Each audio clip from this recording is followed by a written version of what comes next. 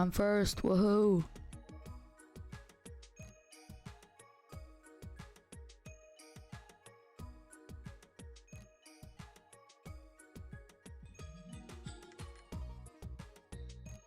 Ha, you got here second? Be quick next time, Pepega.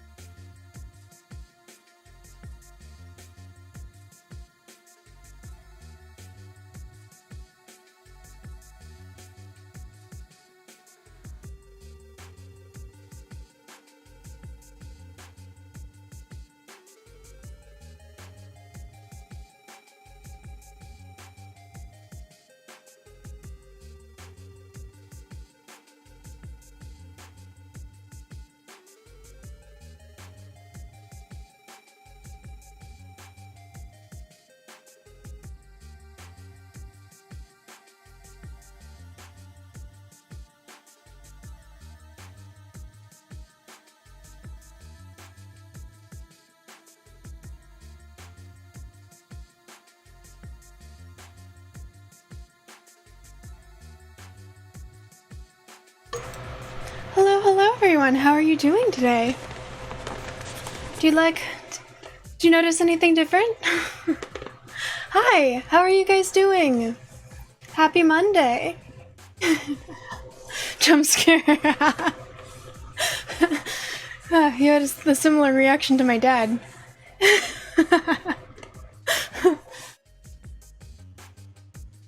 It's a cartoon mouse or some shit? Hey, that's correct. Yeah, that is yeah.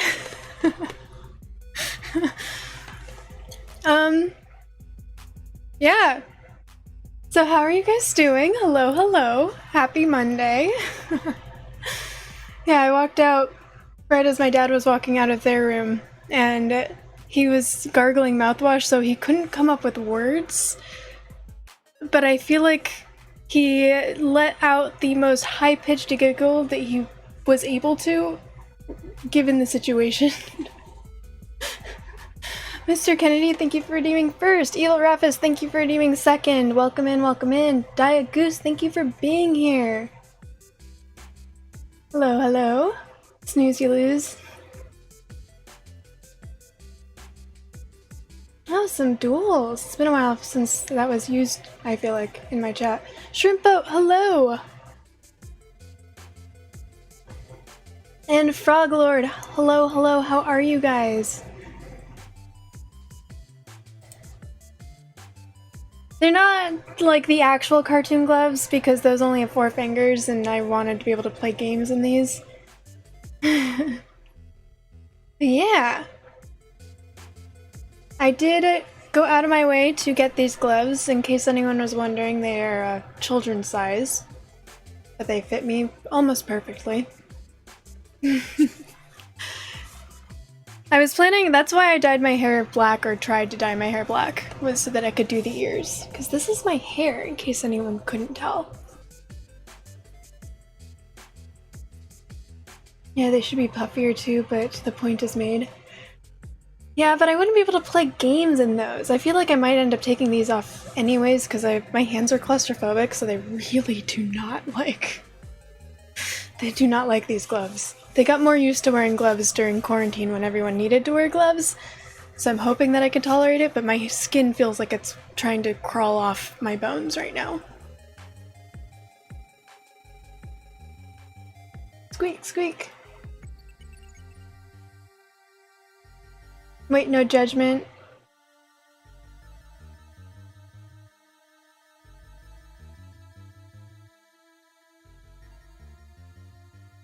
Wait, we had to wear gloves?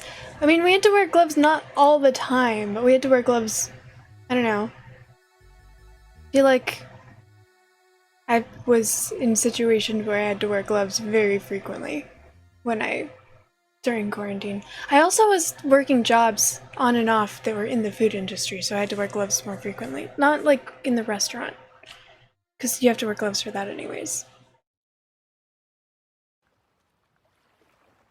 And also, like, I donate blood, so I would have to put on gloves to, like, just go outside, pretty much. No judgment on the child-sized gloves. Well, thank you, thank you. I appreciate the lack of judgment. Today was a bad day for us. Oh, I'm so sorry to hear that, Frog Lord. I hope that hanging out here can help cheer you up a little bit, get you some dopamine. I'm sorry to hear that. Alright, if you go too far, you end up on the giant fiberglass head, working at a theme park and letting toddlers piss on your lap, so yeah, the gloves are fine. I was never planning on going that far, but I'm glad. I mean, I feel like turning my hair into ears is probably, like, they want like an actual head. Isn't there a whole thing where if you take off the head in public, you get fired, and they're like really, really intense about it? Just saying there are reasonable limits. Alright. I feel like it's all situational. Yeah, so these are actually overalls, and I got this... You can't see the entire thing. I got this belt a really long time ago, with the overalls, and I was like, oh my gosh, this kind of looks like something like Minnie Mouse or Mickey Mouse would wear. It'd be cool if I could make a costume around it, like a business casual or like law interview Minnie Mouse. And so it was all based around the overalls and the belt. I think it turned out pretty well. What do you guys think? Thank you for giving me an opportunity to actually wear this somewhere rather than just theorize about it in my brain.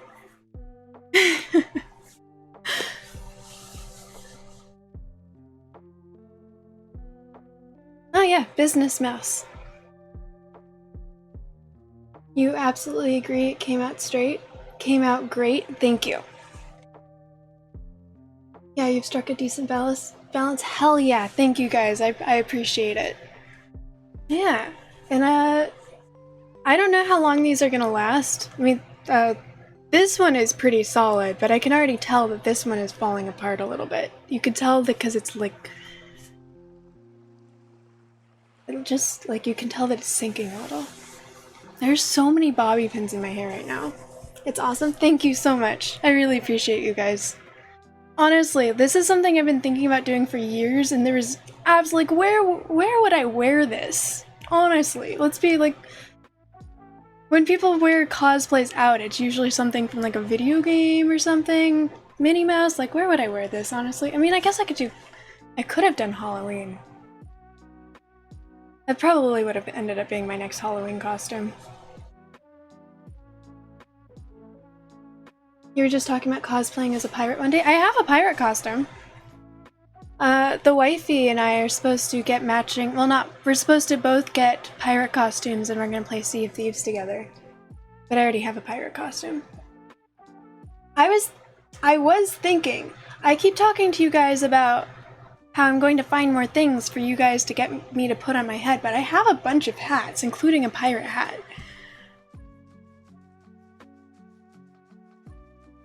But they're all the way over there, so that's not convenient. I think what I need to do is I need to rearrange my room, which I need to do anyways, and then I'm going to move all of the hats somewhere more convenient, because they're like they're pinned against my wall. And I wouldn't put them on right now anyways, because it would mess up the ears.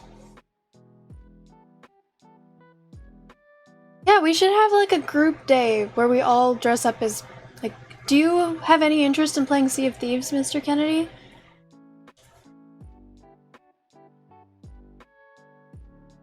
Because I think that would be a cool thing to just like get a whole squad to dress up as pirates and play Sea of Thieves. If you had a computer... Oh yeah, what's going on with that? Is it like dead? Or have you just not had a chance to get it looked at? Still at the shop. Okay, so there'll be time. I mean, I think Sammy and I are both in the middle of different games, so we're not ready to stream Sea of Thieves right now anyways. You're always wearing your pirate costume. Anyone need a P2P key for all of Ted Lasso? Photoshop crack? Wait, what? You're hoping to hear from them tomorrow or Wednesday, but you're hoping it's not gonna be too expensive to repair. Yeah, good luck. Fingers crossed. I hope that it's not a big deal.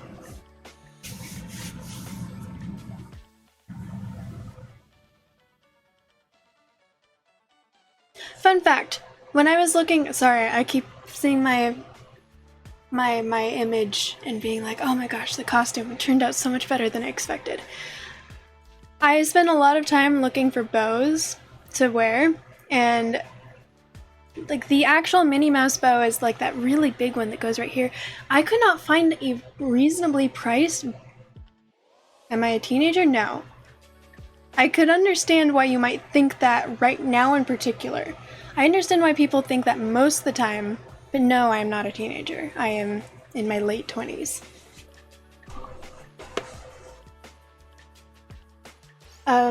But also Oba Serenge, welcome in, how ya doing? But anyways, those bows are so expensive. You need to go take a shit now? Thank you for letting us know. Bye. On Talk Like a Pirate Day, you hear like, yo, I will hook you up with What's with all the numbers and bad spelling? I feel like there's a joke that I'm just not understanding right now.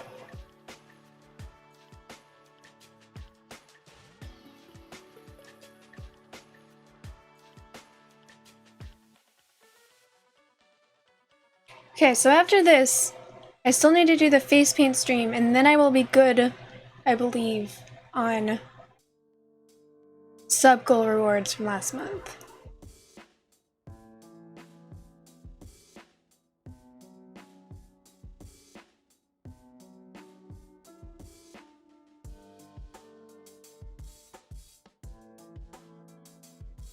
I mean, there's a chance that I just don't get the reference. It's a software pirate jokes you could explain, but it would take about 30 years. Alright. Well, I appreciate the effort, and that you think that I'm smart enough to understand software jokes. I am not tech savvy in the slightest.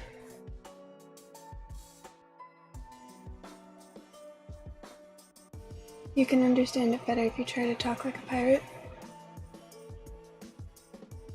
Yo, I will hook you up with the...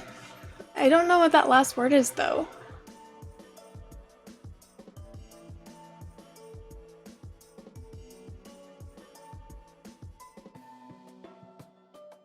So you're... I think you're too young.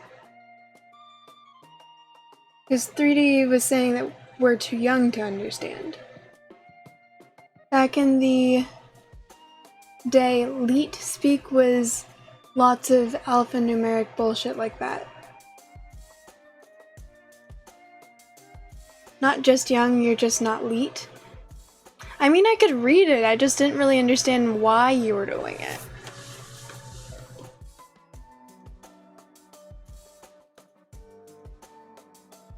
I remember when people were doing that when I was younger in like high school, and I always thought it was kind of obnoxious looking. So it's not something I ever learned how to do myself instinctively. Hackers, pirates, etc. would do that sort of thing as a running joke. Gotcha! Oh, like pirates, like they pirated things. Ha ha ha ha, I see, I see. Oh, okay, I get the joke now. You were speaking as a, like, internet pirate.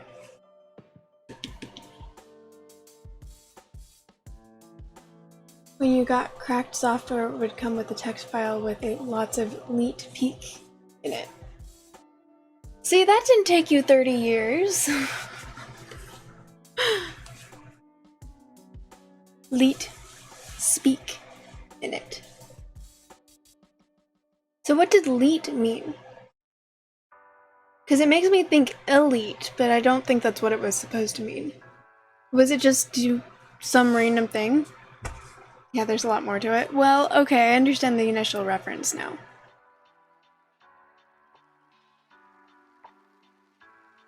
Do you guys want to see my Mad Hatter hat? Again, I'm not going to put it on because I feel like it would mess up the ears, and it wouldn't fit anyways. But now that I'm looking at my hats, I'm like, oh, I could show you my cooler hats.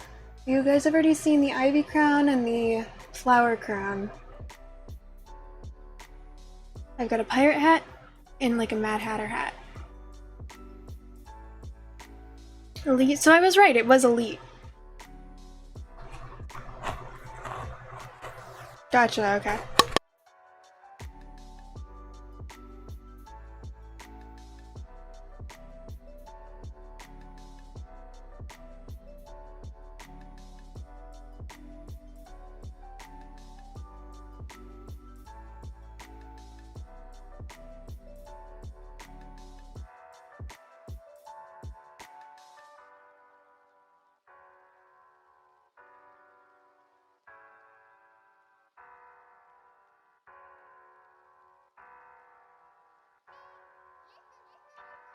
You know, the day to show you guys my hats probably wasn't the day where I wouldn't be able to wear them. But this is my Mad Hatter hat. I got it when I worked at the Del Mar Fair during the year where it was Alice in Wonderland themed. And because everyone liked me, only the managers got these hats. But because they liked me and I refused to wear hats because I wanted my hair to turn lighter in the sun, they eventually were like, you can get one. So, it had a card on the front that I peeled off once I stopped working there. Yeah, but isn't it like a cool hat? You can imagine what it would look like if I were wearing it.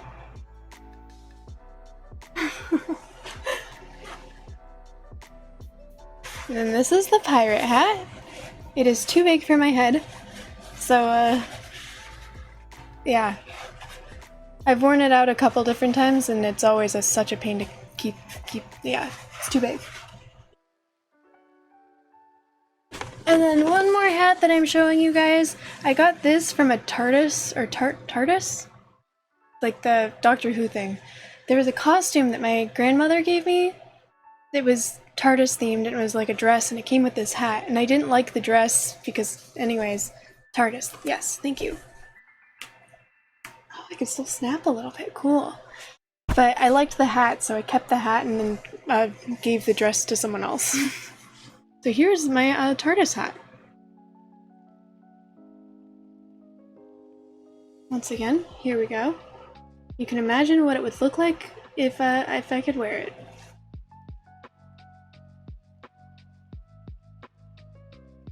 Yeah.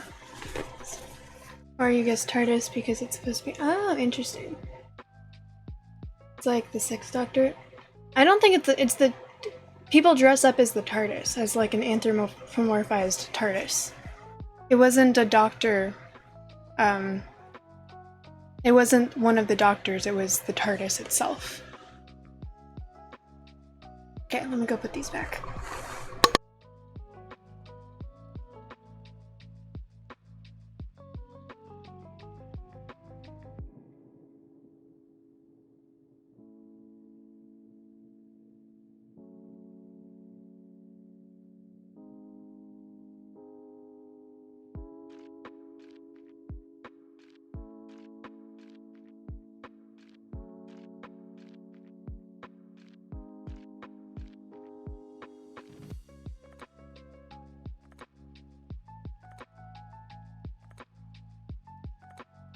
Well, it just fell off the wall. I'll have to find that later.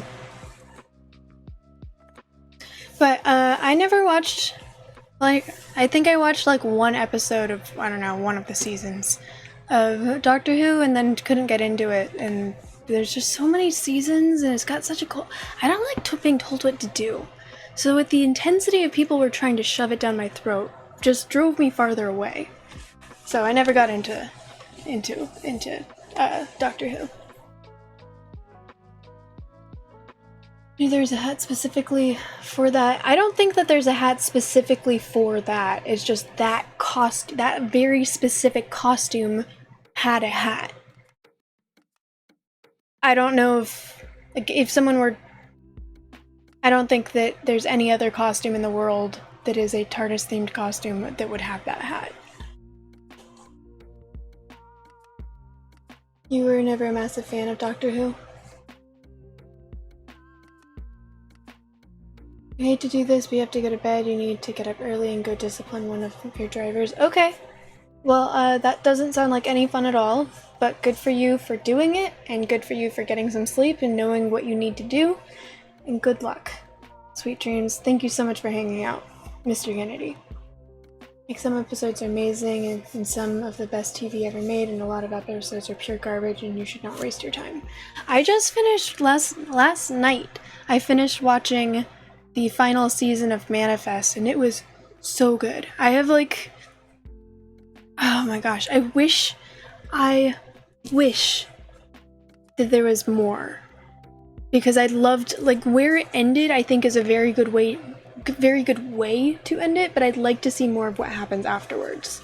Like, I wish they did an epilogue or something, or like, 6 months later, here's what's going on, because like, do they all become that? I don't want to give spoilers, but do, like, things happen, and then, like, time travel and shit, and then I'm like, okay, so now they know things, are they going to become friends again, or is it just like, bye? Except for not bye, because some people think that they've never met, like, what? Yeah. And in my mind, I'm like, these people could totally become friends and be like, okay, how else would I know this? Like, here's things that only only you and one person in particular that I'm thinking of. Like, I really want the main family and this one person to become friends again. And it's just like, how?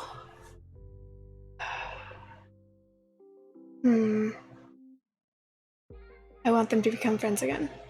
Because they know things. I mean, this person's a massive skeptic, so it probably wouldn't work and they'd think there's a stalker or something, but there's one secret in particular that only him and his wife know. So he, like, how else would he know this if he didn't, you know? I wish. I wish there's more. Manifest is a very good show. I highly recommend it. You've watched a bunch and you recommend the 10th Doctor, David Tennant. In your opinion, he was the peak, but you really don't know enough to judge that. Gotcha. I mean, I really like sci-fi, so it's a little weird that I'm just so, like, apathetic about watching this one sci-fi show. I just really don't... I'm okay. I don't like... There's also might be some associations. There's this girl that I went to high school with that was super into Doctor Who, and I just found out things later that make memories of her a little, Yeah. There are certain things that I found out years later that I wish I never found out.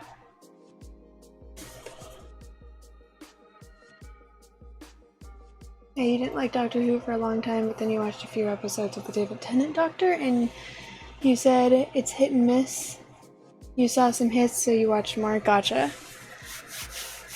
Yeah, there's just so much. It's like such a big show. Did you watch Manifest? Because Manifest is really good.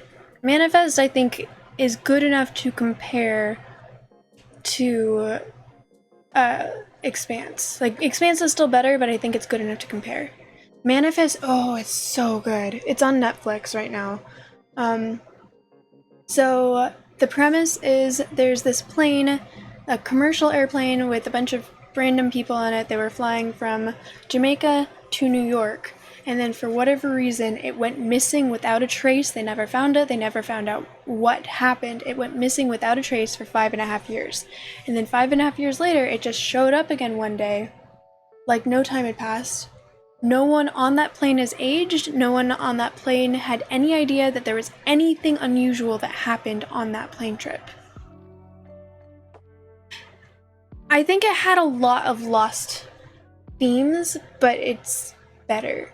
I saw most of Lost, and I think that there weren't really any loopholes that I noticed in Manifest.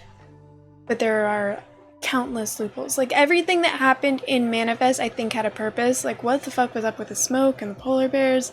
There's just so much that they never answered, and Lost eventually lost my interest because it was just so over the top.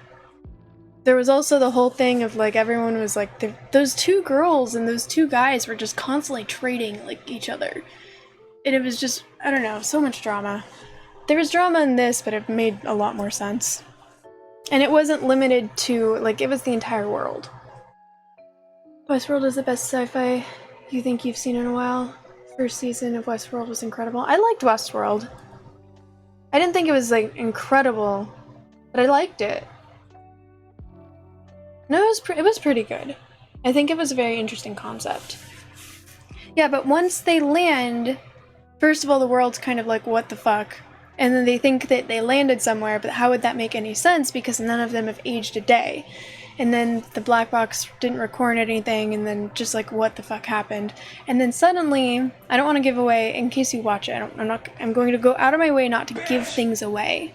I love you! Chuckles, thank you so much for the follow. I appreciate you. Welcome in. Weird things start happening to the members of it was Flight 828. So they call them passengers or 828ers. Weird things start happening to the 828ers once they've landed. And yeah. It's really interesting. They're all trying to figure out what's going on, and like there's science behind it. You appreciate the tower. Thank you. I had a lot of fun with my sound clips. I need to come up with a new one for my raid sound alert because I feel like it could be better. I had a lot of fun setting them up. Thank you, I appreciate it. Second season was good but not excellent. Third season went completely off the rails in a good way or a bad way, because I wasn't really a fan of the way it ended. And I don't remember why. It's been so long since I watched Westworld. Chuckles, do you like sci-fi? We're talking about sci-fi right now, because I finished Manifest last night, which is a really good sci-fi show. Like, one of the best sci-fi shows I've seen in quite some time. And especially since it was supposed to be a 5-season arc, and it was cancelled, they warned them that it was renewed for a 4th season, but it was cancelled after that. And so that meant that they crammed the 2nd, or the 4th and 5th season into one, and it's longer than the other seasons. Every other season is, I think the first one is 16 episodes, and then the 2nd and 3rd season both have 13 episodes, and the 4th season has 20 episodes. And I figured that I just wasn't really, I didn't think that they would manage to make it good since they were condensing such an elaborate story. And I think they did a really, really, really good job of it. I think at the beginning it's a little apparent that they're trying to speed up the timeline, and after that it's fine. My biggest complaint is they replaced one character's actor with, like, the child actor is one of, for a child actor, he's incredible, because child actors are kind of hit and miss, but for a child actor, he's incredible. For an actor, he's a really good actor, and then they aged him like 5 years, and the person that they replaced him with was just subpar at best. There were several moments that were really intense, and I'd watch him acting and just start laughing. But fortunately, there are a lot of characters, so that wasn't that big of a deal. You do like sci-fi? Been looking for something new to watch, in fact?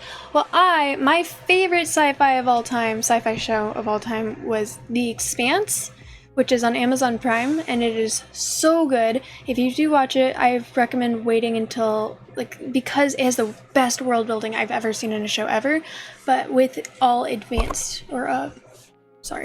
with all elaborate world building that takes some time to set up. So the first episode is a little dry, and I think, in my opinion, it starts to take off at the end of the first episode. In some people's opinions, it's not till like the end of the second episode or towards the middle, so at least give it to the second episode before you decide you don't like it. But again, it's incredible. And then Manifest, I think, is the best sci-fi I've seen since Expanse. Is the hardest sci-fi you've seen on TV? Blade Runner is your favorite movie of all time. Westworld was like Blade Runner plus Portal. I haven't seen Blade Runner. Expanse is the... What do you mean by hardest? I have compliments about the characters and acting, but the environment was actually bar none topped. Yes! Oh, you have complaints. Yeah, I agree with that. I think what really makes The Expanse shine is not, like, the world building is incredible, but the thing that just really drives home the amount of respect I have is I know that the people who produced it, they went and spoke to astronauts and astrophysicists and, like, biologists and all sorts of scientists trying to make sure that the entire, like, everything in the show was as scientifically accurate as possible for sci-fi. Which is why, like, the way the spaceships are built is the way it would be scientifically accurate in space, which is kind of like now every time I see a spaceship in sci-fi, I kind of laugh a little bit. It's just, and the sets themselves are incredible. It's like, oh my god, it's so good. I don't like the way that one ended, but I don't like the last season because I don't like the way it ended. If it wasn't the last season, I think that I would have liked that season. I think that there was a redemption arc that was much needed. You'll check out The Expanse for sure. Hell yeah! If you do, please let me know what you think of it. I think I've only seen the last season once, because I like rewatching it with people, and I don't know, for whatever reason I just haven't gotten to the last season with other people. Oh, because I've rewatched the first several seasons multiple times before the last season came out, and I just haven't found anyone to watch it with me since then. Yeah, hard sci-fi stories specifically about scientific possibilities, as opposed to like Star Wars, which is space opera or science fantasy or what. Okay, yeah, that makes a lot of sense, yeah. They spend a lot of effort making the world realistic and accurate as they can. It's extremely impressive. Yeah, it's so good. I mean, I really like science, and the possibilities that they bring to life in that show is just, makes me happy. I remember reading this one post on, I don't know, it was probably Reddit or something. Maybe it was a meme that just happened to come across my dashboard. Marshmang, hello! Welcome in! How you doing? We're talking about sci-fi. And they were talking about how in in a lot of other sci-fi shows, the proto-molecule wouldn't be considered. Could be considered a spoiler, but not really. I'm intentionally going to keep it vague. But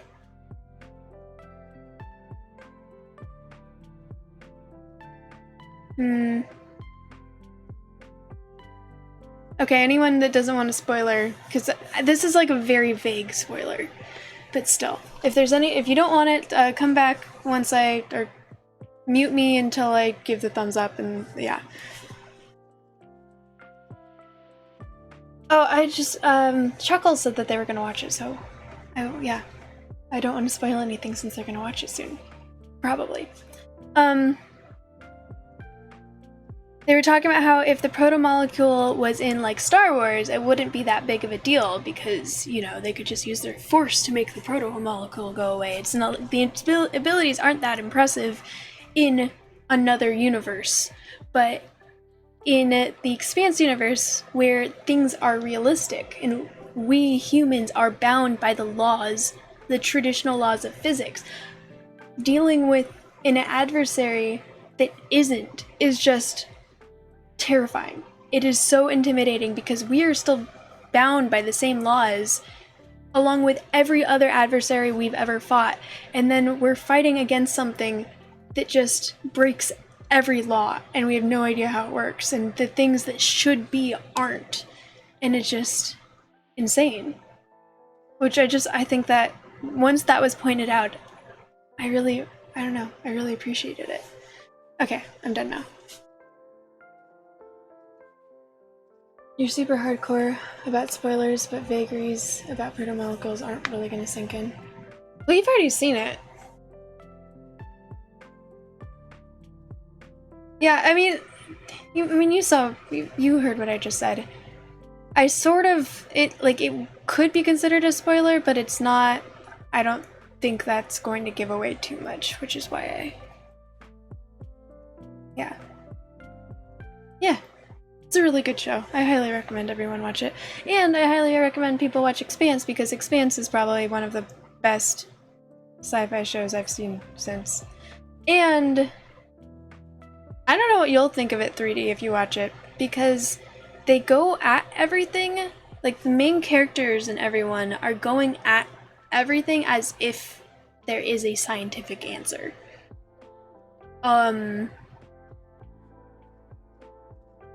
Yeah, which I think is very interesting. They're dealing with something that isn't scientific, but they're going at it looking for a scientific answer, and they're finding, when they look at something, they generally find something that could scientifically explain something, so then they look further, but then it doesn't make, yeah. I'd be curious what you think. You have to spend effort to establish that everything you just said would be irrelevant in the show if they hadn't put every effort into showing the limitations that people are dealing with and making them as real as possible. Exactly, yeah. And thank you for also keeping it vague. I should probably get to the game now. Marshbang, did you... Yeah, I said... Okay, yeah, I said hi. Do you like my costume?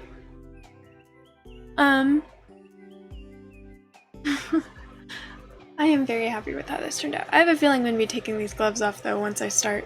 My skin no longer feels like it's crawling, but I have a feeling that it's still going to be too difficult to play games when I'm already not coordinated. I do think it's really funny that y'all voted for me to play the genocide route, and I'm starting the genocide route dressed as an adorable mouse. So...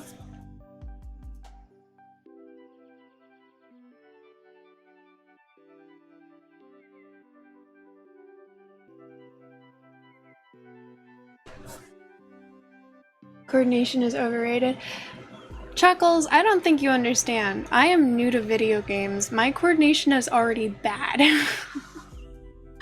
There were several times during my last playthrough where I wasn't killing anyone. I was kind of avoiding combat for the most part, where people were literally just like, I'm surprised that you died there. Yeah, my coordination is already bad. These are not going to make it better. You know what? Actually, I'm going to agree because I have no coordination. Coordination is overrated. Thank you.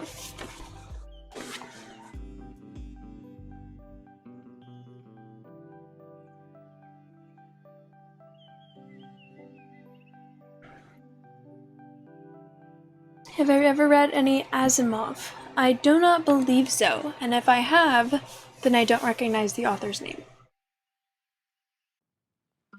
You got an ad?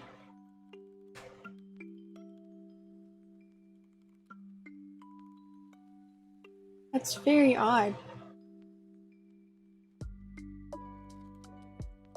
I mean, it doesn't say you're subbed. Maybe you're not subbed right now? Because I see VIP gift, former hype train conductor, 25 gifted subs. That's very strange.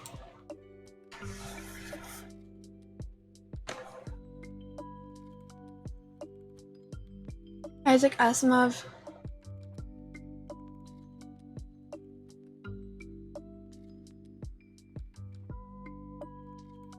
Huh. Okay, apparently badges won't tell me that. So strange. Oh, there we go. Thank you, Daddy. Thank you so much for the resub. Thank you so much. Welcome in. Welcome back. Much appreciated. 7 months. Wow. Insane. Thank you. Okay. iRobot is his most famous, mostly because they made a movie recently. iRobot. Doesn't ring a bell to me. Oh, stop. My mouse did a thing.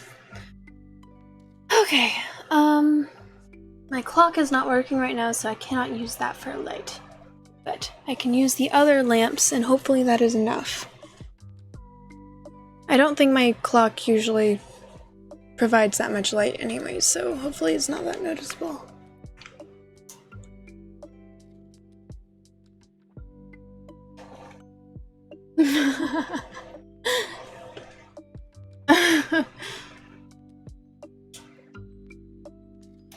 Glad to help.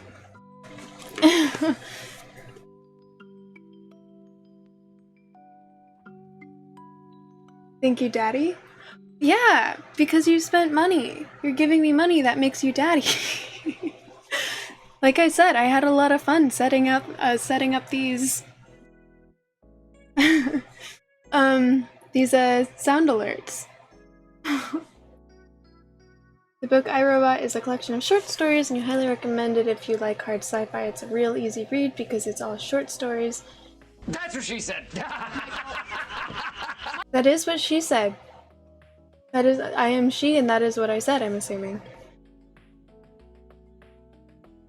Well, also welcome in, Lucid Samurai. How you doing?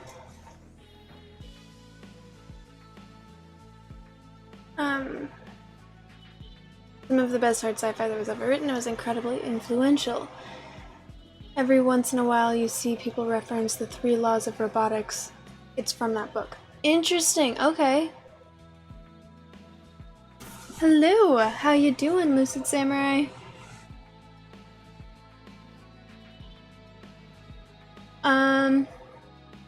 It's been a while since I've read... I mean, I read books on my phone now. It's been a while since I've, like, read an actual physical book. Yeah.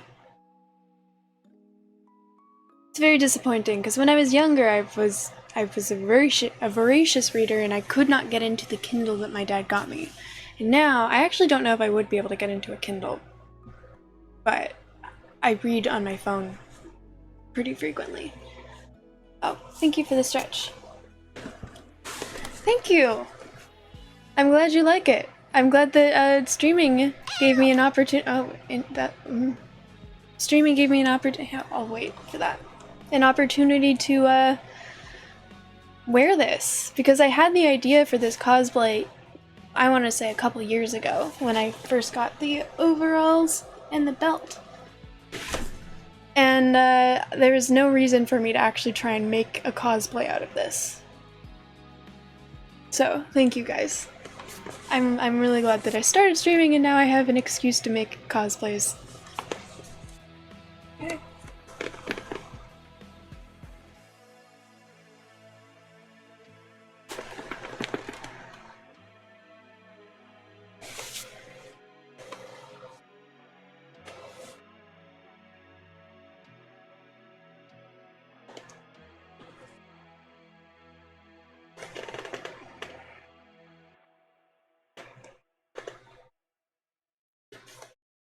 Thank you for that.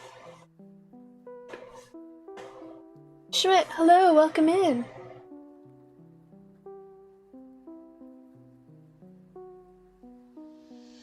I mean, I have short stories. A collection of short stories, like, that I've been wanting to read that is literally right next to my bed. Or at least it used to be. By an author that I like a lot.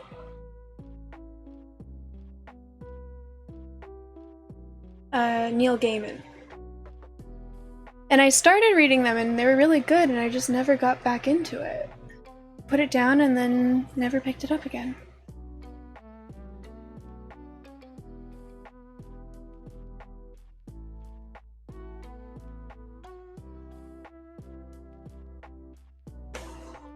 Yeah, Gaiman is really good.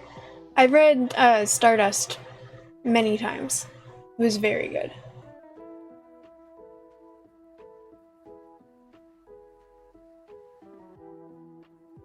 You saw this and you're like, this is missing elf ears. Yeah, because Minnie Mouse was known for having 2 sets of ears and one of them was an elf ear.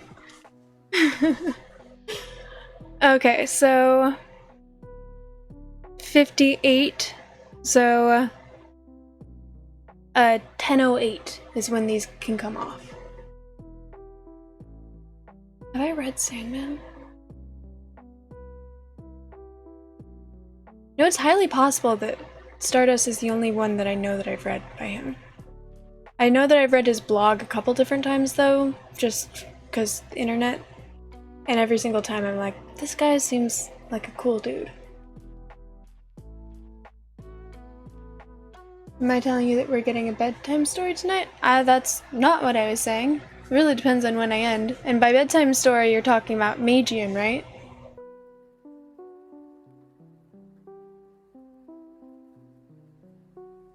Okay, I like turn on the lights and everything, and then I just keep getting sidetracked. I'm gonna go turn that light off, and then we're going to start the game.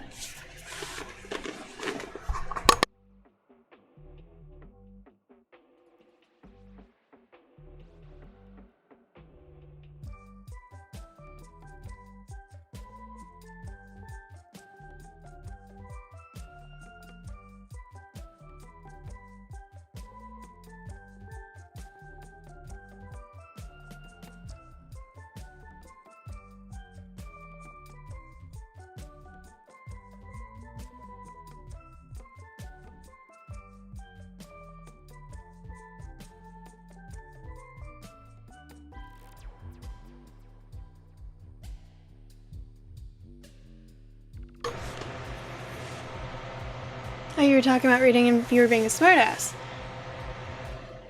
Sandman was right. Is Sandman based on, or is the show on Netflix Sandman based on the original book, or on his books? Oh, it was a comic. It ran for about 8 years and is absolutely one of the most incredible things ever made. Cool.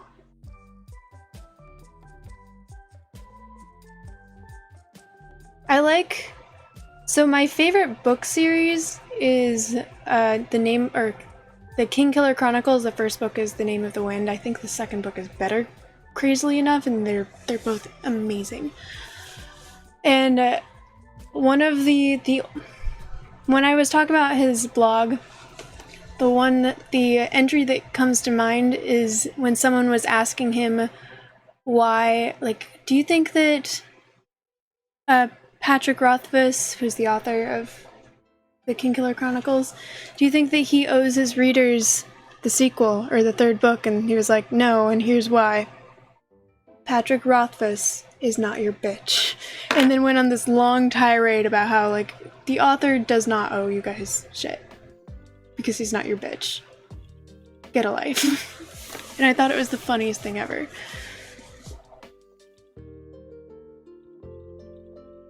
You love the Chocobo theme song that's going on? So the music is from Game Chops, which is a YouTube channel, and this is a live stream. They make lo-fi video game remixes that are for streamers so that they could play music in the background without getting copyright dinged. Right now it is Zelda and Korok Forest. Yeah. So I'm glad y'all like it. It kind of gives nostalgic vibes sometimes. No game is heavily involved with the show. So it is based on him? Oh, that's an imitation of a rant about R.R. Martin. Game of Thrones guy. I see the Kingkiller Chronicles and the Song of Ice and Fire series have a very... Oh, I apparently forgot to mute my laptop. They cross over a lot. Like the fan base, they share a lot of fans. And we're in a very similar boat to the Game of Thrones people. With the exception of, I do believe we will probably eventually get to that third book, the ending of the series, because he's still working on it. George R.R. Martin is not the same. George R.R. Martin, I feel like, is completely sold out and has given up on getting out that seventh book. But Patrick Rothfuss is still working on the story. There was rumors of him, like, getting a deal with BBC to make a series or a movie or something, and I don't know if anything ever happened with it. But even after that, he's released 2 side stories that happen in the same timeline and universe as the main books. So he's clearly still thinking about it. He's just hasn't... It's really annoying, though. We've been waiting over 10 years. 8 years ago, he posted on his blog a stack of paper that was about this, him with a stack of paper that was about this big, and him saying that he had finished the third book, or the first draft of the third book, and was beginning the editing process. And it's been 8 years. Such a good book. I have 2 copies of every book that he's written so that I can lend a book out and then read along with people, with my friends, read along with them at home. I've read it so many times that I'm able to reference things without even, like, looking at... Oh my gosh. I have spent literal hours of my life reading fan theories that are just picking apart tiny phrases and words. They go... Oh my god, it's so well written. He's just... You're watching me go insane right now because it's like... I got Urkamus to read it, and I'm so tempted to read it again. But at the same time, I haven't read it in a couple years because it hurt too much. Just, we've been waiting for so long and I was giving up hope. And, it's really good. They emphasize throughout the entire series so many different times. Names are important, names change over time, stories are important, and every story contains a tiny grain of the truth. So if you collect enough stories, you can find the whole truth. So every rhyme, every song, every name, every campfire story is relevant. Because everything has, so throughout the entire thing, the entire story, you're hearing songs, or you're reading songs, you're reading poems, and you're just trying to find out what the truth is and trying to pick apart the little details. And so that's why there are so many different fan theories, is picking apart these songs. I've seen people translate the poems into another language, or bilingual people who've read the book in other languages translate it back into English and then break down, because they have to keep some of the words to make sure that the hidden meaning isn't changed. So like reading it translated into another language and then back, and then going over like, okay, this word was changed in this way and this could mean this, and it's like, oh my god, it brings out the nerd in me. Alright, let's get to the game.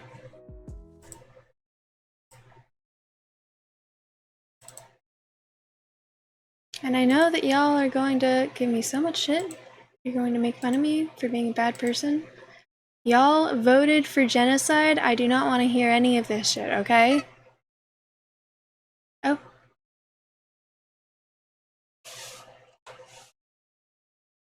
Hi. Seems as if everyone is perfectly happy. Monsters have returned to the surface. Peace and prosperity will rule across the land. Take a deep breath. There's nothing left to worry about.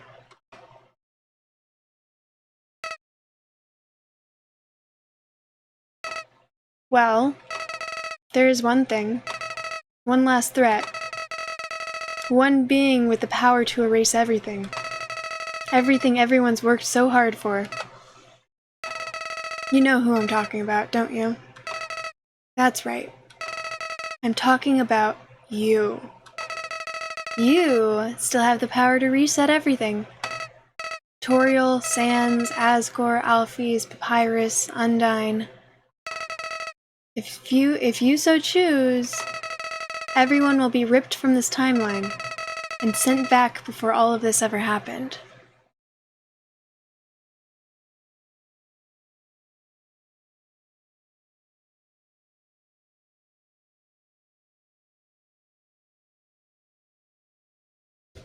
Oh, Lucid Samurai, Genocide Run is where I kill everyone. All of the people that I've made friends with in this timeline of the game, Genocide is... Y'all voted for me to do a Genocide playthrough, which means I'm going to be killing everyone.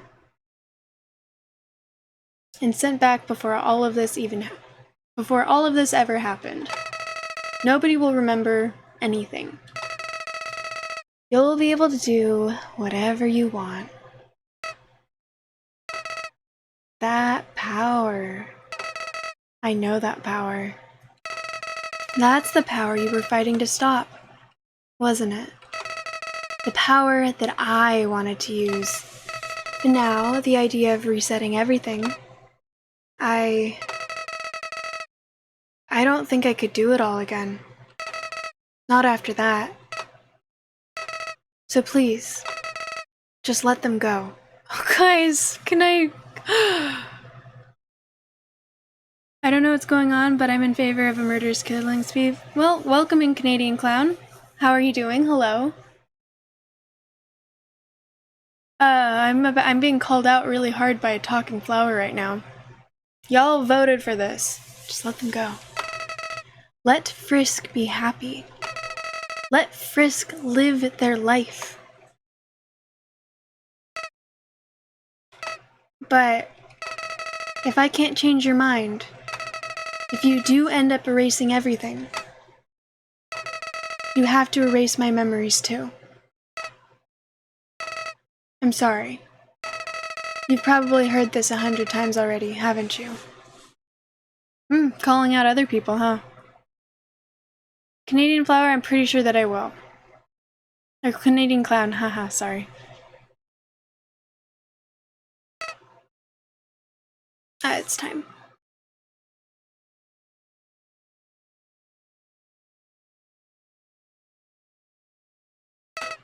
Well, that's all. See you later, Teddy.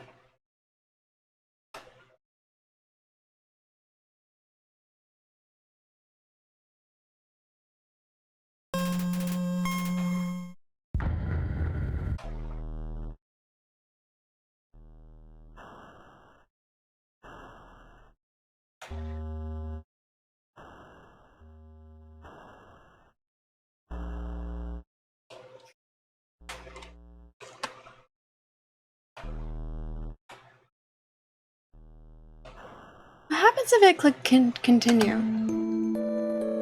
Oh.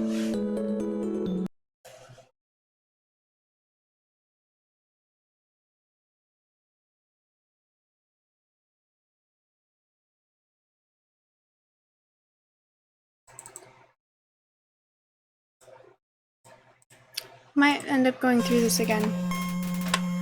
Or not. What's the difference between continue and true reset? Continue goes, started at where my most recent save was, which was right before, like the final boss fight and the ending. True reset is where I go back to the very beginning, erasing Flowey's memories, starting the entire game over, and killing everyone.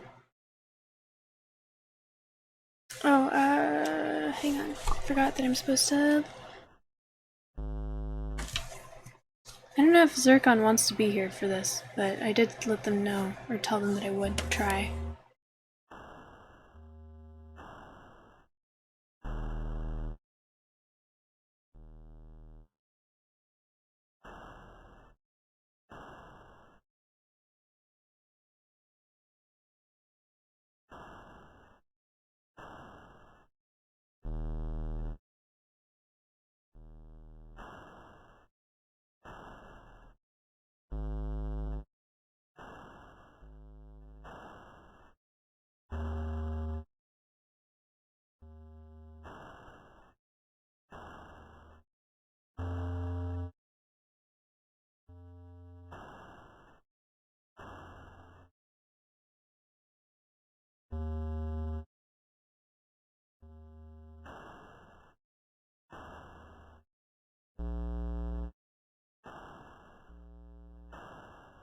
Okay.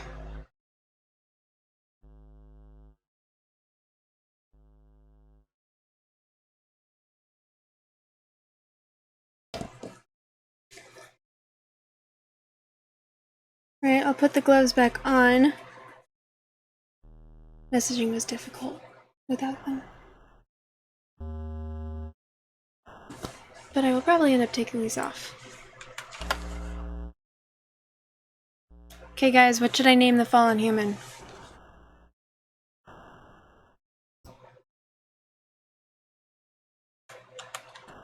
Might go with the true name.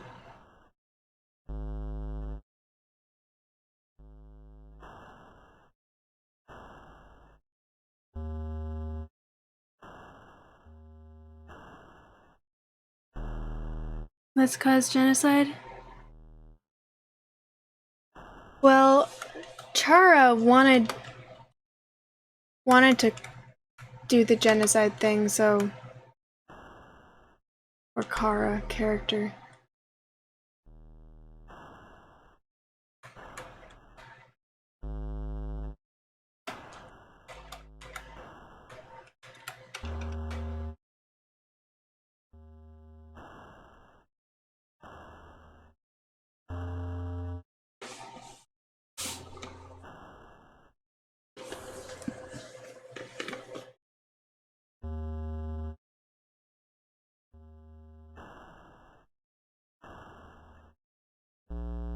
Shake your waffle, hello, welcome in. I mean...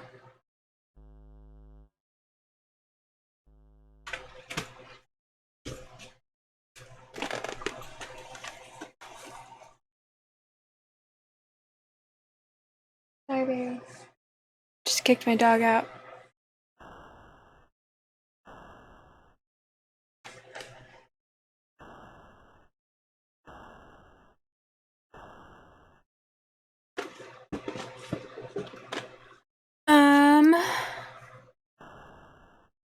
Those are good names, but I think I'm gonna stick with Kara.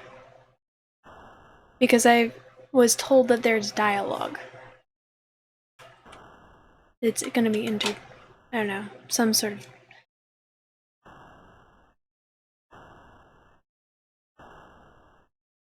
Or Mommy. I think Mommy would be funny.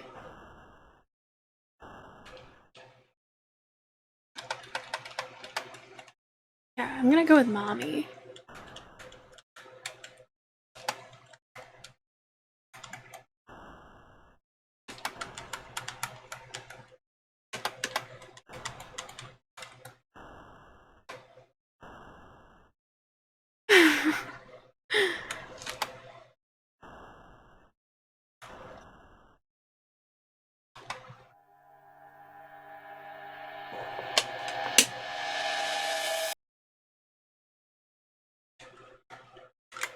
Alright.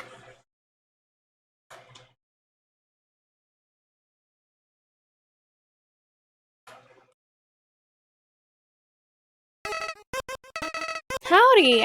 I'm Flowey. Flowey the flower. You're new to the underground, aren't ya? Golly, you must be so confused. Okay, I need to turn the volume down, hang on.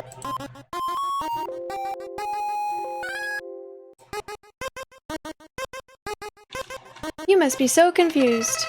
Someone ought to teach you how things work around here. I guess a little old me will have to do. Ready? Here we go. See that?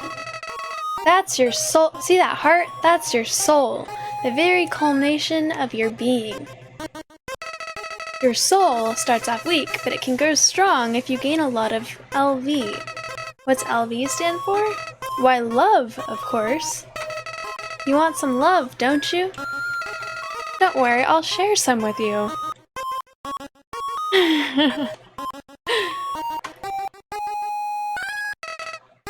Down here, love is shared through little white friendliness pellets. Are you ready? Move around, get as many as you can. Hey buddy, you missed them. Let's try again, okay? Is this a joke? Are you brain dead? Run into the bullets. Friendliness pellets. You know what's going on here, don't you? You just wanted to see me suffer. Die!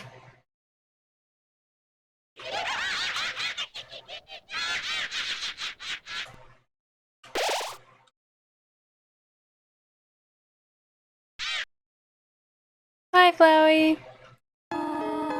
What a terrible creature portraying such a poor, innocent youth. Ah, do not be afraid, my child. I am Toriel, caretaker of the ruins. I pass through this place every day to see if anyone has fallen down. You are the first human to come here in a long time. Come, I will guide you through the catacombs. This way.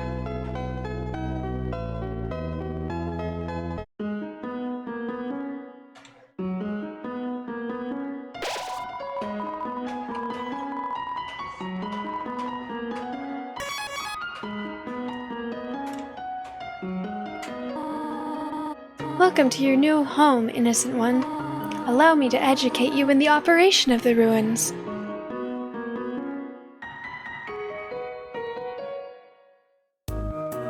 Loon Vetch, hello! Welcome in.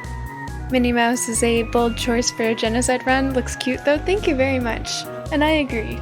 Seems fitting, right? Dressed as an adorable mouse.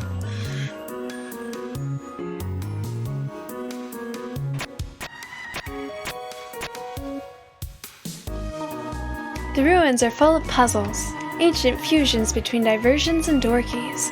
One must solve them to move from room to room. Please adjust yourself to the sight of them.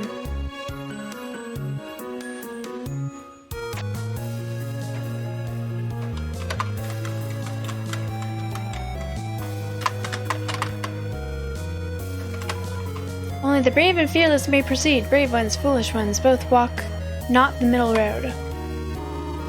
To make progress here, you will need to trigger several switches. Do not worry, I have labeled the ones that you need to flip.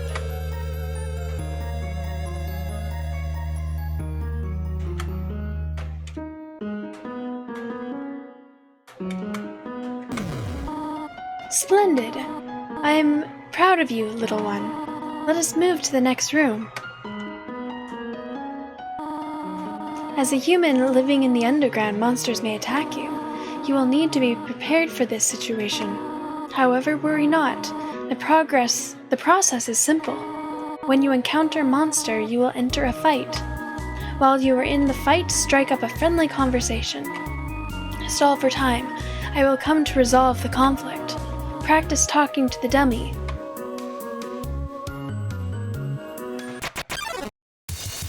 Minnie Mouse, oh. Oh, Necrotic, hello, welcome in. I didn't see your message. How you doing? And thank you.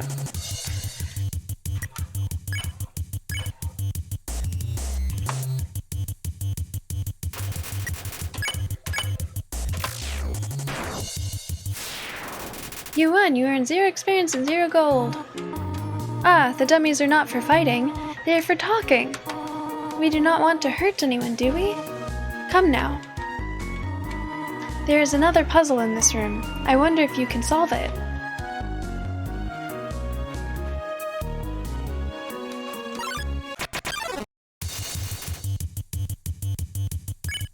And so it begins.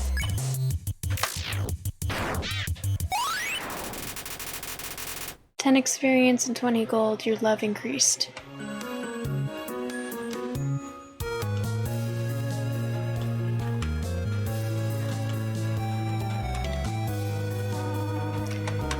This is the puzzle, but here, take my hand for a moment.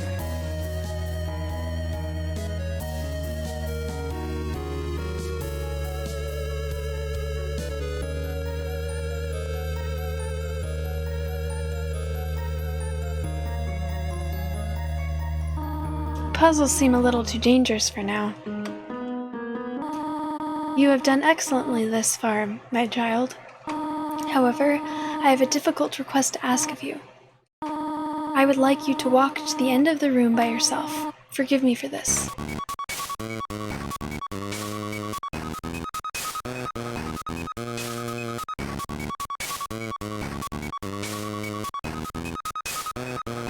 I spent so long trying to map out what all of these lines might mean, what the path might mean, and it means nothing. It was a waste of time. Useless.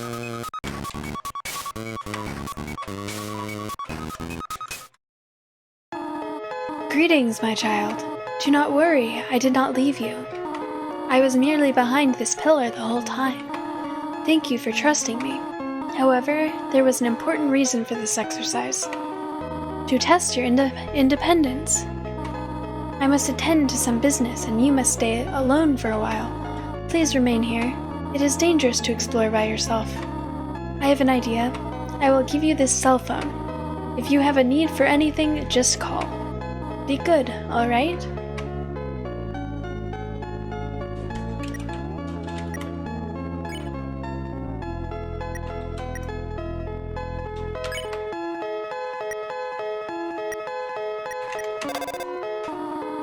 This tutorial.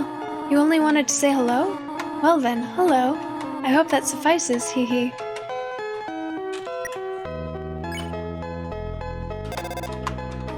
This is Toriel. You want to say hello again? Salutations. Is that enough? This is Toriel. Are you bored? I should have given a book to you. My apologies. Why not use your imagination to divert yourself? Pretend you are a monarch. Rule over the leaf pile with a fist of iron. It's dangerous to go alone. Take this. Can you do that for me? This is Toriel. Hello, my child. Sorry, I do not have much to say. It was nice to hear your voice, though.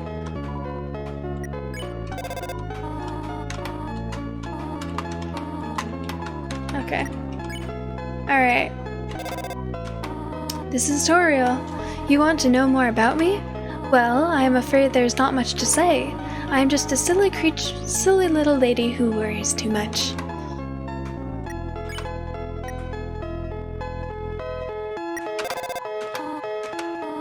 Huh? Oh, how adorable. I could pinch your cheek. You can certainly find better than an old woman like me. What did I say?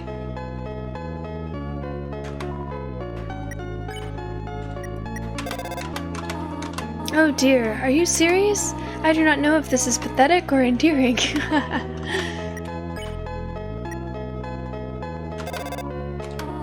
This is Toriel. Huh? Did you just call me Mom? Well, I suppose. Would that make you happy? To call me Mother? Well then, call me whatever you like. Ah. Ayo. I hit that somehow just holding your phone. Interesting. Hello, this is Toriel. You have not left the room, have you? There are a few puzzles ahead that I have yet to explain. It would be dangerous to try and solve them yourself. Be good, alright?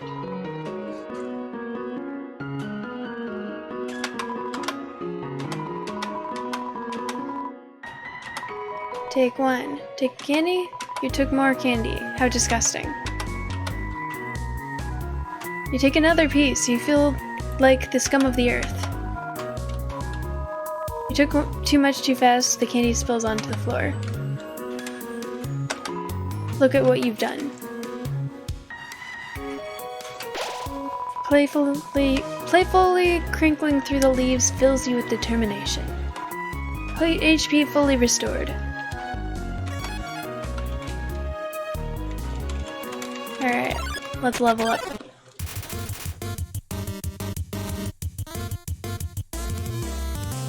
Don't ask. Going from trying to get her to be mommy to just mom. Yep.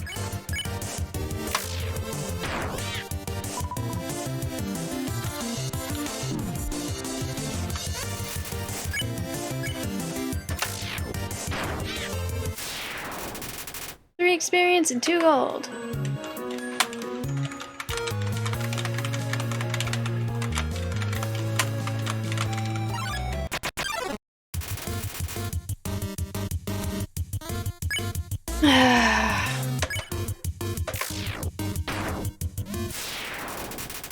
Two experience and 2 gold. I feel like a monster. I am a monster. This is bad. I feel bad. This makes me feel bad. When some approached meekly.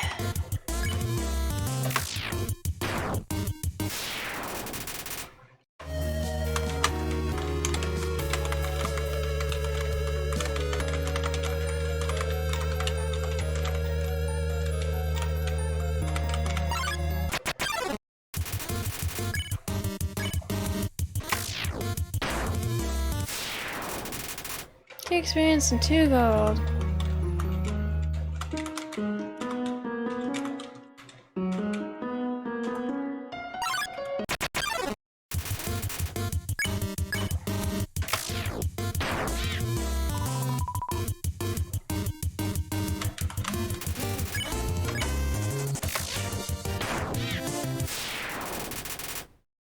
Three experience and 2 gold.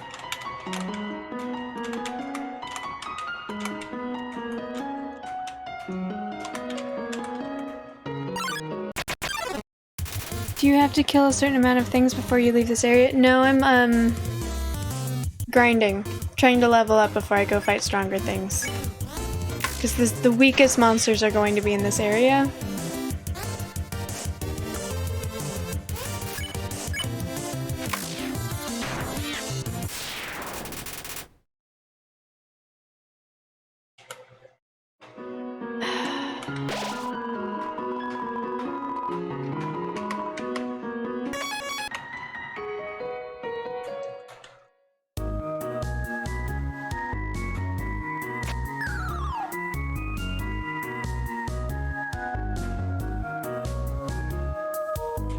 Also, gold. Hello, this is Toriel. For no reason in particular, which do you prefer? Cinnamon or butterscotch? Oh, I see. Thank you very much. Hello, this is Toriel. You do not dislike cinnamon, do you? I know what your preference is, but would you turn up your nose if you found it on your plate? Right, right. I understand. Thank you for being patient, by the way.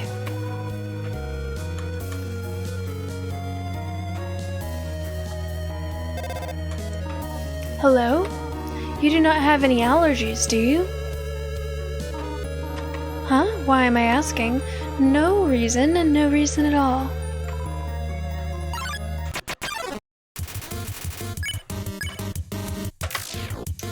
Also, it's like good practice to get so I could get the medal, because clearly I have issues with that.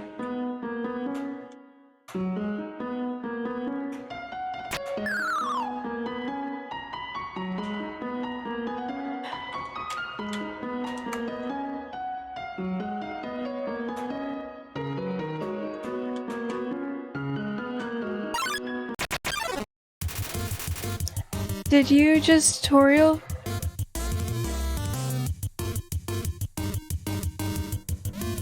Did I just trigger for some reason? Trigger tutorial for some reason? Wait, what? What do you mean?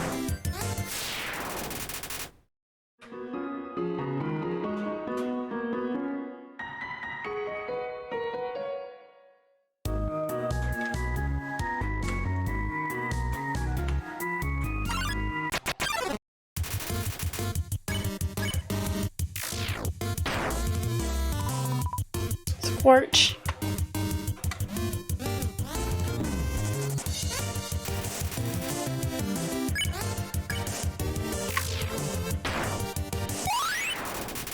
Kill them all. I'm getting off for the night to have fun, legally distinct, not Minnie Mouse. Thank you, thank you, thank you. Have a really good rest of your night, Diet Goose. Thank you for hanging out. I appreciate you being here. She was asking those questions about cinnamon. Oh yeah, she's making me a pie. Whoa there, partner. Who said you could push me around? So you were asking me to move over. Okay, just for you, Pumpkin. You want me to move some more? Alrighty, how's this? That was the wrong direction. Okay, I think I got it.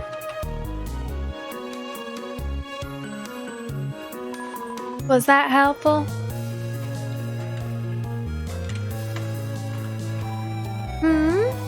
You want me to stay there? You're giving me a real workout. Aren't things easier when you just ask?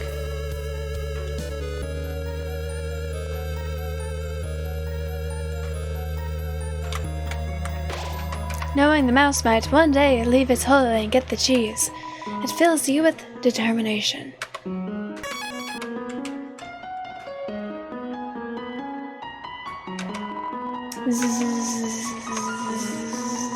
Are they gone yet? This ghost keeps saying zzz out loud repeatedly, pretending to sleep. Move it with force? This hurts. Oh, I'm sorry, Nabstab, look.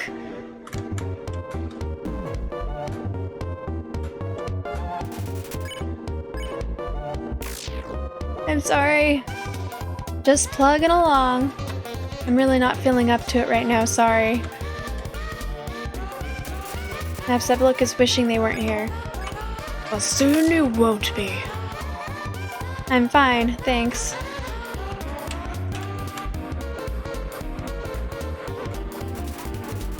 Napstablook is staring into the distance. You do know you can't kill ghosts, right? We're sorta incorporeal and all. I was just lowering my HP because I didn't want to be rude. Sorry, I just made this more awkward. Pretend you beat me. Oh. You won. You lost 1 experience point.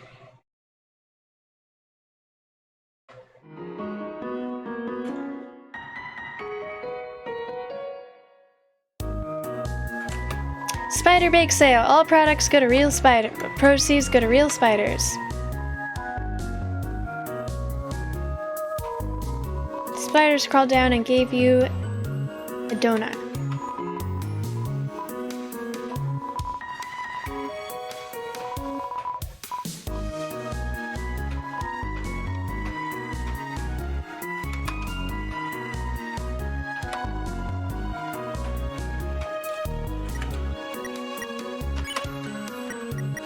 Oh, I forgot about.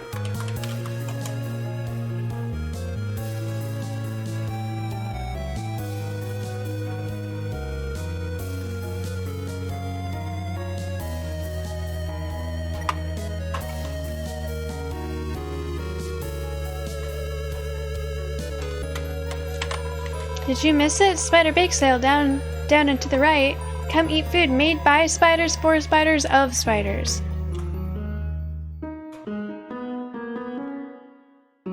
Buying off the web now? I mean, I couldn't afford it last time. Ribbit, ribbit. I heard using F4 can make you have a full screen. But what does F4 stand for? 4 frogs?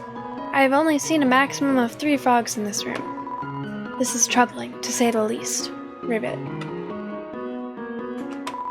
Ribbit, ribbit. I have heard you are quite merciful for a human. Surely you know by now a monster wears a yellow name when you can spare it. What do you think of that? It is rather helpful. Remember, sparing is just saying you won't fight. Maybe one day you'll have to do it even if their name isn't yellow.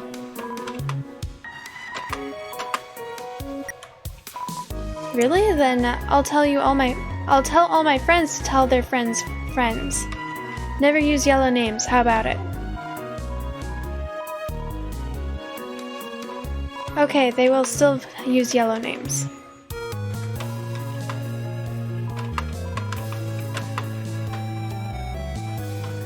How are you, Emperor Pink Lizard? Looks.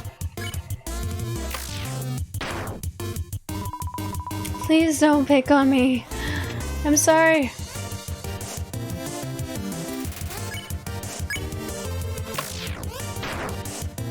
Please forgive me. I have got my eye on you.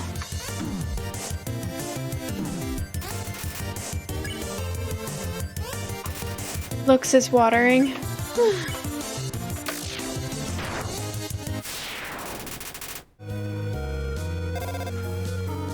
Hello? I just realized that it has been a while since I've cleaned up. I was not expecting companies to have some company so soon. I'm old, you ache. I'm sorry to hear that. Very sorry to hear that. But welcome in. It's not, there are probably a lot of things lying around here and there. You can pick them up, but do not carry more than you need. Someday you might you might see something you really like. You will want to leave room in your pockets for that.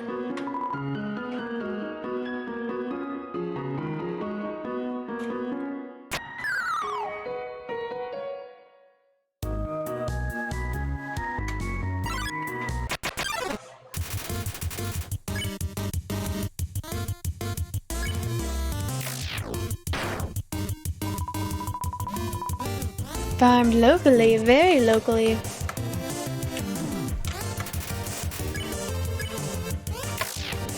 Shit. Part of a complete breakfast.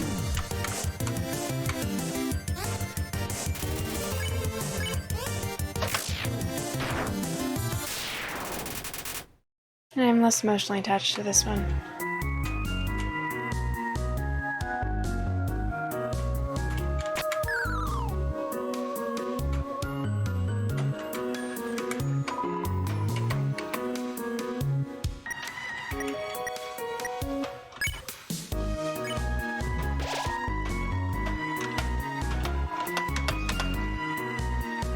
Okay.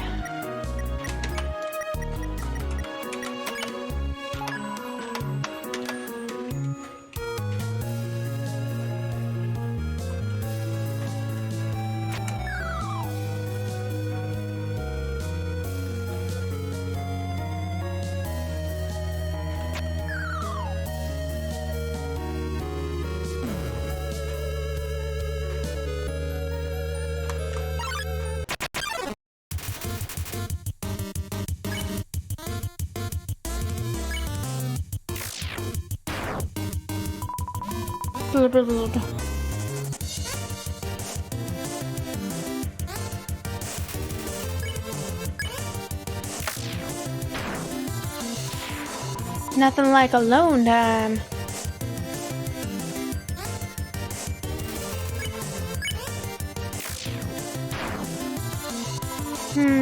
Cha-cha-cha.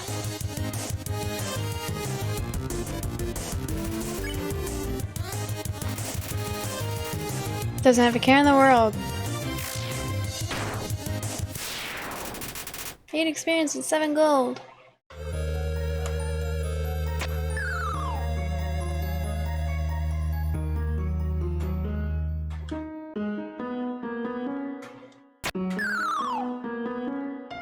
He is a vibe, that is true.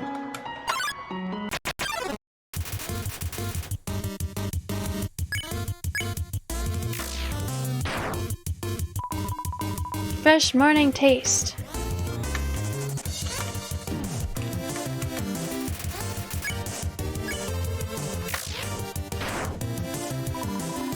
Farmed locally, very locally.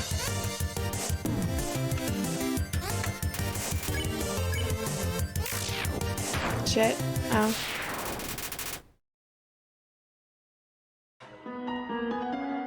I feel like I get money easier during the other mode.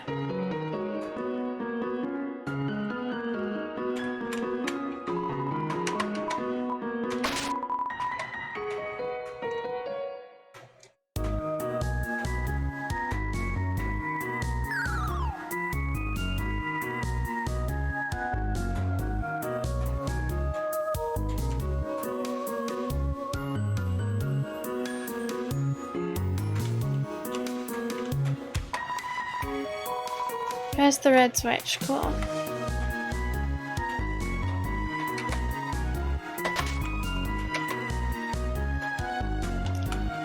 Ah. Oh, is it that time? Animation voice, hello! Welcome in.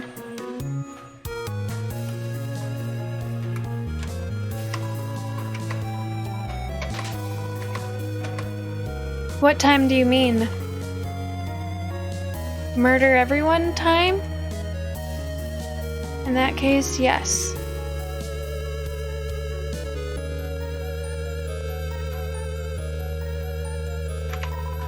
You're caring too much.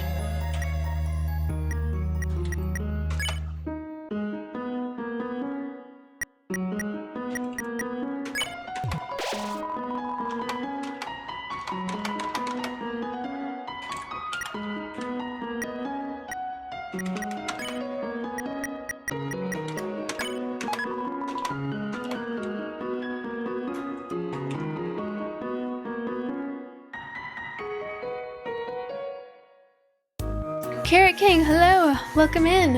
Yes, it is now murder time. Y'all voted for it, here I am. Also dressed as a mouse. Oh dear, that took longer than I thought it would. How did you get here, my child? Are you hurt? There, I will heal you. I should not have left you alone for so long. It was irresponsible to try and surprise you like this. Murder time?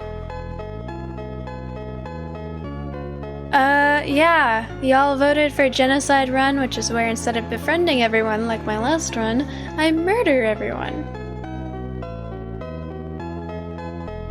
Yay.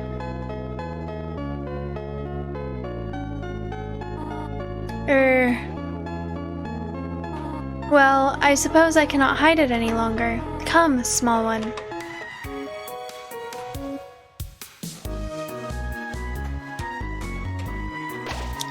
You guys voted for it. I was very insistent on pacifist run, true pacifist run. So you guys voted for this? Can't blame me, can't call me a monster. I'll call myself a monster, but you guys can't do what you voted. Besides, right now I'm Minnie Mouse. How can you say that in such a sensitive tone of voice? I don't know what you're talking about. This is just my voice. Do you smell that? Do you smell that? Surprise! It is a butterscotch cinnamon pie. I thought we might celebrate your arrival. Is Chad a monster? Absolutely yes. You hear the final fight is brutally hard for this run? I know that Sans is gonna take me a long time. I might not even be able to do Sans. I've seen people do the Sans fight and it looked hard. You would never call me a monster? They're too expensive?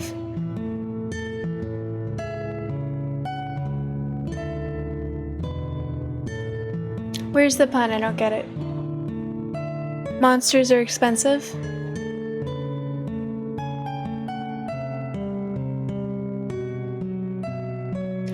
I thought we might celebrate your arrival. I want you to have a nice time living here, so I will hold off on snail pie for tonight. Here, I have another surprise for you.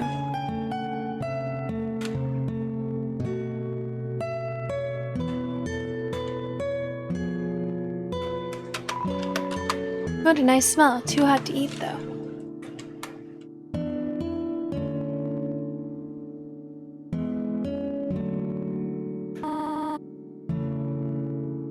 Oh, you would never call... Oh, okay, gotcha. She's obsessed with snails. This is it. A room of your own. I hope you like it.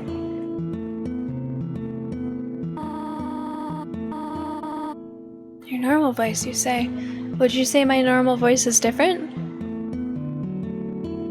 Is something burning? Make yourself at home. Send him to Jesus.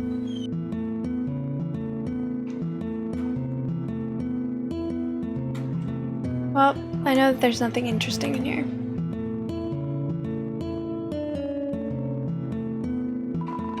It's an encyclopedia of subterranean plants. You open to the middle. Typha, a group of wetland flowering plants with brown oblong seed pods, more commonly known as water sausages. Tutorial's diary. Read the circle passage. You read the passage.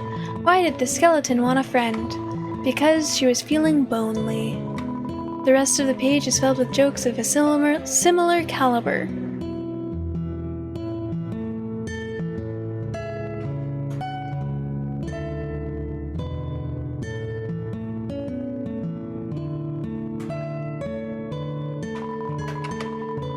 These books are worn. They must have been read many times.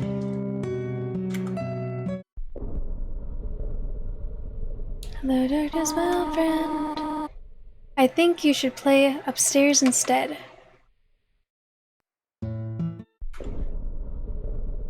I did this last time. It was very entertaining.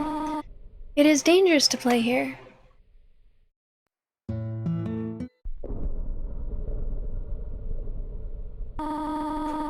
It is drafty here. You will catch a cold.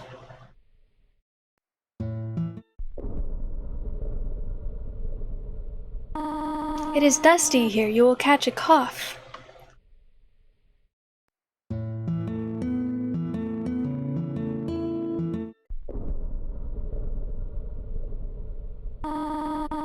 There's nothing to see here.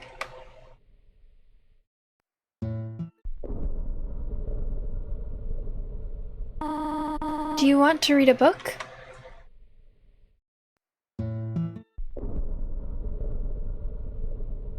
I do not like this game.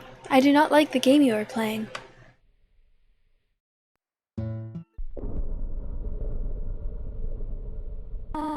Why not go for a walk in the yard?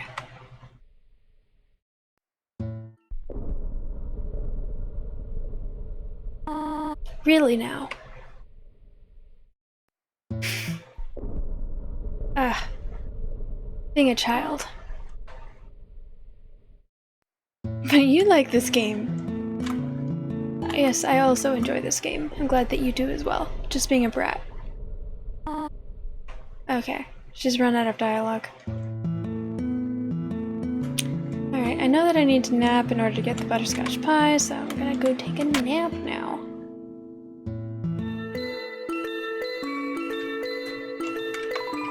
You're caring too much. Okay.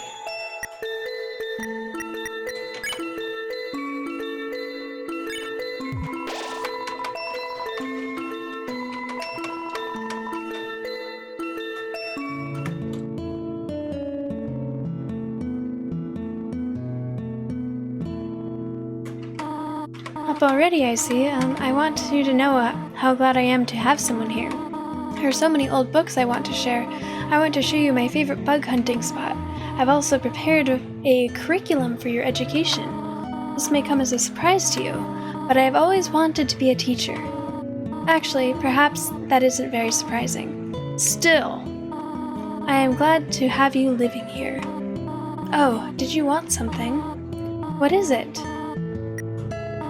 When can I go home? What? This is your home now. Would you like to hear about this book I am reading? This is Toriel. She is well, we don't know this at this point in the story, but she is the queen of the monsters. Then she abandoned her post when her husband started killing humans. Now she just lives here.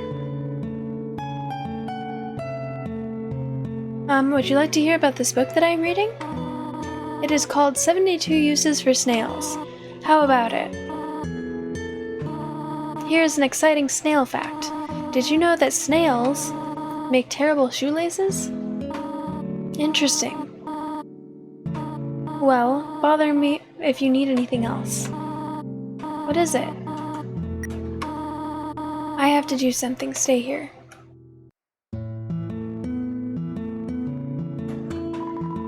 This is a history book. Here's a random page. Trapped behind the barrier and fearful of further human attacks, we retreated. Far, far into the earth we walked until we reached the cavern's end. This was our new home, which we named Home. As great as our king is, he is pretty lousy at names. Alright, let's go, kill Mom. You wish to know how to return home, do you not? Ahead of us lies the end of the ruins, a one-way exit to the rest of the underground. I am going to destroy it. No one will ever be able to leave again. Now, be a good child and go upstairs. Last time I literally went and took a nap just to see what would happen. Every human that falls down here meets the same fate. I have seen it again and again. They come, they leave, they die. You naive child, if you leave the ruins, they, Asgore, will kill you. I am only protecting you, do you understand? Go to your room. Do not try to stop me. This is your final warning. You want to leave so badly. You are just like the others. There's only one solution to this. Prove yourself. Prove to me you are strong enough to survive. Kai Minecraft, hello! Welcome in! Gotta lurk Thank you for the lurk, Loon Betch. I appreciate you.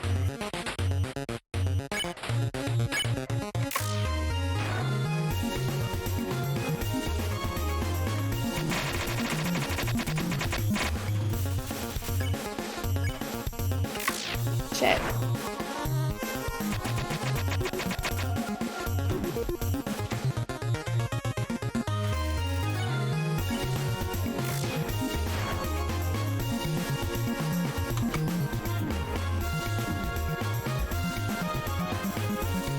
Toriel looks through you.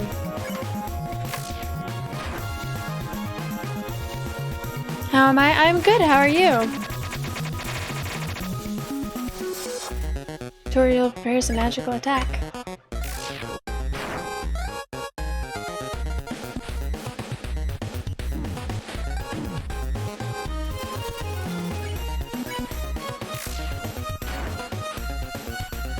Mortal Kombat theme plays.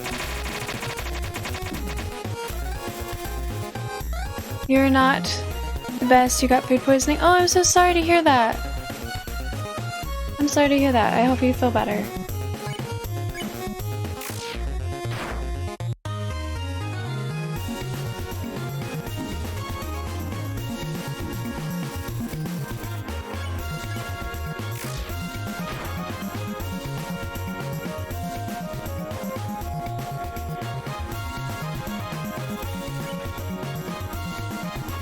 Toriel looks through you.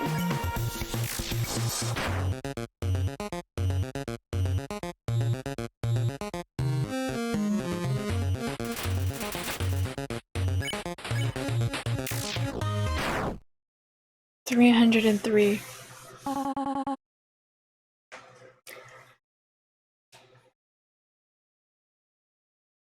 Your dad betrayed you. You were eating leftovers, and he said it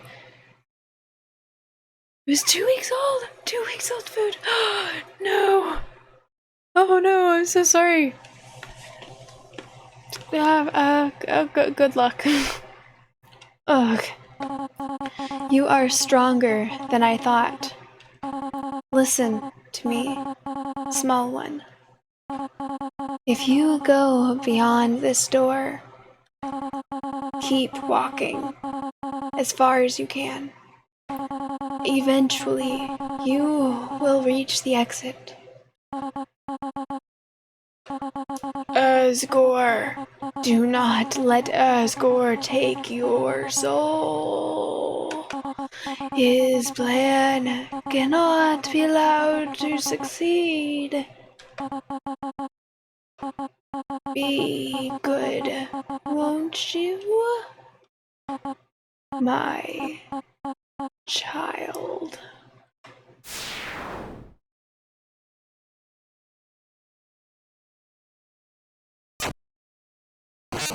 Yep, we're all of our hearts broke just now.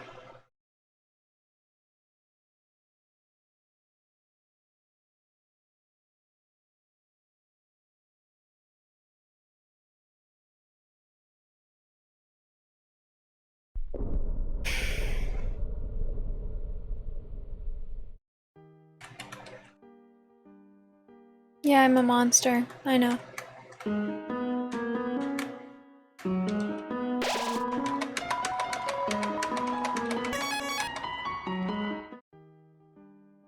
Hello, darkness, my old friend.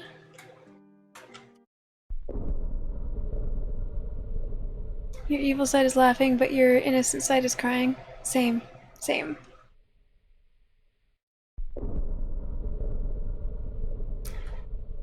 Because y'all told me to. Bitch! I love you! Kai Minecraft, thank you so much for the follow.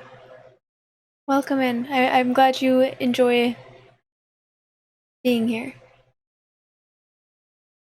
In your time of peril. Hee hee hee. I hope you like your choice. After all, it's not as if you can go back and change fate. In this world, it's kill or be killed. That old hag thought she could break the rules. She tried so hard to save you humans. But when it came down to it, she couldn't even save herself. What an idiot.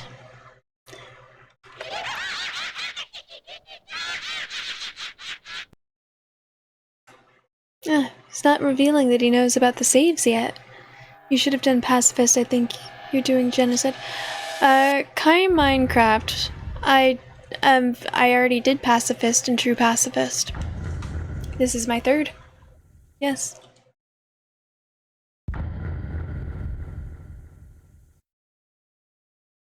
You didn't vote this?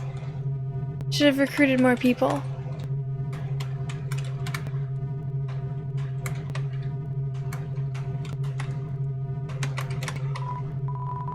There's a camera hidden in the bushes.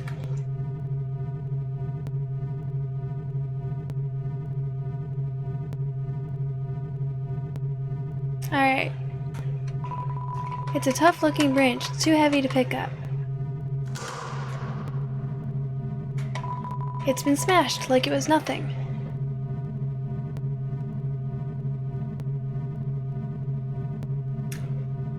You vote violence. Dovey, welcome in.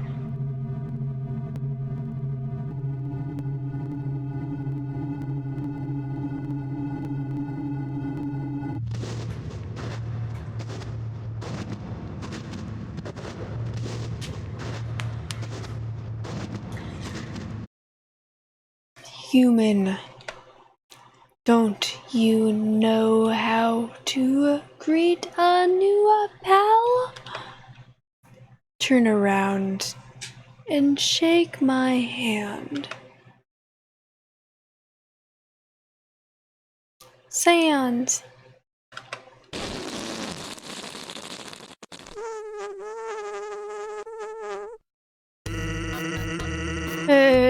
The old whoopee cushion trick on the hand. It's always funny. Anyways, you're a human, right? That's hilarious. I'm Sans the skeleton. I'm actually supposed to be on watch for humans right now, but you know, I don't really care about capturing anyone. Now my brother, Papyrus, he's a human hunting fanatic.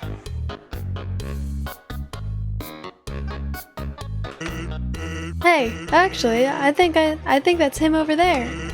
I have an idea. Go through this gate thingy. Yeah, go right through. My bro made the bars too wide to stop anyone. Quick, behind that conveniently shaped lamp.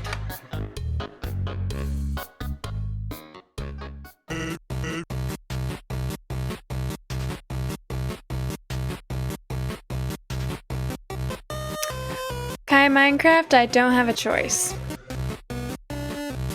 What's up, bro? You know what's up, brother? It's been 8 days and you still haven't recalibrated your puzzles.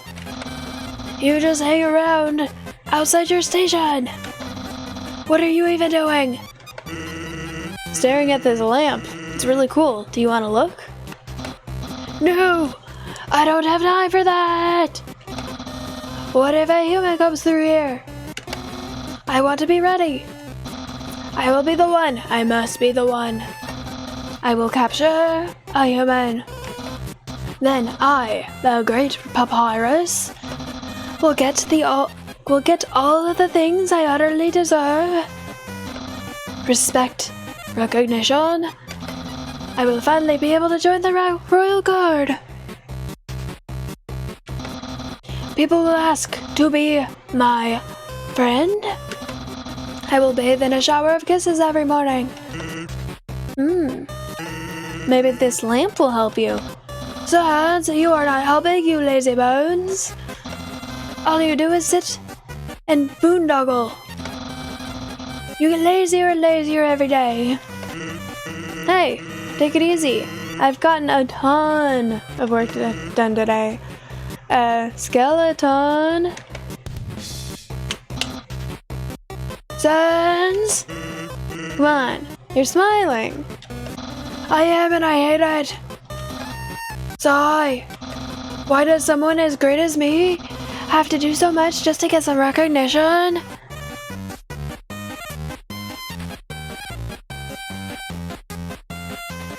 Yeah, chat willed it.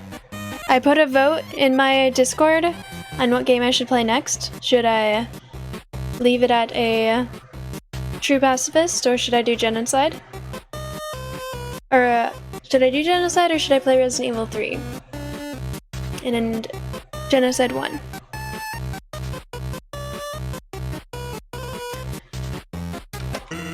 Wow, sounds like you're really working yourself. Down to the bone. Ugh! I will attend to my puzzles! As for your work, put a little more backbone into it.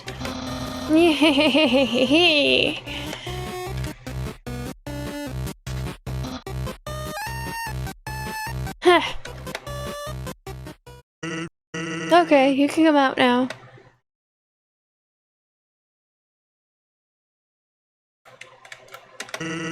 You ought to get going. He might come back, and if he does, you'll have to sit through more of my hilarious jokes. What's the holdup? Looking like there's nothing to be afraid of. It's just a dark cavern filled with skeletons and horrible monsters. Well, you ought to get going. He might come back. And if he does, okay. It's some sort of checkpoint or sentry station, but there are bottles of ketchup, mustard, and relish sitting inside. Just a conveniently shaped lamp.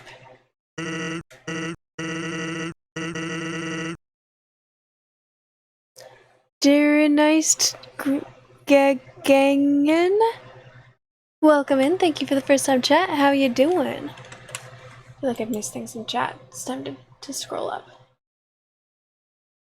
You didn't vote for this. I'm sorry, Lucid Samurai. I didn't either.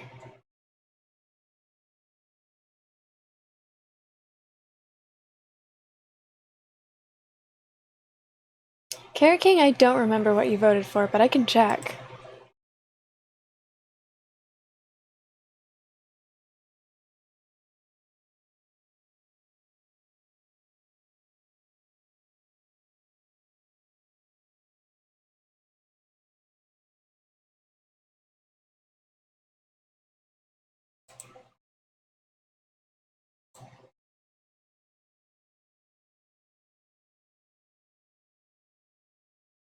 You voted it genocide.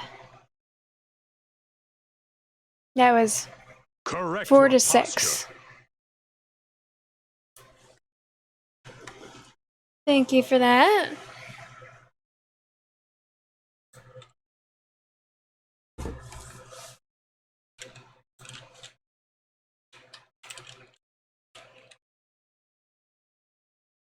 Hey, actually, hate to bother you, but could you do me a favor? I was thinking, my brother's been kind of down lately.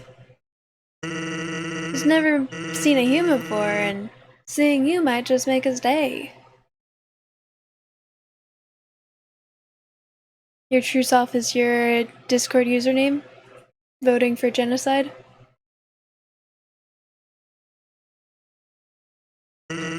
Don't worry, he's not dangerous. Even if he tries to be. Thanks a million. I'll be up ahead. Wrong way, buddy. The convenience of that lamp still fills you with determination. Oh, are you gonna join the Discord? Thank you for... yeah, thank you.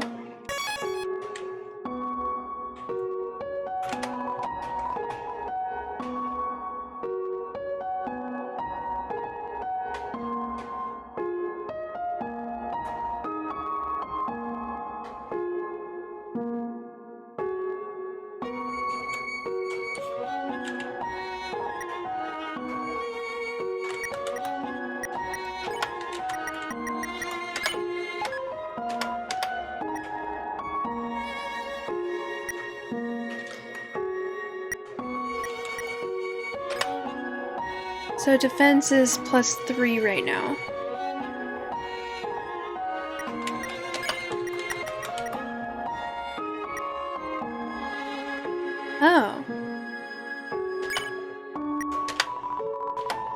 Attack +3.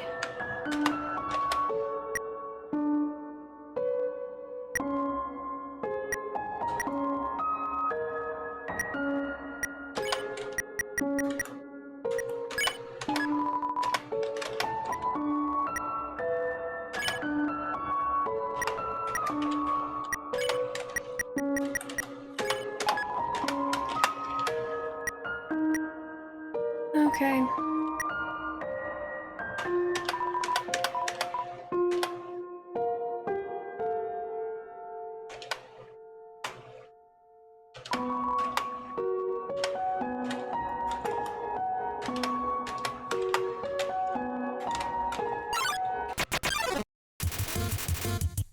You're a pacifist at heart. I am too, mostly. Quitting for the Genocide run reveals your true chaotic self. Press Z.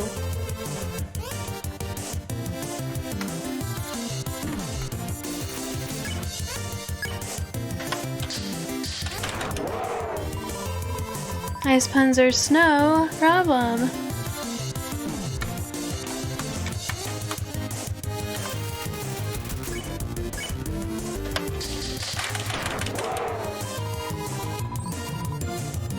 Favorite cereals? Frosted.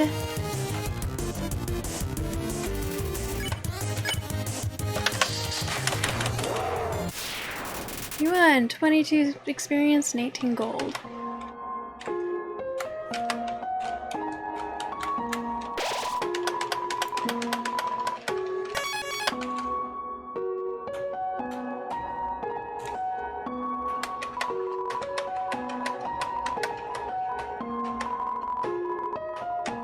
All this attached to the end is a photo of a weird-looking monster. Call me, and here's my number. You decide not to call.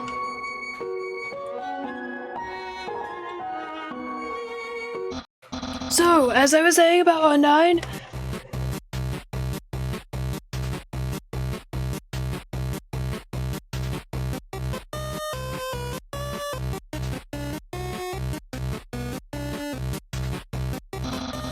Sons, oh my god, is that... a human?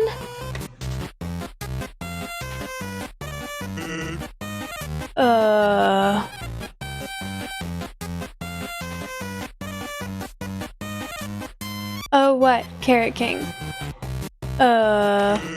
Actually, I think that's a rock. Oh. Hey, what's that in front of the rock? Oh my god! Is that a human? Yes? Oh my god! Sons, I finally did it! Undyne will? I'll be so popular, popular, popular.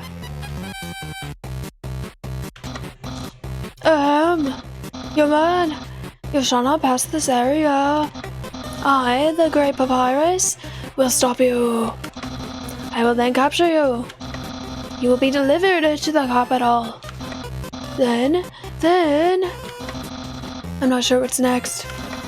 In any case, continue only if you dare.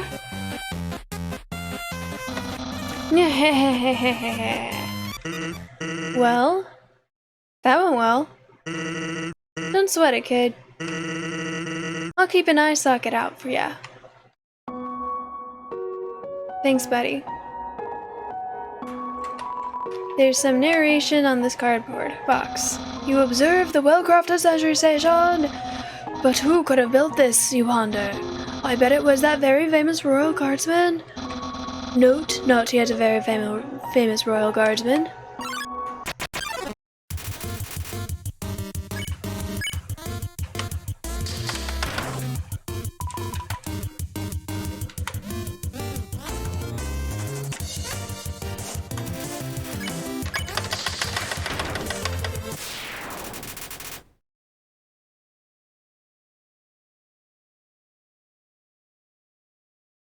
$17 experience and 17 gold. Ah, I've already leveled up. You know what?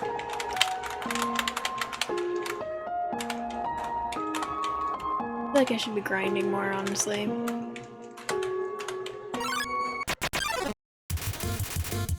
Nice kept struts into view.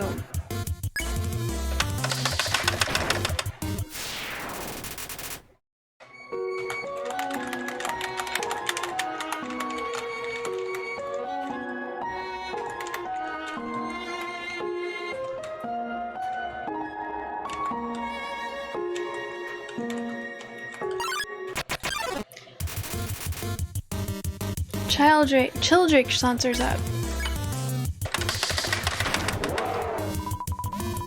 There's my teeth, no way in heck.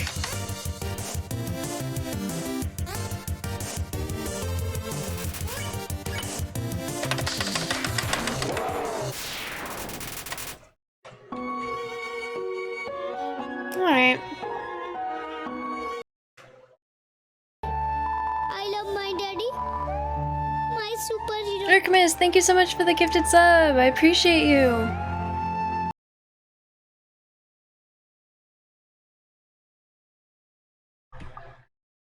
Looks like you rated out. How is your stream? Oh, okay. Thank you for the lurk. Sweet dreams. You love the cos. Thank you so much. I'm glad. Yeah, thank you. I'm really happy with how it turned out.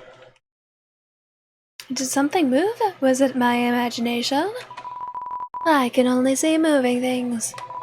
If something was moving, for example, a human, I'll make sure it never moves again.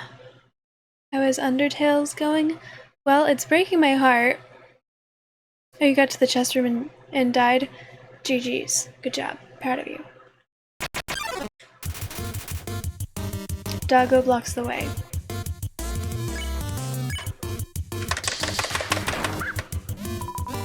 Don't move an inch. I won't, don't worry.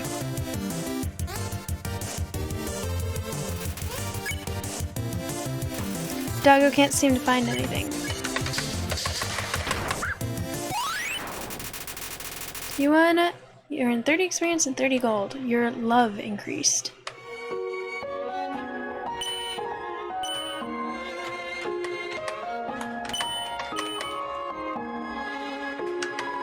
Someone's been smoking dog treats. On the job. Hey, there's something important to remember. Your brother has a very special attack. If you see blue attack, don't move and it won't hurt you. Here's an easy way to keep it in mind. Imagine a stop sign. When you see the stop sign, you stop, right?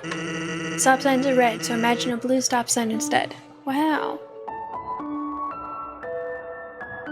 It's okay, you'll be a bit cold-blooded. Cold-blooded assassin after this run. You have it in you. I don't want to have it in me. But thank you. Simple, right? When fighting, think about blue stop signs.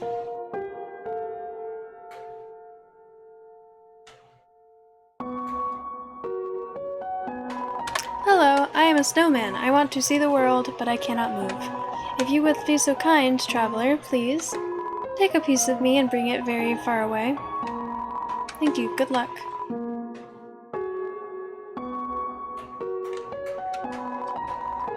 North ice, south ice, west ice, east Snowden town. And ice. You are so lazy!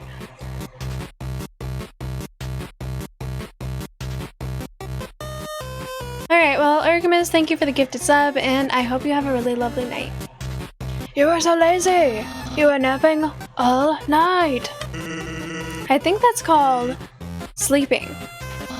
Excuses, excuses! Oh ho, the human arrives. In order to stop you, my brother and I have created some puzzles. I think you will find this one quite shocking. For you see, this is the invisible electricity maze. When you touch the walls of this maze, this orb will administer a hurry zap. Sound like fun?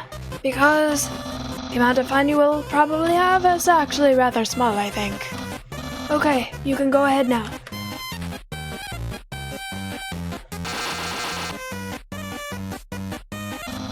Sans, what did you do? I think the human has to hold the orb. Oh, okay.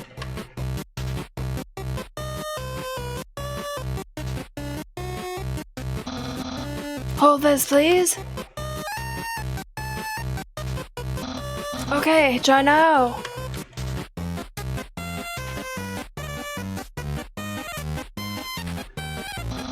Incredible, you slippery snail. You solved it so easily, too easily. However, the next puzzle will not be easy. It is designed by my brother Science. You will surely be confounded. I know I am. Hey, thanks. My brother seems like he's having fun. By the way, did you see that weird outfit he's wearing? We made that a few weeks ago for a costume party. He hasn't worn anything else since. He keeps calling it his battle body. Man, isn't my brother cool? I'm so sad.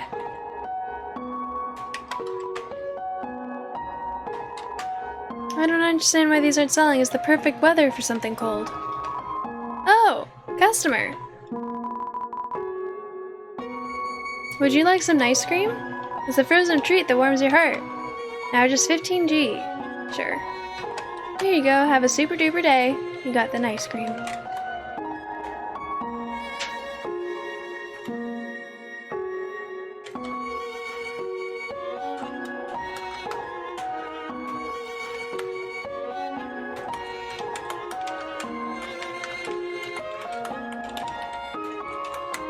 Shit.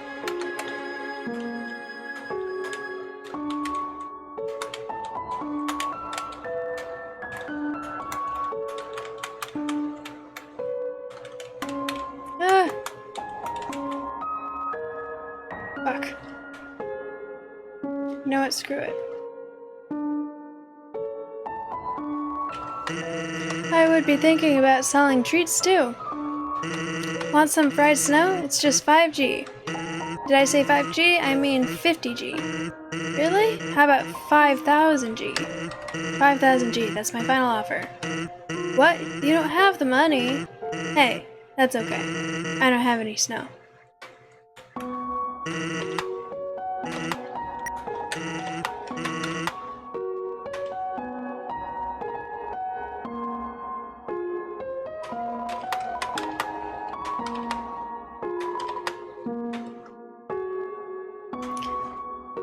Okay.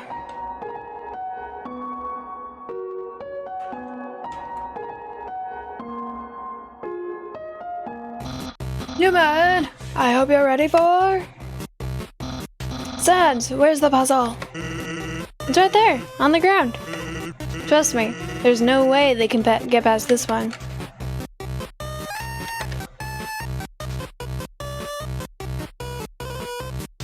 Okay, we did this last time.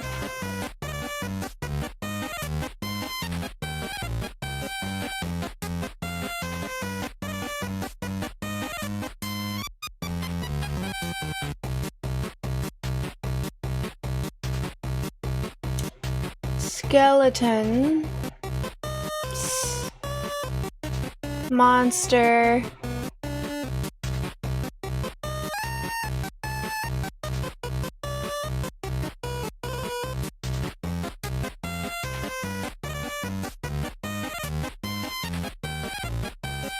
Robot.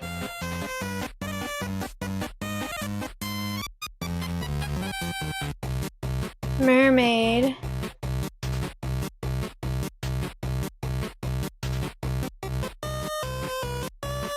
Cigars.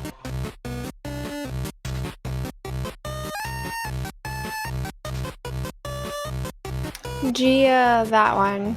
Gia, blah, blah, blah. Hot. And sick.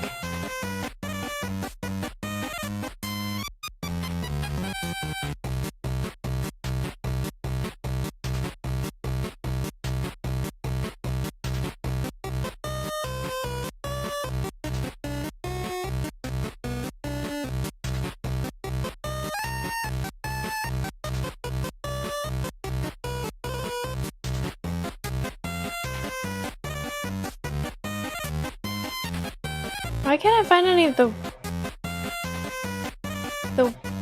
weather ones or the season?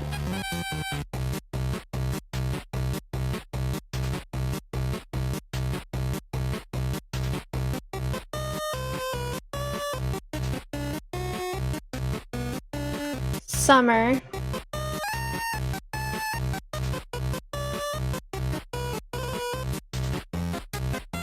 Spring.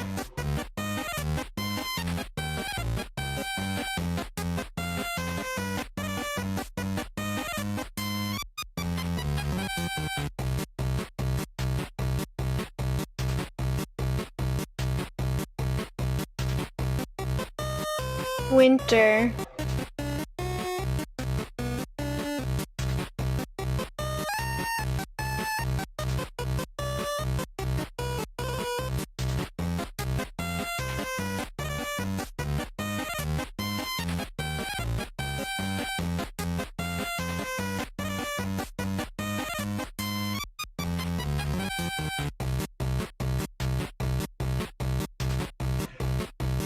Willock, hello! Welcome in!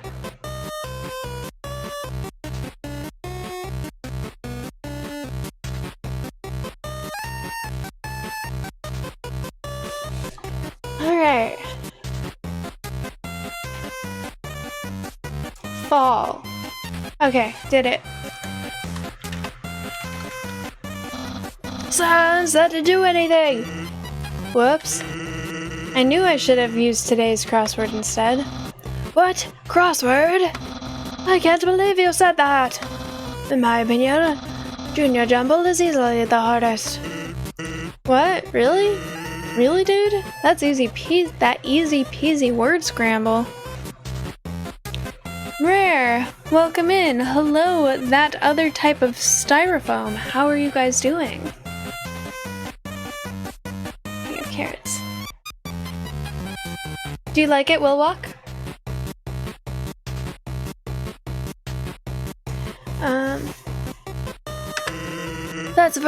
That's for baby bones. Unbelievable! Human, solve this dispute! Which is harder, jumble or crossword? How's it going, Styrofoam? Can I call you Styrofoam? Is there something you would prefer? Thank you, Willock.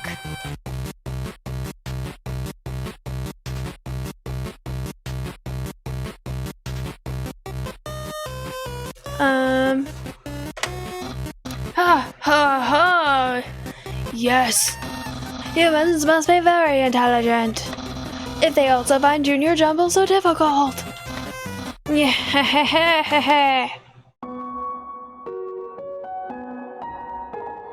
You're pretty good, I'm glad to hear that. Have you played Undertale before? Thanks for saying Junior Jumbles just to appease my brother. Yesterday he got stumped trying to solve the horoscope.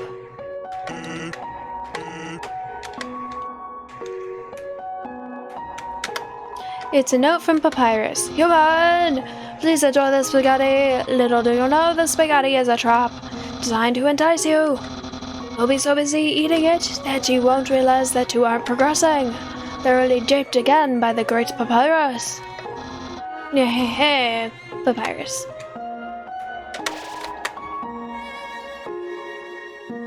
Knowing one day the mouse might find its way to heat up the spaghetti, it fills you with determination.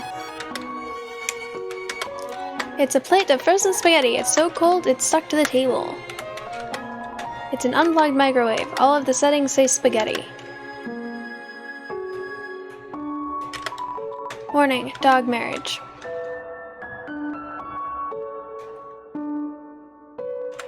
Alright, I've already solved that.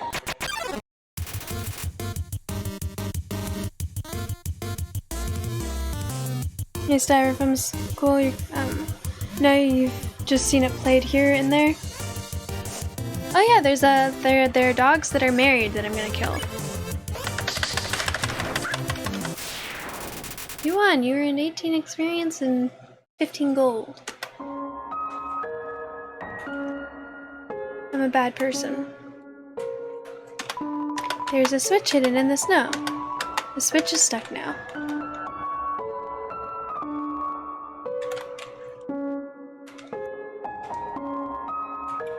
First time I did this, I cleared off the entire thing and it was the most satisfying thing I've ever done in my existence.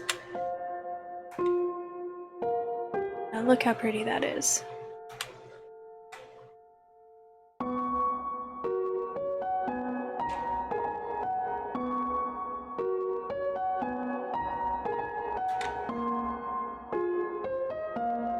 Go!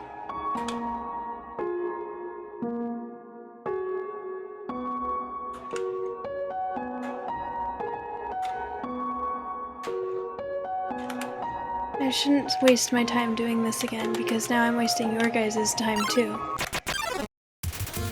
But it also gives me the opportunity to get some experience in, so it's not like total waste of time.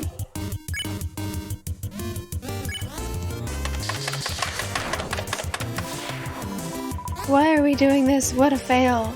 No bedtime!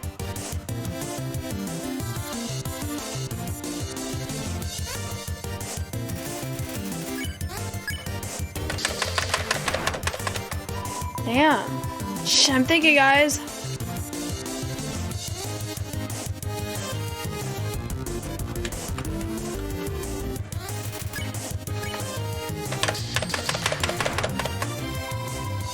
Oh, you guys suck at this.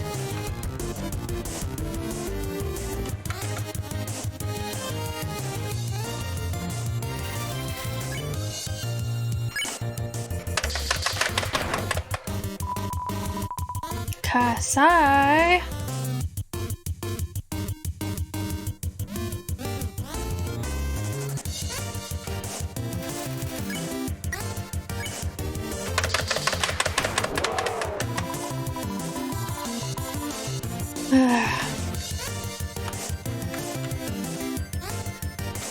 feel like I should have definitely taken damage there. Smells like ice-scented body spray.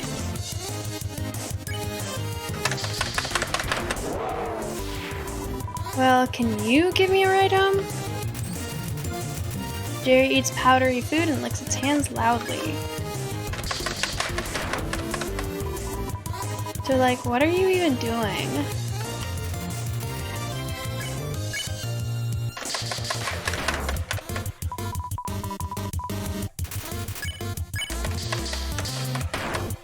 Oops. Awkward. Tells everyone else to go to the bathroom. The Wi-Fi here sucks.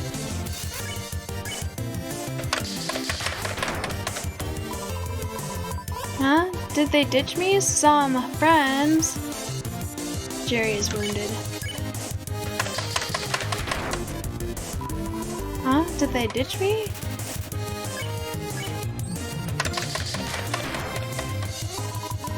Well, can you give me a ride home?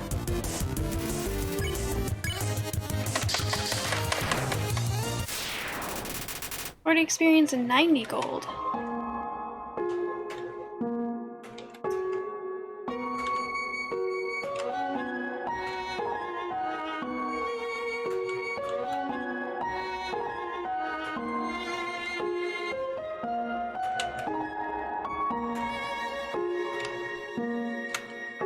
Do this again because it helps me grind. I find it visually satisfying and it's helping me get experience and money. And I should be grinding as much as possible, considering one day I will have to fight Sans.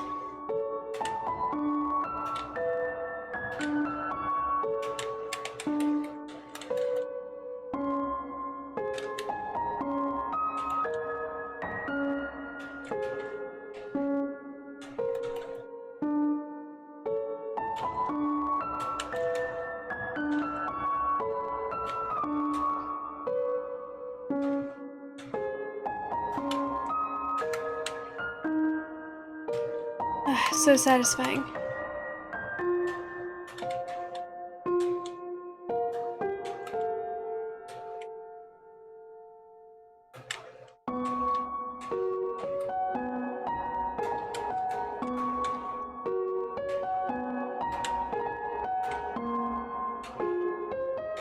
Why am I not getting attacked? I'm doing this to grind.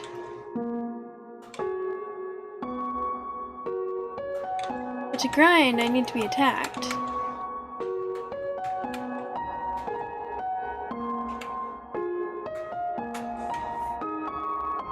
Snow clearing stream, IO. Do you find it as soothing as I do for it to be perfectly cleared off?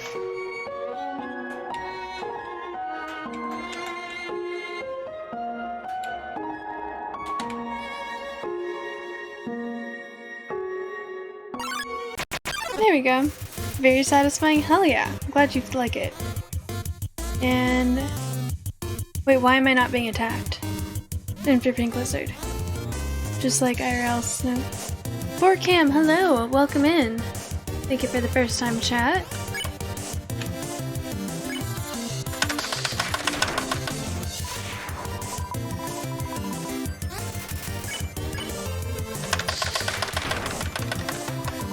God, this takes so long.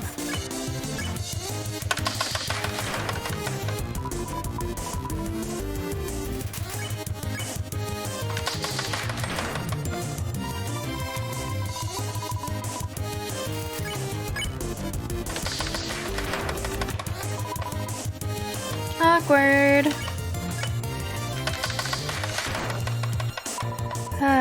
Why is he such a tank?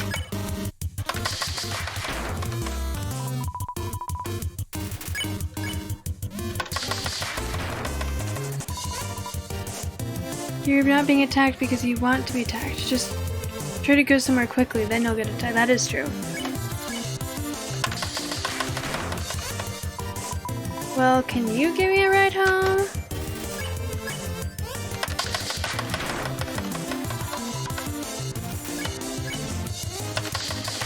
I feel like Toby Fox really revealed what his pet peeves were when it came to Jerry. 72 gold. Nice. Well, I think that's probably good enough.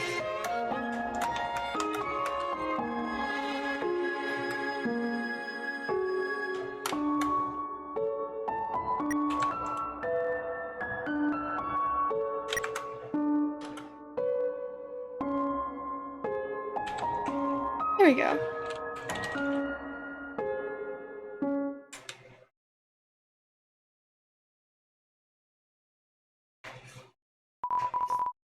What's that smell? Where is that smell? If you hear a smell, identify your smell.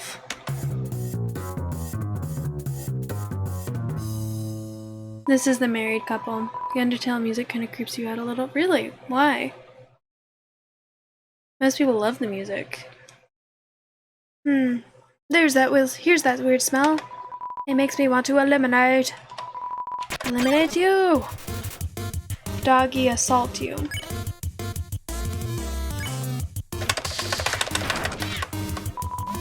Don't touch my hot dog! He means me.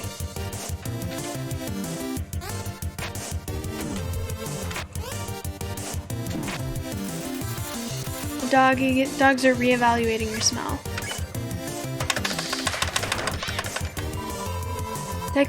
Take my wife's fleas. Don't actually.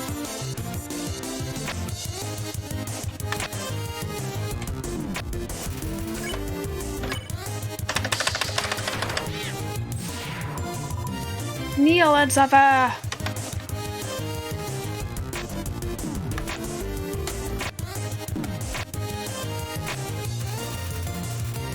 The Doggeressa is on the warpath. 69, nice. Misery awaits you!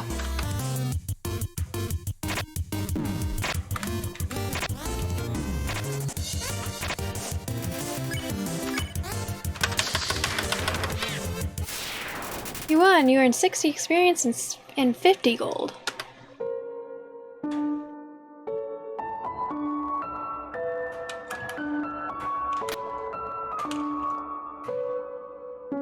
What was it again? Turn every X into an O, then press the switch.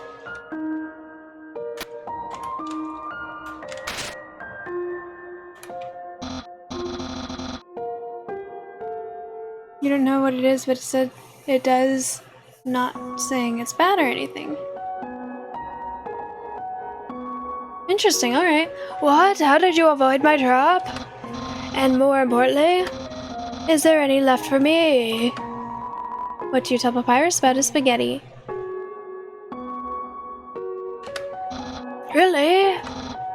we? No one's ever enjoyed my cooking before. Well then, fret not, human. I, Master Chef Papyrus, will make you all the pasta you could ever want. Yeah.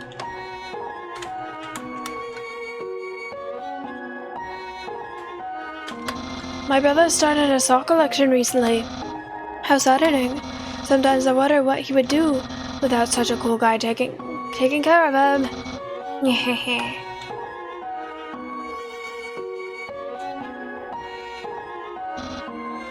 Come on. How do I say that? How do I say this? You were taking a long time to arrive, so I decided to improve this puzzle by arranging the snow to look more like my face.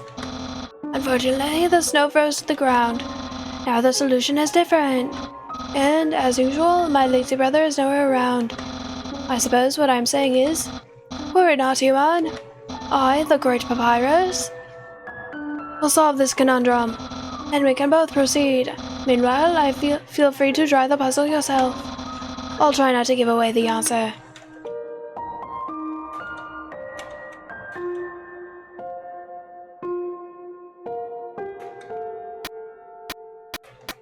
No, that wasn't it.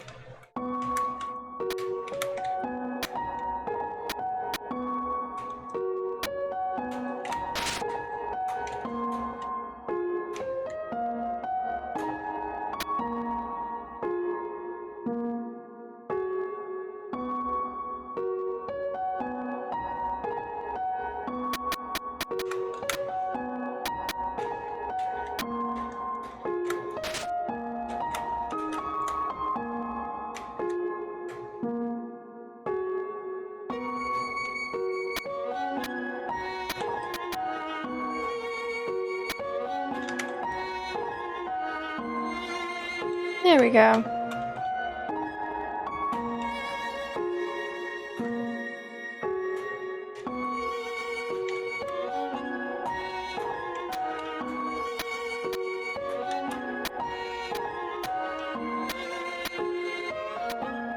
Oh, shit. Well.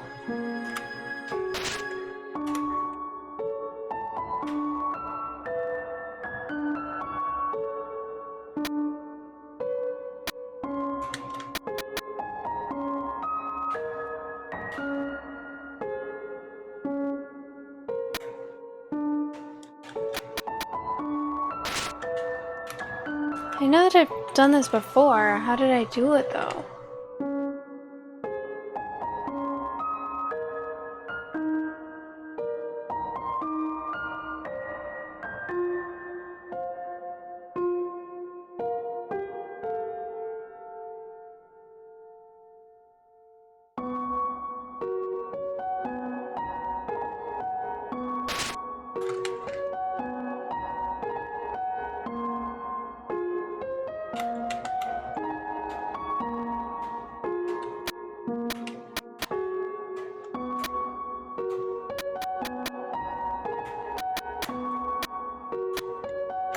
There we go.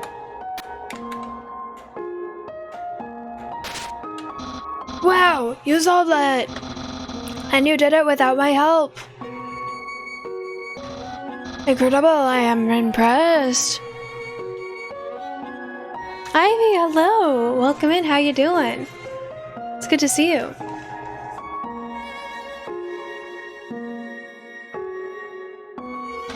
You must care about puzzles like I do. Well, I'm sure you'll love the next puzzle then. It might even be too easy for you.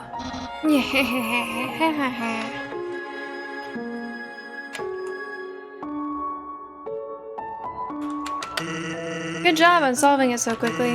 You didn't even need my help. Which is great, because I love doing absolutely nothing. Same.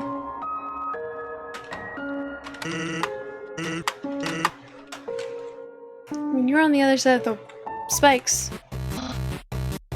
Guys, do you know how to solve this one? Because I remember how to solve this one.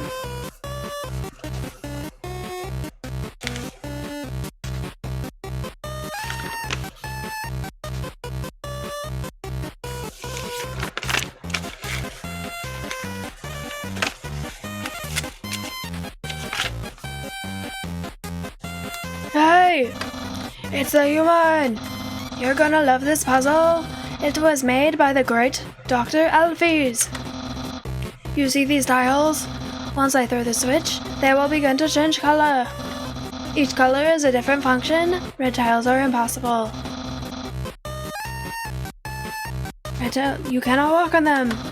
Yellow tiles are electric. They will electrocute you. Green tiles are alarm tiles. If you step on them, you will have to fight a monster. Orange tiles are orange scented. They will make you smell delicious. Blue tiles are water tiles. Swim through if you'd like, but if you smell like oranges, the piranhas will bite you. Also, if a blue tile is next to a yellow tile, the water will also zap you. Purple tiles are slippery. You will slide into the next tile. However, the slippery soap smells like lemons, which piranhas do not like. Purple and blue are okay.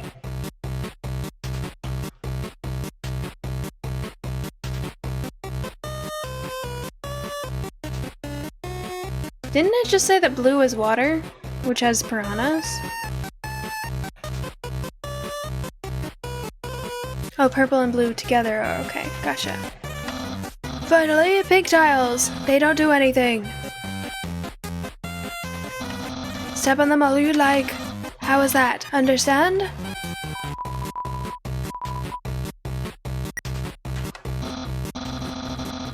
Okay, I guess I'll repeat myself. Red tiles are impossible.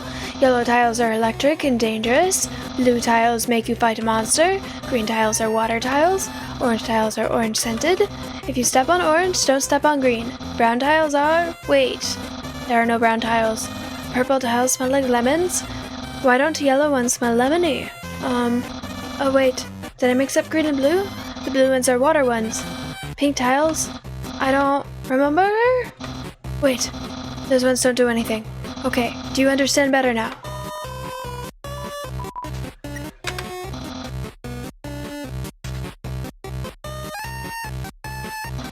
Okay, you know what?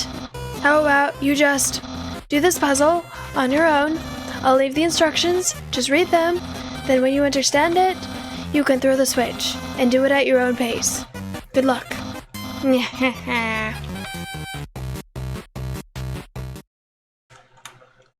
Bye, buddy. It's illegible to chicken scratch. The machine isn't working. Actually, that spaghetti from earlier, it wasn't too bad for my brother. Since he started cooking lessons, he's been improving a lot. I bet if he keeps it up, next year he'll even make something edible.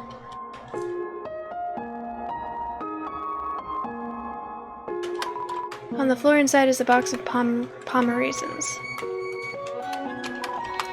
Aware of dog, please pet dog. Oh god, no. It hurts. Snow can always be broken down and rebuilt into something more useful. This simple fact fills you with determination. It's a pile of mushy snow.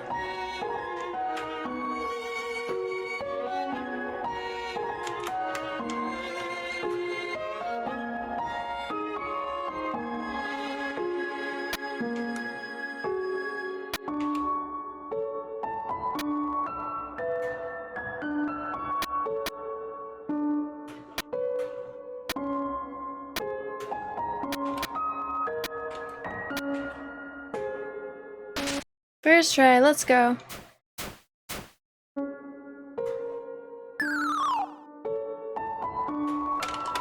It's a lump of snow with the word sands written on it in red marker. It's a snow papyrus.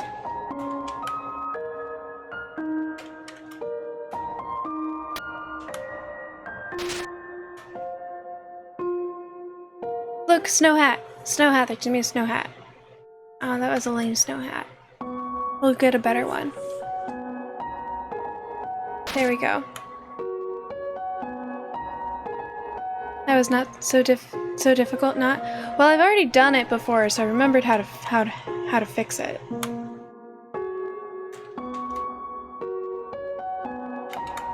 What's up?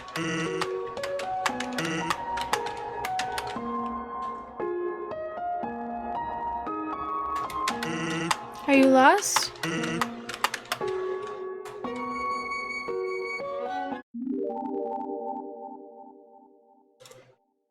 Well, do you think it took me a couple of tries last time?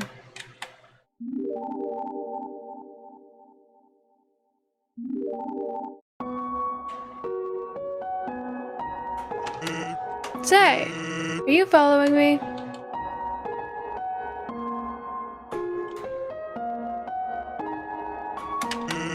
You sure do like to exercise.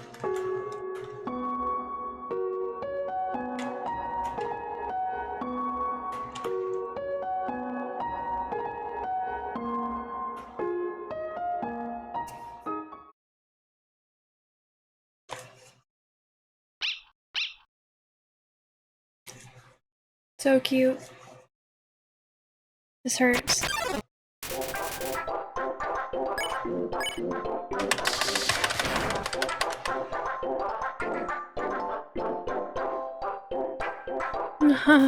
Greater Dog is waiting for your command.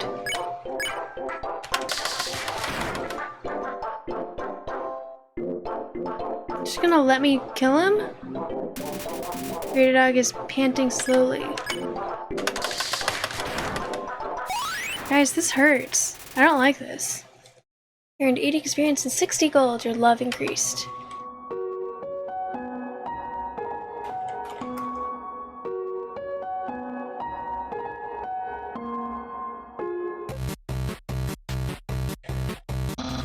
Come on! This is your final and most dangerous challenge. Behold it, the gauntlet of deadly terror.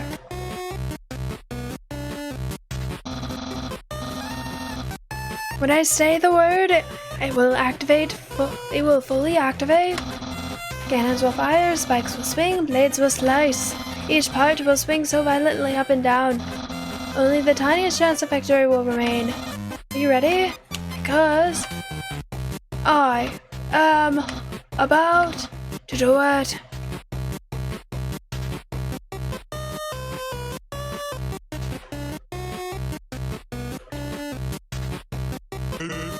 Well, what's the holdup? Hold up? What hold up? I'm about to activate it now.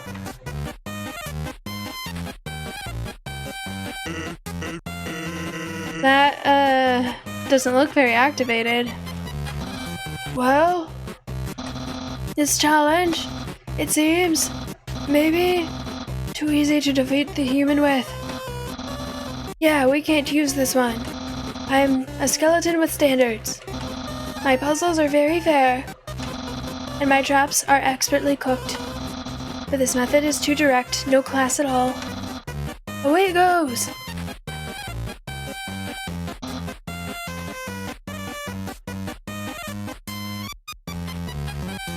TM20, what do you mean this isn't genocide? I'm killing everything that I come across. Isn't that what genocide is? To start a genocide run, you need 20 kills before tutorial. I did not know that.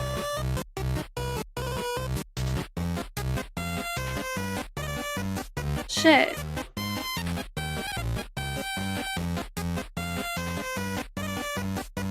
Do I want to start over?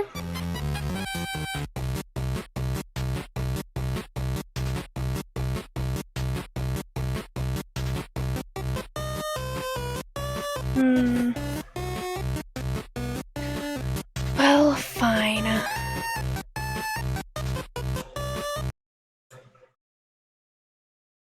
Thank you for letting me know.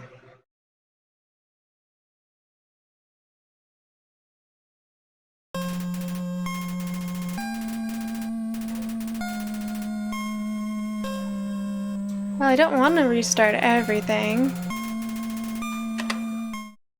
But if I actually... So you're just able to tell based off of the dialogue that it's not right? I guess Toriel will actually try and kill you.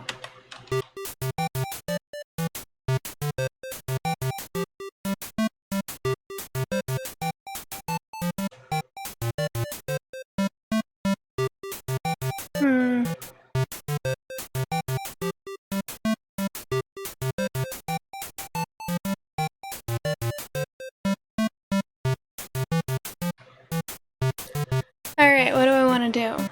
I don't feel like I have time to start the entire thing over.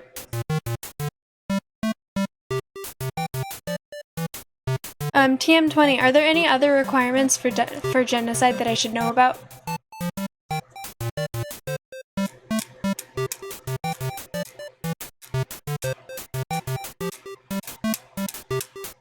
I might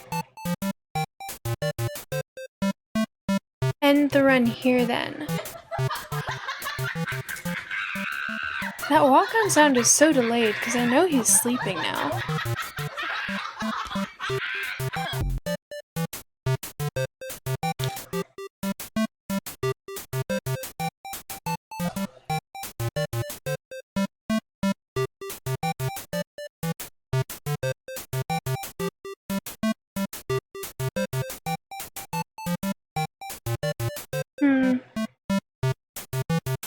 Are you still there?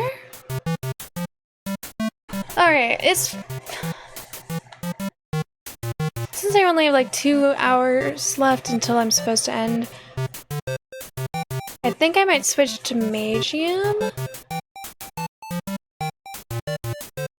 I mean, that would be about the same amount of time. I think I'll just switch to Magium. And then I'll start over my genocide run on... When do I normally do genocide? Or do, when do I normally do that?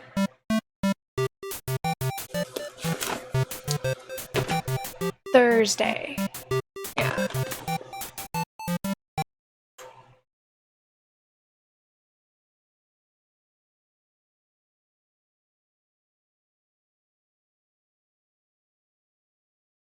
Okay, so, I'm going to switch over to Magium, which is when I read out loud to you guys, and people generally are able to participate since it's usually an adventure game, or they'll just fall asleep, and either of that is fine. But to do that, I need to set everything up, so I'm going to go on a quick break, and then I will be back. So, yes, I hope that I see y'all in a little bit. If y'all decide to go do something else, that's totally fine. Thank you everyone for hanging out. I'll be right back.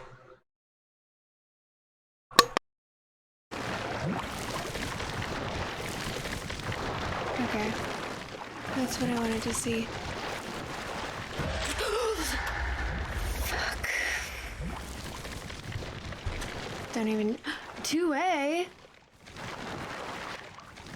Damn.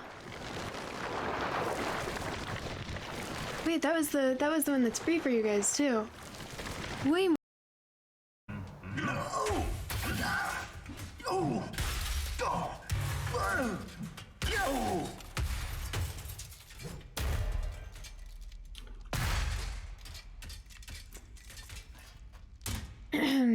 Rough day?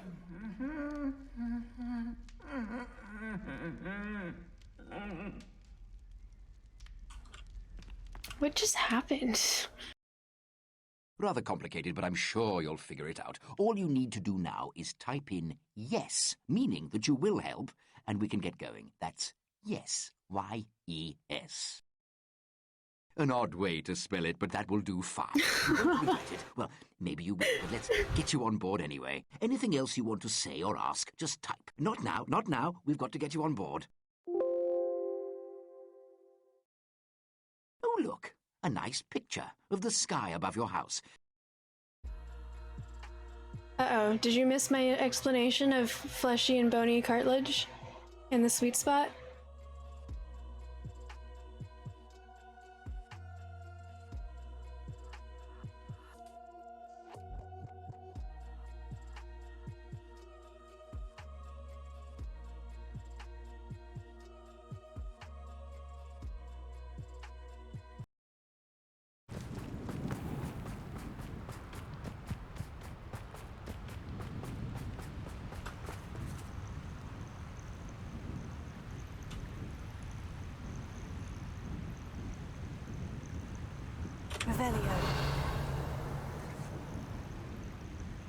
I don't think it's supposed to be doing that.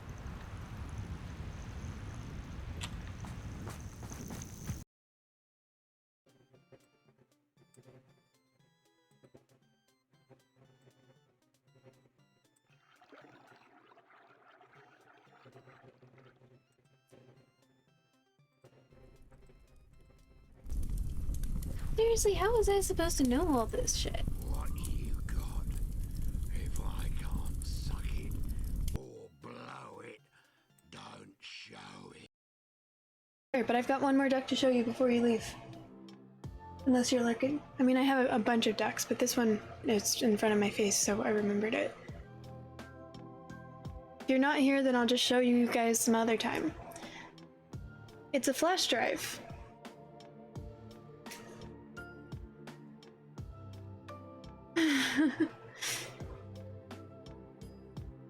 Isn't that cool? Impossible question to answer. We lack meaningful definitions. I just figured there must be a way to know. You assume you've changed so much, but have you really? I don't know. I don't feel so different. But the world sure does. I never realized how much Thank the you for the idea of bits. myself depended on where I am. How do you mean? I miss Toronto. Not because my friends and family are there, but because I know where I fit in. In Toronto. You know what? Before I start putting things in holes, I'll go check out that other door.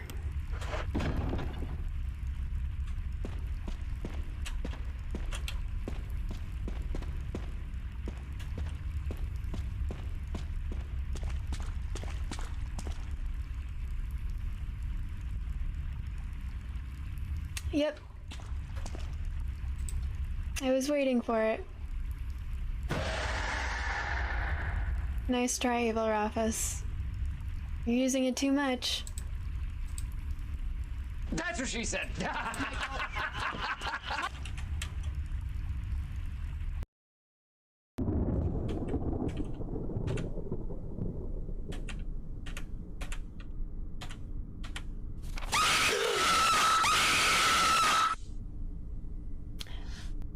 Go to sleep.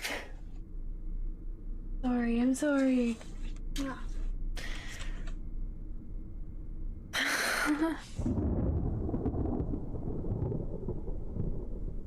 Jesus, relentless.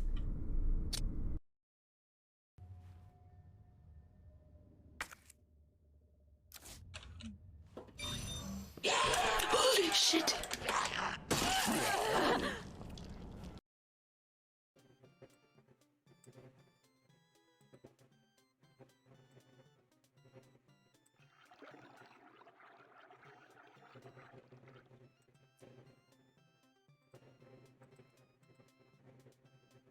Seriously, how was I supposed to know all this shit? What you got? If I can't suck it or blow it, don't show it.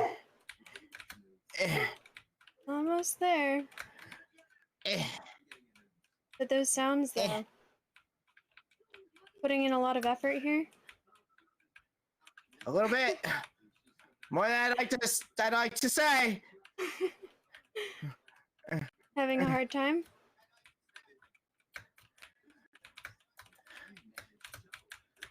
A little bit. Uh-oh. You're getting there. Super close. Don't fuck up. Don't fuck I up. hate you so much right now.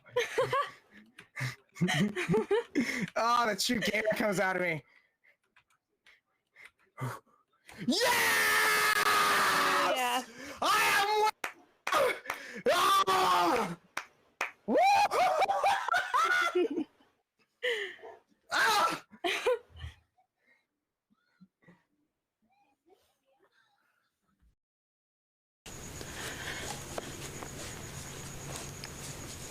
Oh, this is wobbly.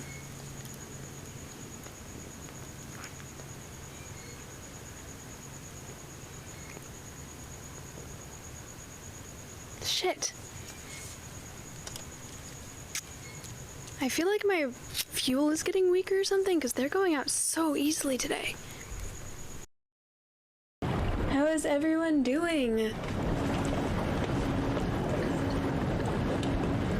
God, this game is intense. How is the rest?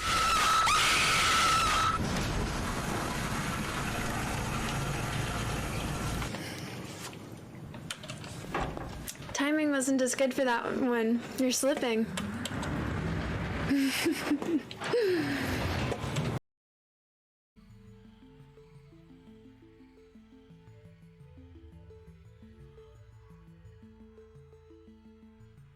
Interesting. I fight you.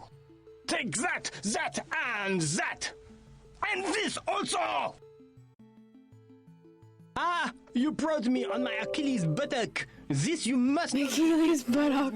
And now I will fight you.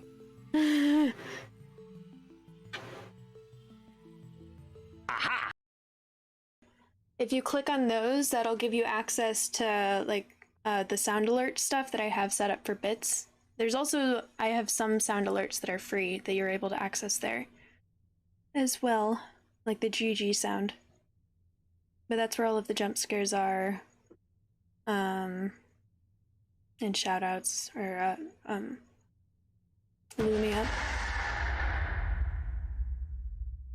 I swear I'm not slowed, not. A new challenger appears. Rip Lady Daddy.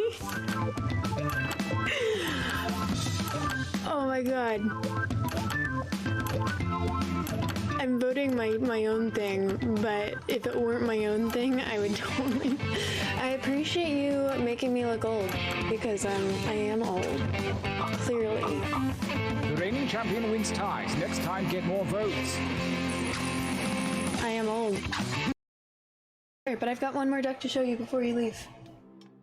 Unless you're lurking. I mean, I have a bunch of ducks, but this one is in front of my face, so I remembered it.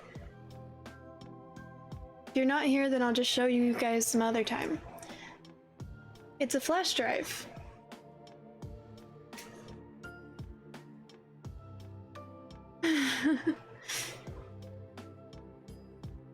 Isn't that cool?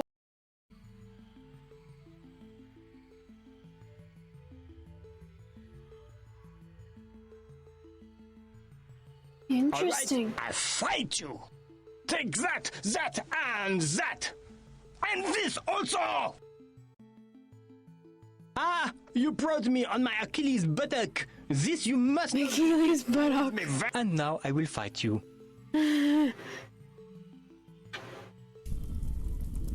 Aha! Moves. I'm glad you're entertained, Cloud. Yeah, that one's, I'm getting used to that one. Unfortunately.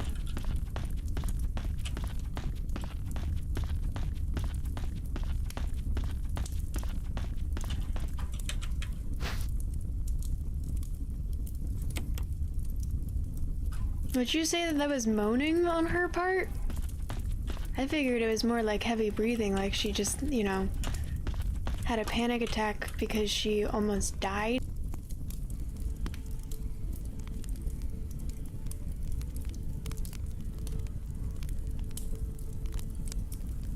Interesting. All right, I fight you.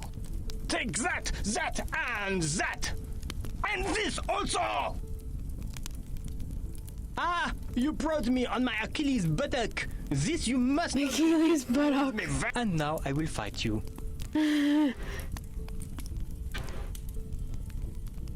Aha! I still have to put all my laundry away.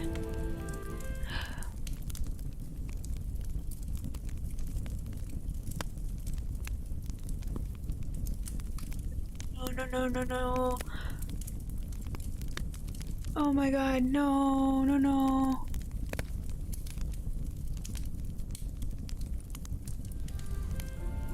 You're kidding me. You're kidding me. You're kidding me.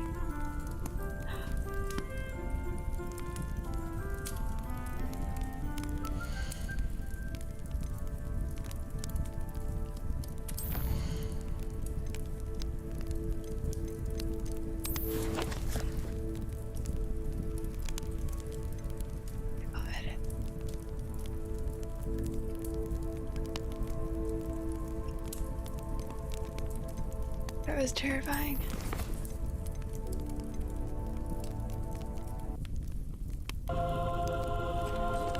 So he's able to do it without even touching them now? Thank you, Necrotic. Yeah, that's a good distinction. I'm back. Thank you for everyone for waiting and being patient. I appreciate you. Okay, so for the people who've been here before, you know that the way I like to do this is I like to record everything separately so I can upload it to YouTube separately. Thank you, Wilwalk. So I'm going to act as if I'm starting the stream over, and I'm going to greet everyone, and then I'll explain a little bit more of what I'm going to be doing. Grab this thing so that my mic is close to my face and y'all can hear me better. Okay. Minnie has returned. Yes. I'm really glad that you guys like this cosplay. I'm very happy with how it turned out. And I'm glad I'm still tolerating the gloves, because I feel like it adds to it. Okay, so without further ado, I'm going to begin the recording. Hi everyone, I'm Lady Teddy. I'm going to be reading to you guys from Magium, which is a text-based choose-your-own-adventure story game app that is free on both Android and iOS, and it's really, really good. There's a lot of different paths you can take throughout it, so I highly recommend you guys time to begin the tale. So I highly recommend you guys download it and play it for yourself. If you guys like the story and are interested in it and don't want to play it for yourselves, all of my previous readings are on YouTube in a Magium playlist, which you guys can get a direct link to that playlist if you do ! Magium. I finally set that up.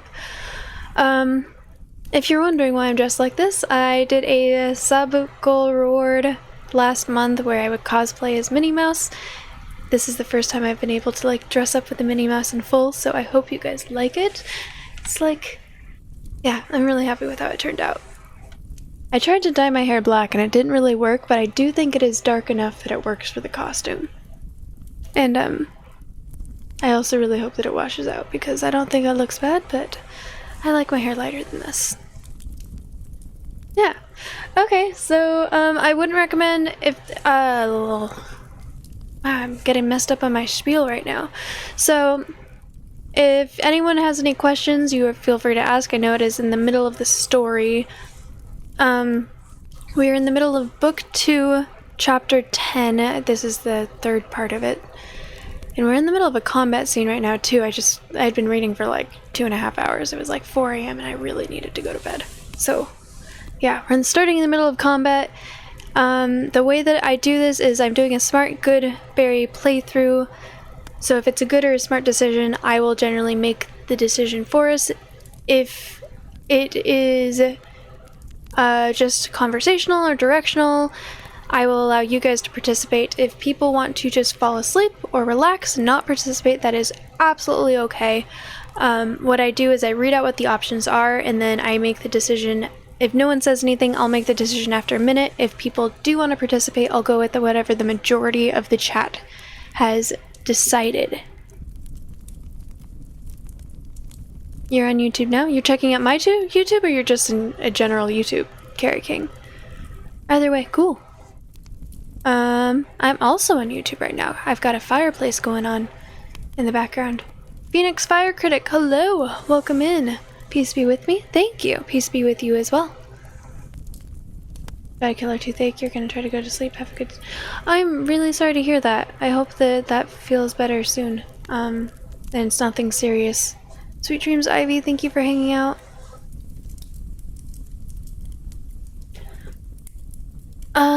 Okay, and I also have all sound alerts turned off right now, so I would not recommend redeeming any of those. Okay.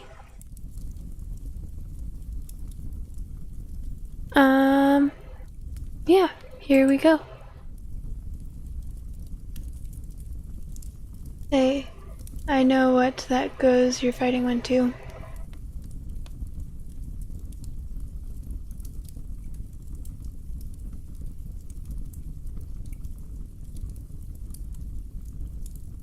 You can see yourself on YouTube, your Twitch username. Oh, so you're checking. Are you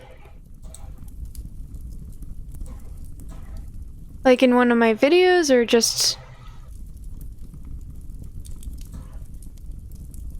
oh, well, cool. I think that does tend to happen when you participate in my chat and then you watch the video of that.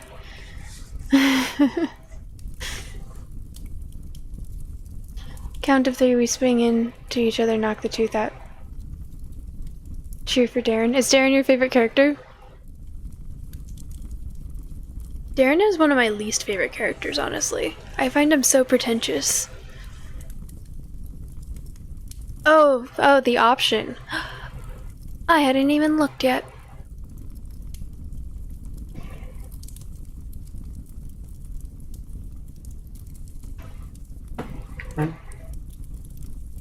Okay.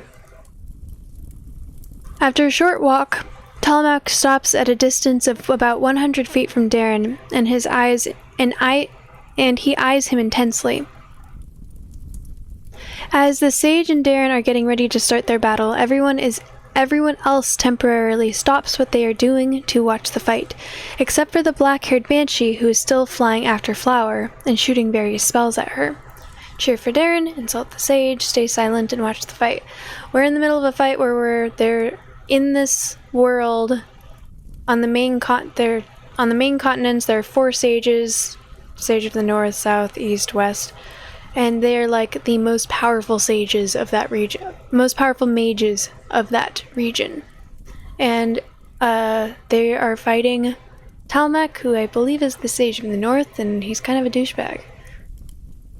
So, he was flying in the air fighting against Hadric, and they just traded, and Darren convinced Talmak to fight him on the ground. So yeah, now that's what they're doing. I see that Azafel has already picked the first option. I don't have a preference for this. Well, I do have a preference. First or second.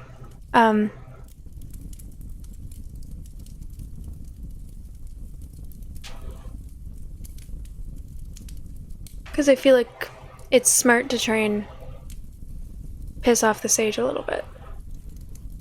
Oh, we've got one for each of them. One of you guys needs to change teams, because right now y'all are, like, all 3 options are tied. I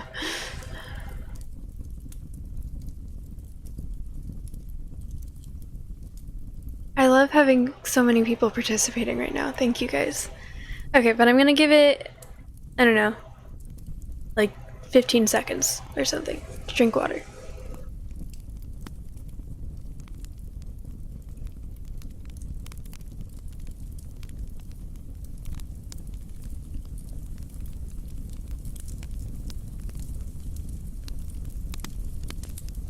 Okay, so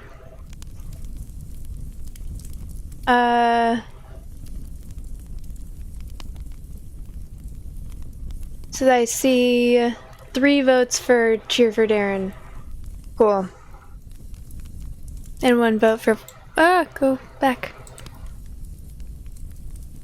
Well, Cheer for Darren then. Chihuahua Huita, welcome in. Thank you for the first time chat. How are you doing? You can do it, Darren, I say. If you win this fight, they will be writing stories of you for many more years to come.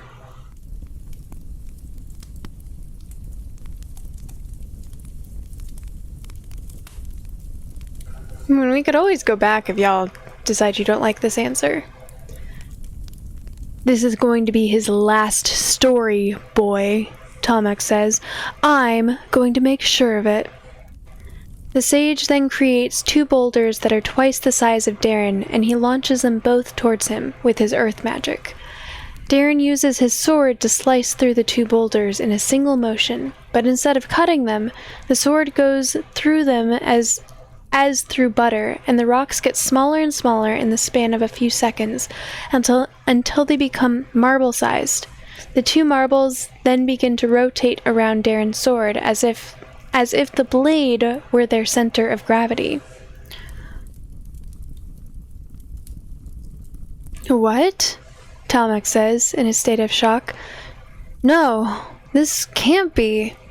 The sage immediately creates 2 more boulders that are even larger than before, and he throws them both at his opponent, while Darren while Darren begins to slowly walk towards him. Just like last time, Darren slashes through the 2 rocks in one motion, which causes them to shrink and join the other 2 marbles in gravitating around the sword. Excuse me. "What's the matter, Talmac?"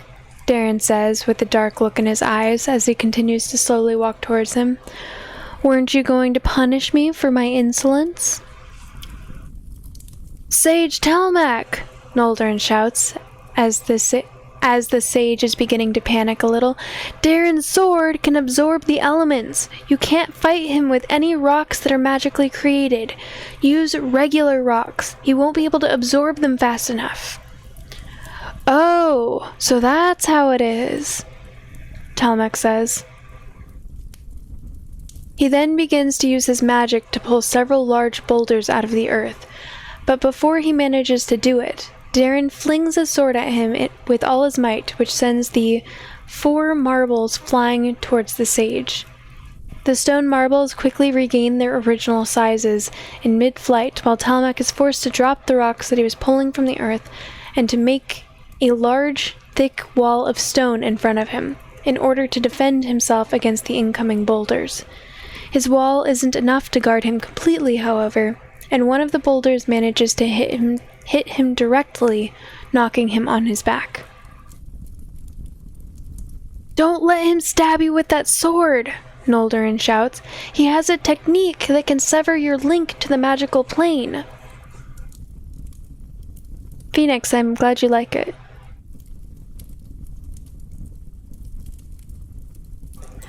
As Darren makes a rush towards Talmac, the sage touches the ground with his hand while he's still lying on his back, and then the earth immediately begins to shake with such power that it makes us all fall to the ground. While the earthquake is still going, Talmac raises himself into the air with yet another floating platform, while the earth below our feet is shaking so violently that it's beginning to crack. "Damn it, he's cheating again!" I say, as I look at the sage flying off in the sky. "I think we may be having some bigger problems to deal with at the moment," Darren says, as he's struggling to get back on his feet due to the violent earthquake.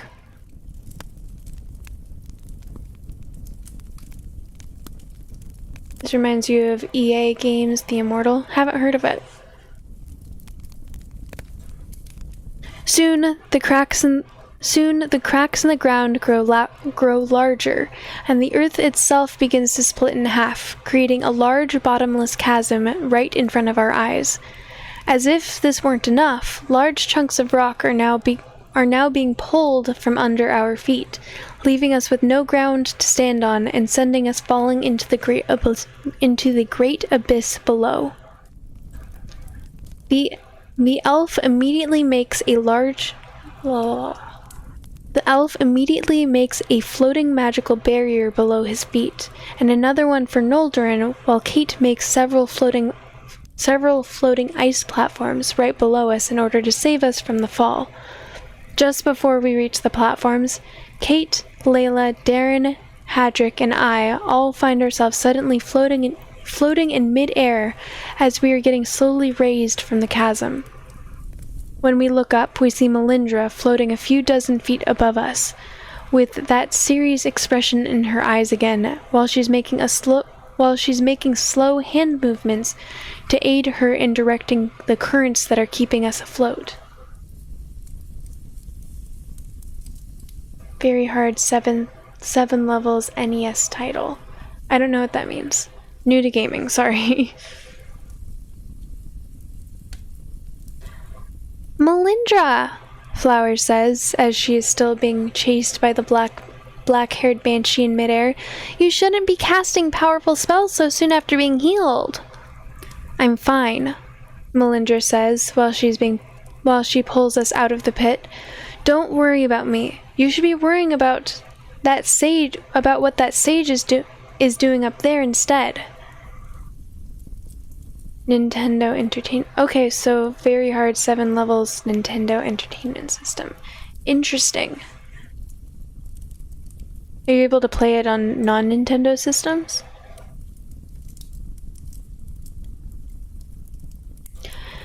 As we all take a look... My nose is itching. And it's smearing the makeup. I'm trying so hard not to smear it over the rest of my face. Just tap.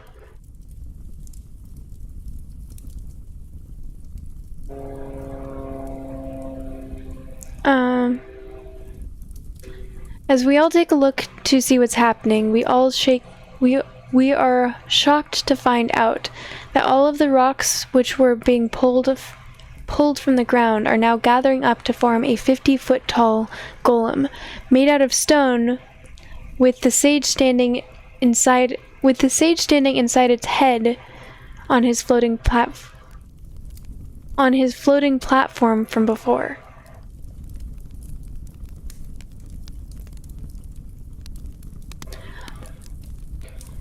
Why don't you try absorbing this golem with your sword, Darren? Talmak shouts from above. Maybe you'll manage to scratch the sole of its foot before it stomps you to death. He then uses his earth powers to move the walls of rock on the sides of the chasm closer together in order to create a path for a stone giant to walk on. The earth is trembling violently once more as the pit below us gets narrower by the second, until the walls forming the crevice get joined together, leaving nothing but a small crack in the earth between them. In the meantime, Melindra makes us all float until we are a relatively safe distance from the golem, and then she lands us on the ground. Healer, you might want to make a barrier around everyone, Melindra says, and make it stronger than any barrier you've ever cast before. I do not have a lot of control over the spells that I'm about to use from this moment onwards. Oh, Darren says. Alright, I'm on it. He then uses his shield to make a semi-transparent magical barrier around all of us, while Melindra begins to fly higher into the air.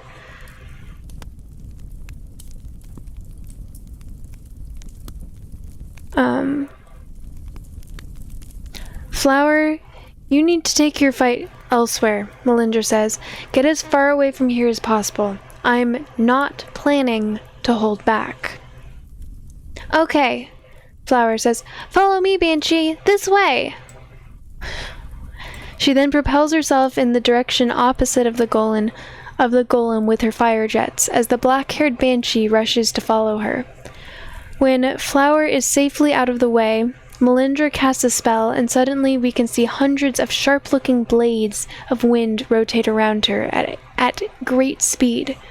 The wind blades are likely sharpened in the same way that Luna or Kate sharpen their own elements, and they're mostly transparent, except for when the light of the sun shines on them. While Melindra is raising herself higher up, the giant made of stone begins to move forward at a slow pace, and the sage's henchmen are now hurrying to get out of the golem's way so that they won't get stepped on.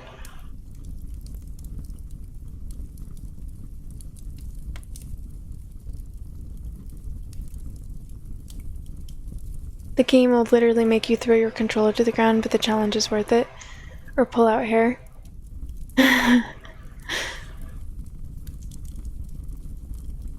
Have you played Myst? Myst is very frustrating. The puzzles are just insane. But very good.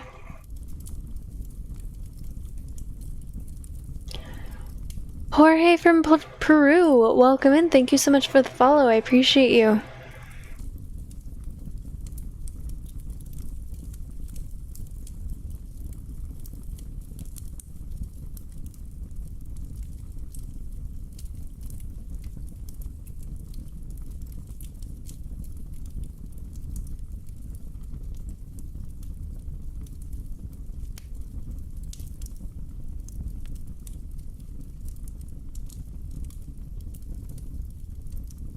Oh, I played Return to Zork a little bit. Didn't get very far in it, though.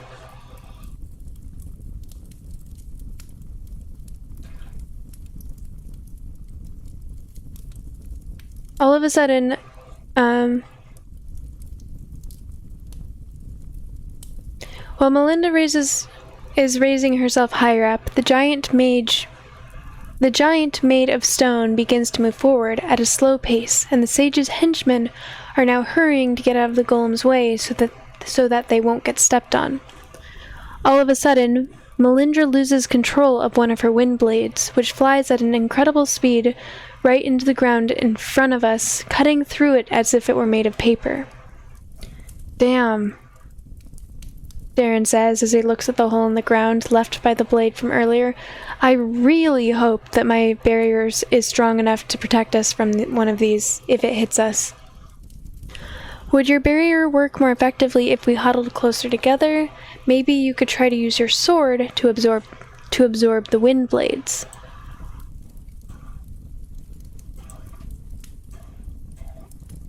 What would y'all like to do?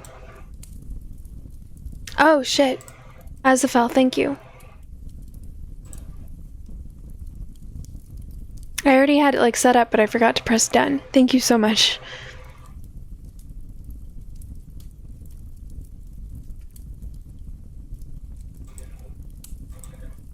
Y'all have about a minute.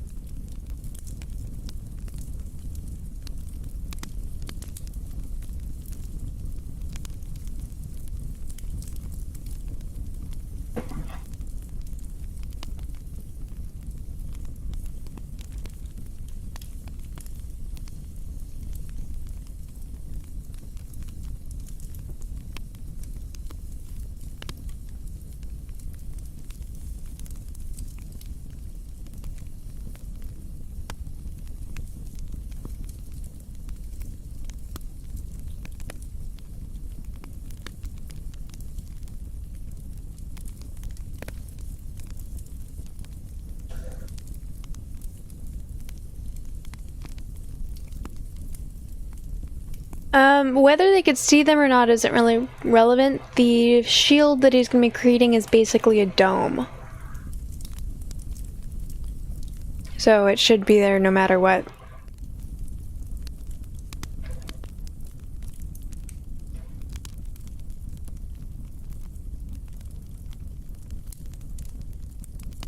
Okay.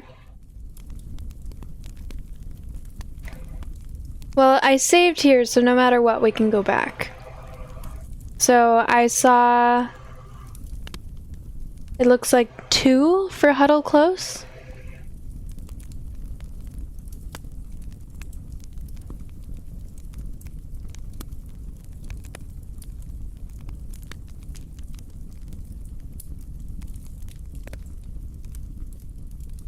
Okay.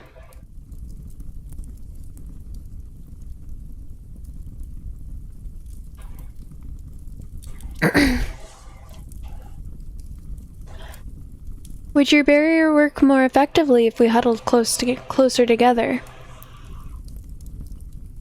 Yeah, that would help a little because I'd need to cover less area. Darren says, "Come on, let's get closer to each other, and I'll make the barrier smaller." We all gather closer to Darren, and he recasts his barrier, this time with a much narrower area of effect. I heard what you were saying about me earlier, you know. Melindra shouts at the sage from high up in the sky, with a rather calm tone in her voice. I heard you talking about how you needed to keep me alive while dissecting me. You sure do have some nerve to speak about a Stillwater like this, don't you? You're a little too late, Stillwater girl, Talmak shouts at her. Maybe you could have stopped me before I made this golem, but now even one of your tornadoes won't be able to destroy what I've created.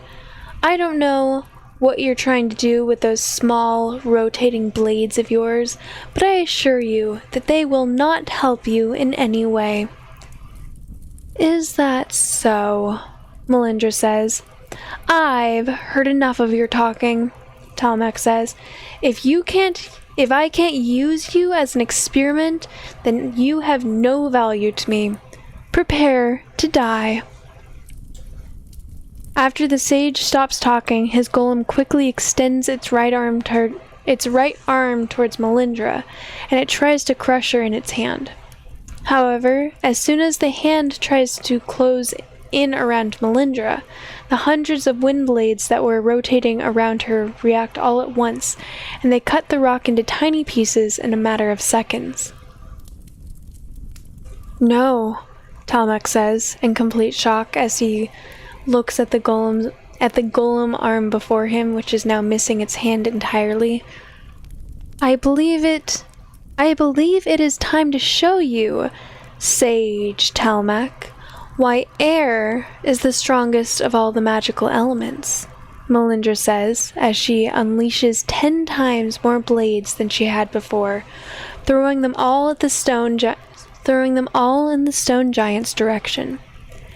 Thousands of wind blades all soar through the air at breathtaking speed, and for a few seconds, we could all see the giant spectacle of shimmering lights as the sun was getting reflected into each of the blades in turn. The great stone giant from before was now being sliced into pieces before our very eyes, and while the sage was still trying to bring several boulders from the ground to replace some of the lost parts, these rocks were getting cut as well by the multitude of semi-transparent air blades that Melindra was still sending towards Talmak. A few stray blades also hit Darren's barrier during this time, but it seems to be holding well for now. Yeah, Melindra's a badass. When he realizes that there's no way his regular rocks can withstand Melindra's bombardment, Talmak quickly creates a wall in front of him, and then he uses his magic to fortify it as much as he can.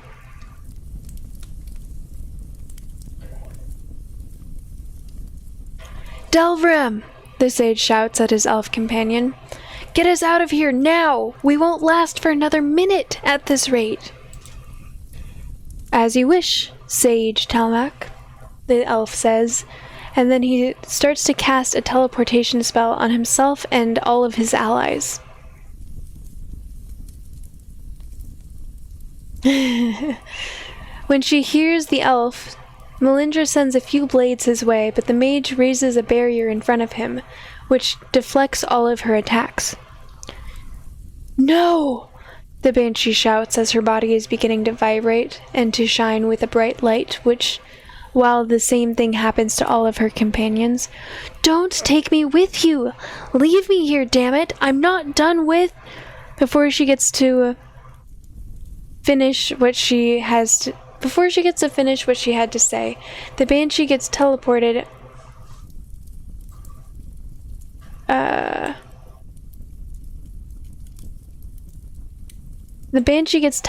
out of the area, and the same happens to Talmak, Noldurin, and the elf. As soon as our enemies disappear, Melindra dismisses all of her wind blades while she begins to descend towards us, while Flower is also flying our way. Wow, Darren says when Melindra gets close to us. That was really impressive. Nice try, healer, Melindra says as she lands on the ground next to us, but I think we both know that this isn't really what you're thinking.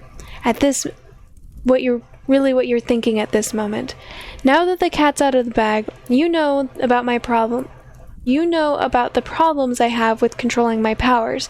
You must already be thinking up some strategies of how you can avoid to be put in such a dangerous situation again. Aren't you? Sure, I guess, Darren says, confused. But I don't see why... Then let me ask you directly, Melindra says. Are you, or are you not, planning to cast a spell on me that limits my powers? What? Darren says, "No, of course not. What are you even saying? Do you know how risky it would be to try and cast a spell like that on you, given the nature of your Stillwater aura? You could even die from something like that. I would never dream of casting such a spell on you." "You wouldn't?" Melindra says, looking slightly taken aback. "Listen," Darren says, "I think I'm starting to understand why you never told us about your problem. And I don't blame you. We didn't exactly start off on the best of terms, and you had no reason to trust us, just as we didn't trust you. But for what it's worth, I think you made the right call. You should not risk joining any of our battles unless we have absolutely no other way of dealing with our enemies. Any other type of strategy would be too risky." "I agree," Kate says. "Even if she doesn't put us in any immediate danger, a slight scratch from one of her wind blades could be all it takes for the oath to be set off, and to kill her where she stands.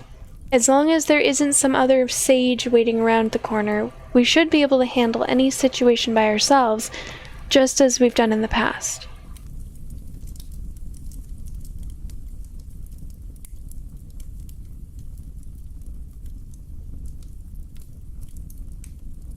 Hiya-looking mousy, cough, lovely as always. Hope you're doing well. Pisa Magor, welcome in. Thank you very much. Do you like my costume?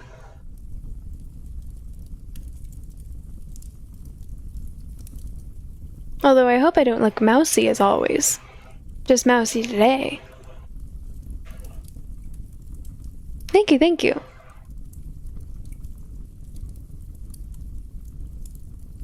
She then turns to Melindra with a hesitant look in her eyes.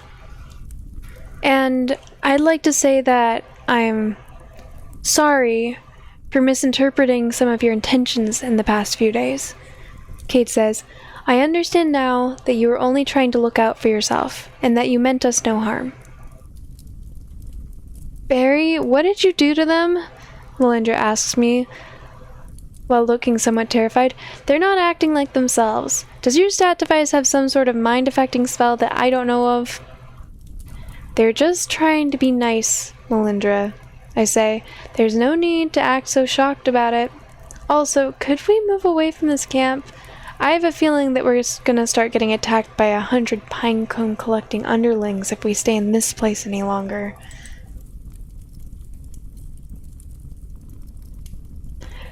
"Good thinking," Darren says. "But what about the Sage and Master Noldorin? Maybe they're still lurking around here somewhere." "Nah, they're both gone," Araka says. "And so are the other allies that you were fighting earlier. If I'm not able to sense them, then they must have teleported to their real base. You know, the one that is not just an empty area with a stone table in the middle." Pinecone collecting underlings. There's a... Carrot King, there's this... They're in a tournament where they have objectives that they're supposed to be completing, and the first objective is they have to find a magic glowing pinecone and bring it to a specific city. And since people don't know which pinecones glow or how to make them glow, they're going for quantity over quality and just collecting all the pinecones that they can find and bringing them to someone who they think can make the pinecones glow, which is the Sage. So the Sage has agreed to allow everyone onto his team if they just bring him hundreds and hundreds of pinecones. Yeah, so pinecone collecting underlings who are just collecting a bunch of pinecones in hopes that one of them will glow. They've realized that only someone with like a lot of magical power can make them glow.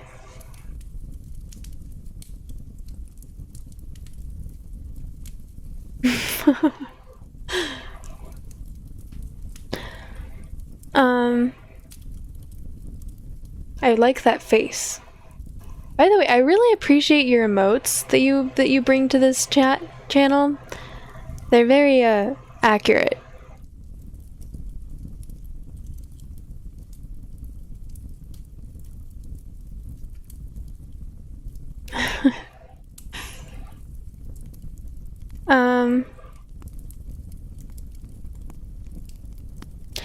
thinking, Darren says.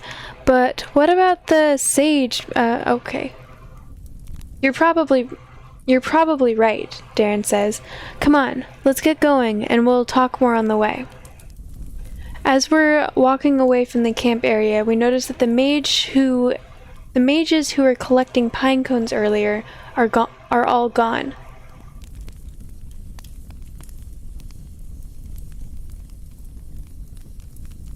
They must have run away when they saw the giant made out of stone. And who could blame them? It's not like you see that every day. So, just to make sure that we're all on the same page here, Melindra says while we're walking through the empty forest, you guys don't want to cast any sort of spells on me to fix my problem with controlling my powers. That's right, Darren says. And you want me to continue to avoid all of your battles, just like before? Melindra asks. Exactly, Darren says. Okay, I'm going to be honest, Melindra says. This still sounds a little fishy to me, but I guess I'm going to have to trust your word for now. I mean, I did witness with my own eyes how Ayase took my side against the sage after all. Oh, you saw that, Kate says, looking a little flustered. Well, technically, I couldn't really turn my head back then, so I mostly only heard it happen. But yes, Melindra says, I almost thought that I was hallucinating there for a second. Of all the people that I would have expected to attack the sage first in that situation, Kate would have been the last on my mind. You just called me by my real name, Kate says, looking very surprised. I suppose I did, Ayase, Melindra says with a slight smile. I suppose I did. So, which way are we headed? Darren says. We'll go straight for another few hours until we reach a small lake, Melindra says. We'll take a break there, and then I'll show you the rest of the way.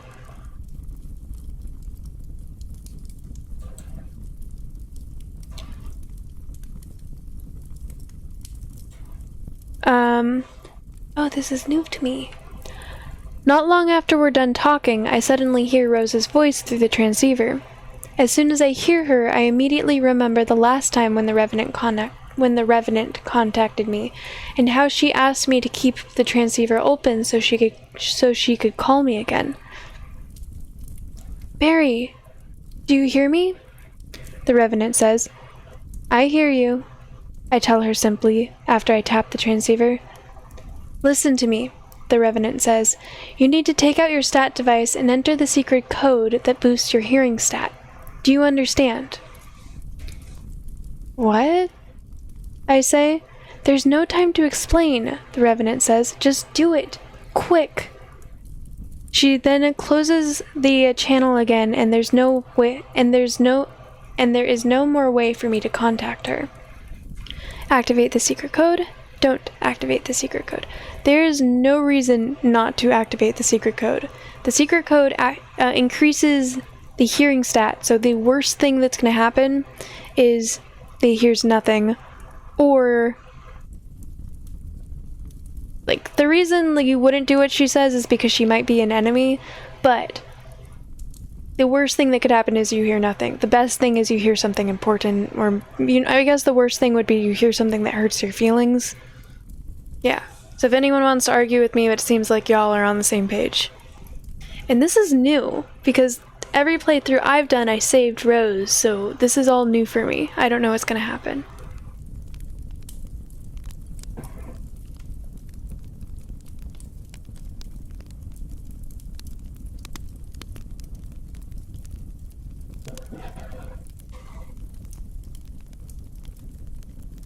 I'm still gonna give you guys a moment just to let my voice rest. If anyone would like to argue with me.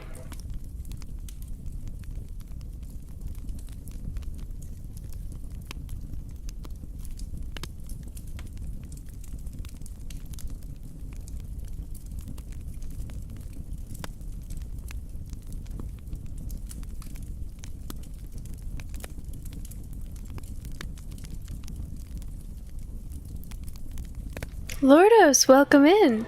Go ahead. What's your argument? It is what you're good at, but in this case, I don't think you'll be able to get much purchase for any argument. Let's argue about something.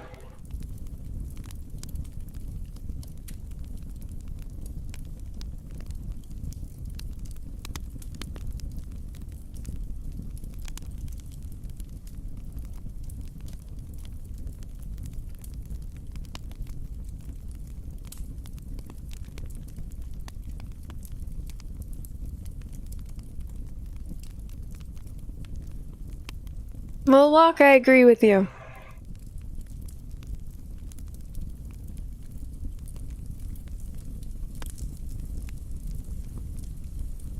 People will argue in a news article about puppies being rescued.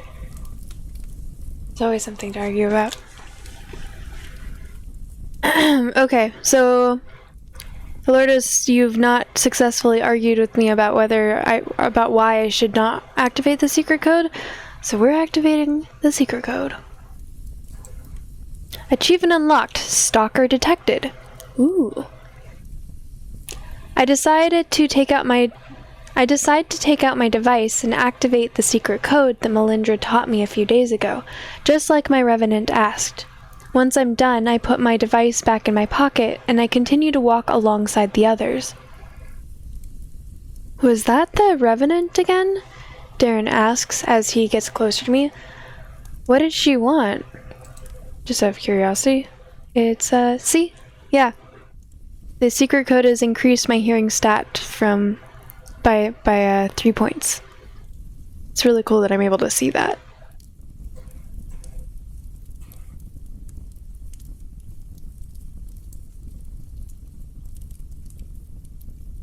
Wait, let's not. Pineapple does not belong on pizza. I like pineapple, I like grilled pineapple, and I like pizza, but pineapple does not belong on pizza. Yeah, secret code implies a superiority complex and would exclude others from activities and knowledge. Also shows that there's some type of elitist type-ish going on.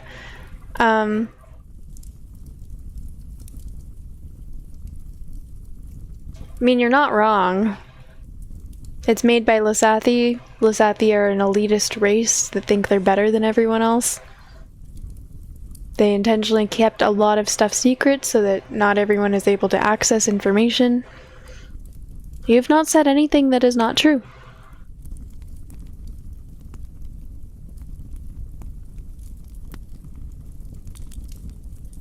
Thank you for the hydrate.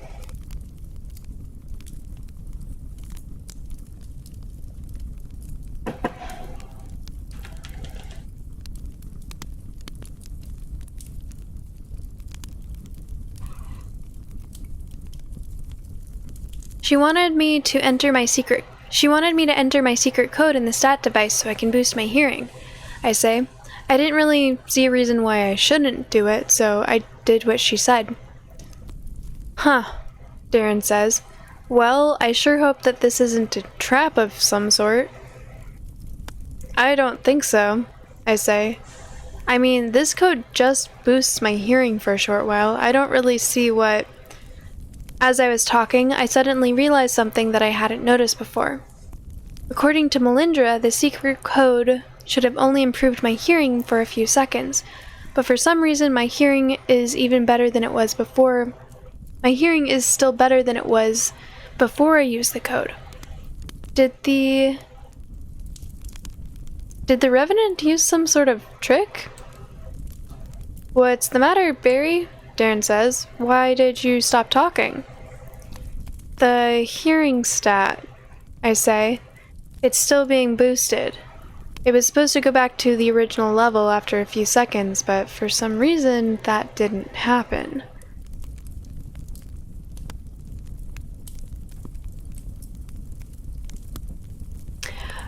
Lordos, when there is a smart or a good decision, I will make the decision for us. But I also give you guys, mostly to give myself a break, I will give you guys the option of trying to argue why smart good Barry would take the option that I'm deeming is not smart or good. So I was giving you the option of trying to convince me not to use the hearing stat.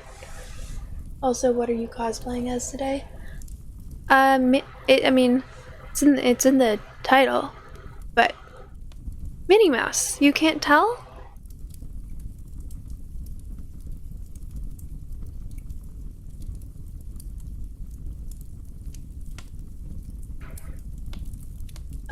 Stretch.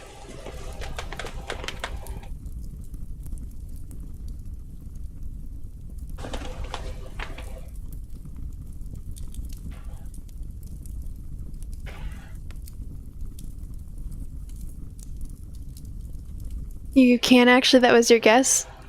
Well, I'm glad that you can tell. Instead of... Yeah, so far y'all have all just straight up agreed with me. I have a real life friend that will occasionally join for Magium, and he will go out of his way to just pick whatever I'm not. Like, whatever he thinks is the wrong option and whatever is not my choice. Where's Mickey? Well, Mickey, he's not here right now. It's just me.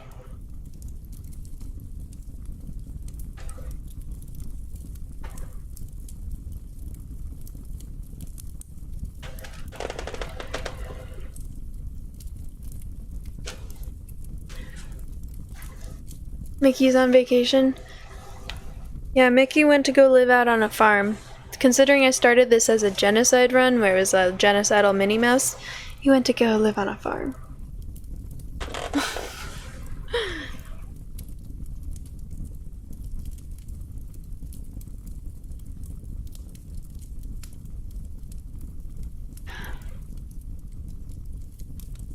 Microphone is a temp for Mickey today.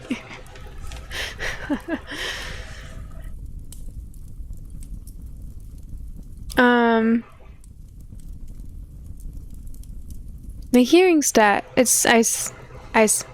What's the matter, Barry? Darren says. Why did you stop talking? The hearing stat, I say. It's still being boosted.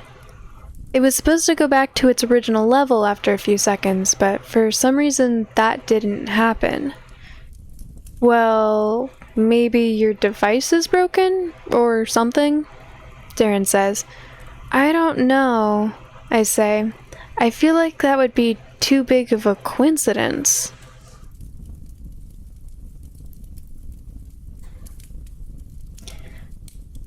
Suddenly, I hear Aluna talking with Araka at the back of our group.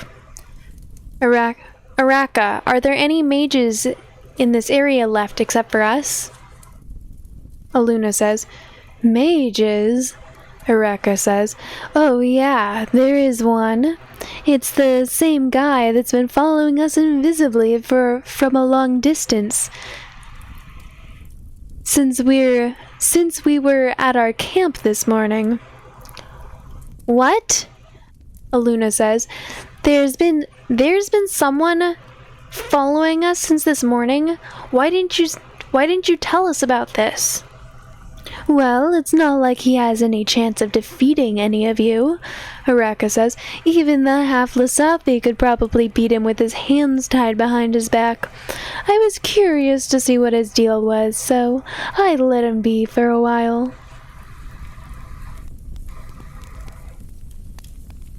Araka's is also a planet from the movie Dune, one of your favorite movies to have come out recently. Anyone else can't wait for part 2, and Neapolitan with Joaquin Phoenix. I haven't seen it. You know, you are really starting to get on my nerves lately, Aluna says. That's not new for her. Just as Aluna is done talking, I notice the fact that the wind hasn't been blowing at all for a while. I'm also not hearing any sounds coming from outside of our group, and now that I look a little closer around me, I notice that there are a few insects floating in mid-air as if they've been frozen. Oh boy. I think I'm starting to understand what's going on here. Before I get to finish my train of thought, Hadric Hadrick is the one to hit the nail on the head as he poses a question to all of us. So, I've been wondering about something for a while. Maybe you guys can clear it up for me, Hadrick says. Does the time look frozen to anyone else? Or is it just me? Next chapter. Oh man. That was so fast. I don't want to end here. Do I start a new chapter? What do you guys want? Continue to start the chapter or end here?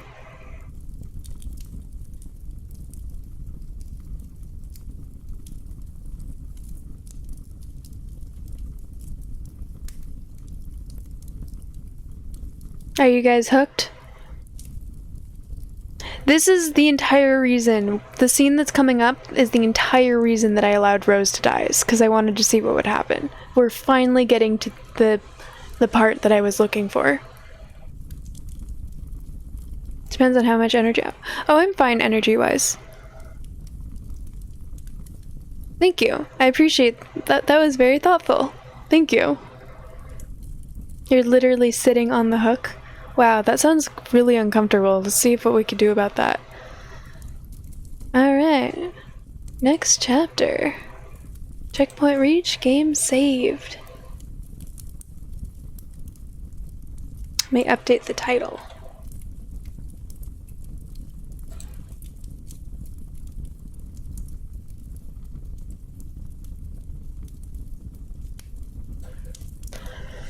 You're right, Darren tells Hadrick after looking around himself for a few seconds. The time really is frozen. Could it be Eden's doing? Oh, you hold on to it. Ayo.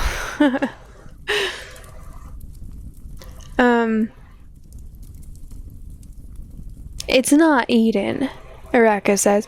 If Eden were here, I would have told you about it, remember? Then who is it? Darren asks. Who froze time? Why don't you take a closer look and see for yourself? Araka says. She is coming out of the woods and heading your way as we speak. Still at 7. That's cool. She? Darren says. As we all take a look at the person who is now slowly approaching us, we recognize her immediately. Rose is currently walking very slowly towards us, while her eyes are shining with a bright yellow light. Her expression is completely blank as she looks straight ahead of her without acknowledging our presence. The Revenant again, Darren says with a cold look on his face. Come on, let's see what she wants. We all do as Darren says, and we head over to the Revenant until we are right in front of her. As soon as we reach her, the Revenant stops in her tracks and she continues to stare straight ahead with the same blank expression on her face. Why did you come here, Revenant? Darren asks her. And why did you freeze time? The Revenant does not react to Darren's words in any way. She doesn't seem to be aware of our presence. It's as if she were in some sort of trance. Keep trying to talk to her, grab her by the arms, and try to shake her out of the trance. For people who don't know who Rose and Revenant Rose is, Rose was a character in Book 1 who, she was a native of Varathia, the continent that they're on. She was really, really kind and really, really sweet. Was briefly in a relationship with the main character. They slept together. And then it ended up being that she was a time weaver, which means that, well, they actually have no idea what a time weaver is, except for their powers over time. When a follower of the god of death realized that she had powers over time, he did a sacrifice on himself, like a sacrificial spell, that killed himself and was also killed her and then brought her back as a revenant, which is a servant of the dead with all of the same powers that the body has. So it is a completely different entity, but she has the same appearance and all of the memories of Rose. But she is forced to follow the god of death and his whims. It sounds like before she left to go wherever she was supposed to go, she asked to make sure that her little brother and sister, who she cared for, were still taken care of. So, and now she's helped by making it so he has the hearing stat. So, although I have no idea how she knew about the hearing stat, but apparently somehow she did. Yeah, that's who Rose is. She's a dead person. Revi. I think in the Discord she's known as like Revenant Rose or Revi Rose.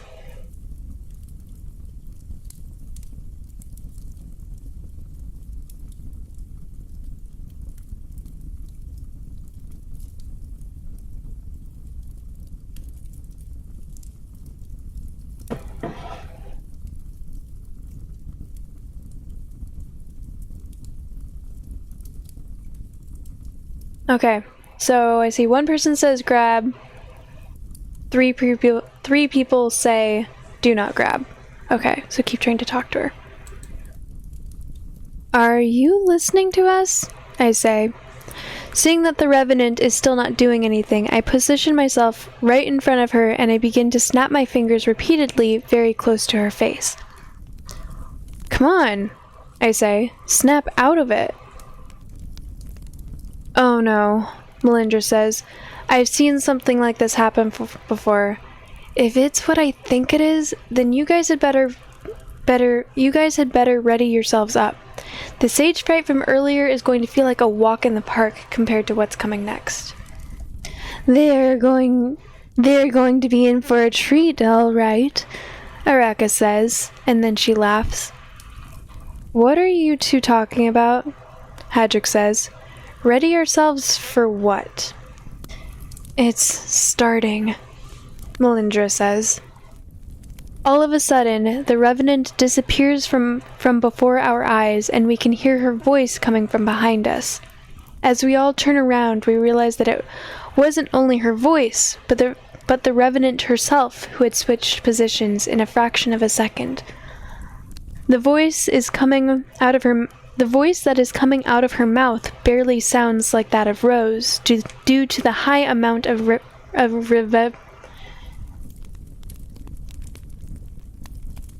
reverberation in it.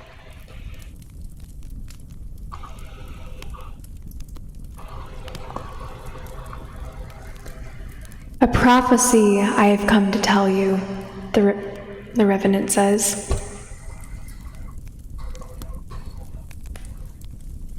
I wish that this was a button. Here we go, Araka says. A prophecy of things that may come to pass, but which have not yet been set in stone, the Revenant continues. Listen carefully to the events that will be foretold, and you may be able to prevent them from happening before it is too late.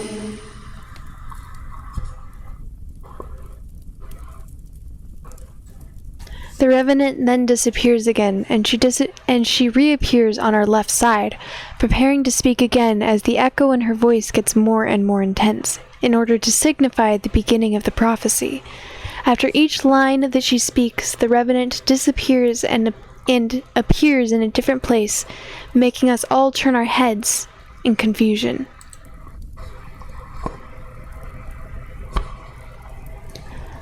As two old enemies clash one final time, a great disaster that has once been avoided can no longer be prevented in the same way. An entire continent lies in ruins, while a single laugh made from different voices echoes loudly throughout the realm. As soon as the Revenant is done delivering the prophecy, she stops moving, and once again she begins to stare into space with a blank expression on her face. A prophecy about a great disaster. 2 old enemies. Does this mean we were right? The calamity that Eden warned us about will happen when he clashes with Tyrath? But then again, the prophecy also mentioned a laugh made up from different voices. And I only know one person who could fit this description. Araka, I say.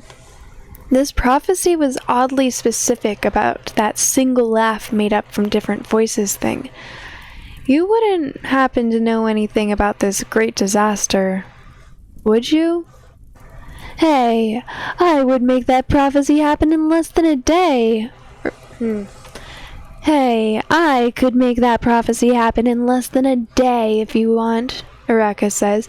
That way, you wouldn't have to waste any more time trying to figure it out.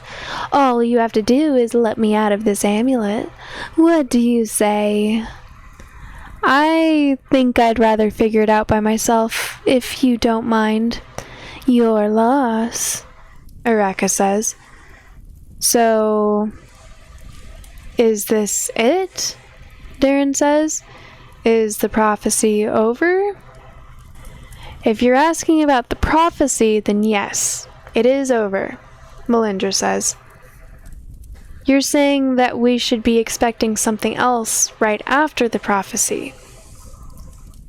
Darren says, only if everything happens in the same way that it did 600 years ago. Melindra says, the last time I had the honor of witnessing a Time Weaver's prophecy, I didn't have to wait long until... Melindra interrupts herself because we can all suddenly feel an immense amount of pressure in the air, making it hard to breathe, while the sky looks like it's trembling under the sheer force of the magical power that has flooded our entire area. As we slowly adapt to the pressure and begin to breathe more normally, the Revenant is getting raised higher and higher into the air, while her eyes are still bright yellow, staring into nothingness. What the hell? Hadrick shouts. What the hell is this crazy amount of magical power? Araka is still in the amulet, isn't she?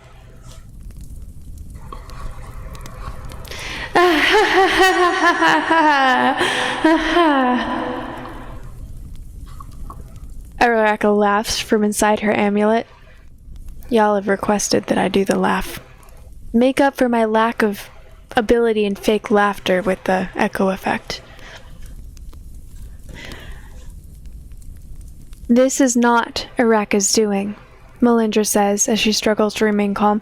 I already told you. That sage from earlier will seem like nothing compared to what is about to happen. She is right. I don't think I've experienced such a feeling of dread ever since I saw Araka get out of her amulet. It's like every single fiber of my being is telling me to run the hell away from here, as far as possible and as fast as my feet can carry me. I don't let this fear overcome me. Not now. I can't let this fear overcome me, not now. I'm almost certain that even the smallest wrong decision made at this point could lead to my instant obliteration. Just who is it exactly that we are facing here? Greetings, mortals. We hear several male voices speaking in unison all around us.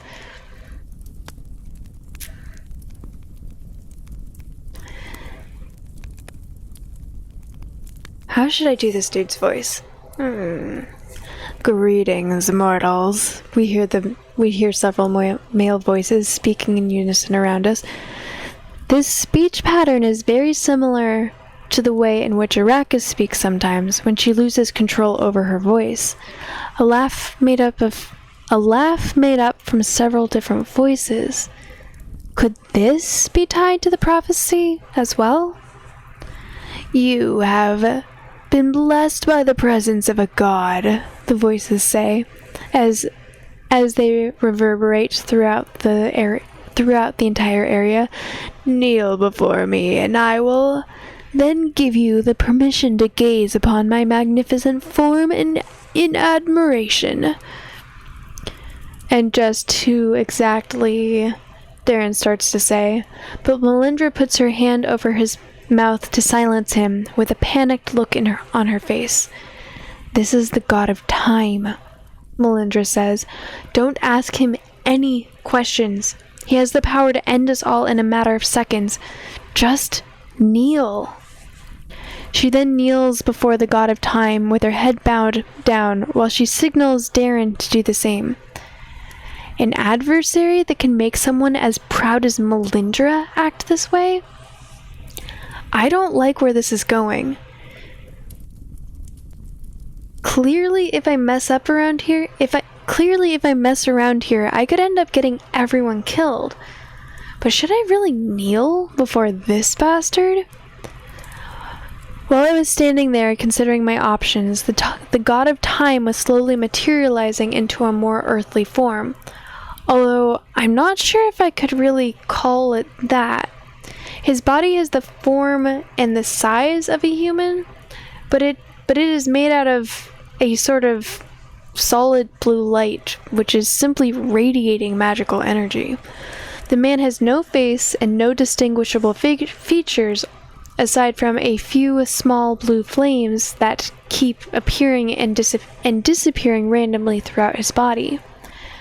At random short time intervals, that keep appearing and disappearing randomly throughout his body. At random short time intervals, the man has no face and no distinguishable features aside from a few small blue flames that keep appearing and disappearing randomly throughout his body at random short time intervals. He is currently floating in mid-air next to the Revenant, and he is looking straight at us with his empty face. It is not wise to keep a god waiting," the god of time says. "I told you to kneel." "Don't listen to what he says," Areka tells us. "He needs you alive for his plan to work. He can't do anything to you. He is just bluffing." Kneel before the god of time, stand my ground, and insult the god of time. Okay. What I picked was this one, but Smartberry wouldn't do this one, so this one is off the table. Y'all can argue with me. Good Smartberry would not do this one. I feel like good Smartberry could do either of these. So, it's up to y'all. Y'all have about a minute. We do not kneel.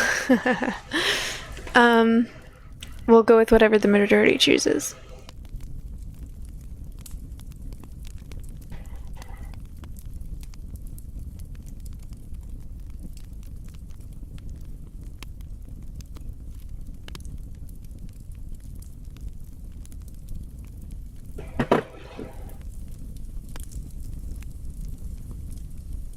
I feel like Smartberry would kneel before him. But I don't want to kneel before him. But I feel like Smartberry would. Smartberry would.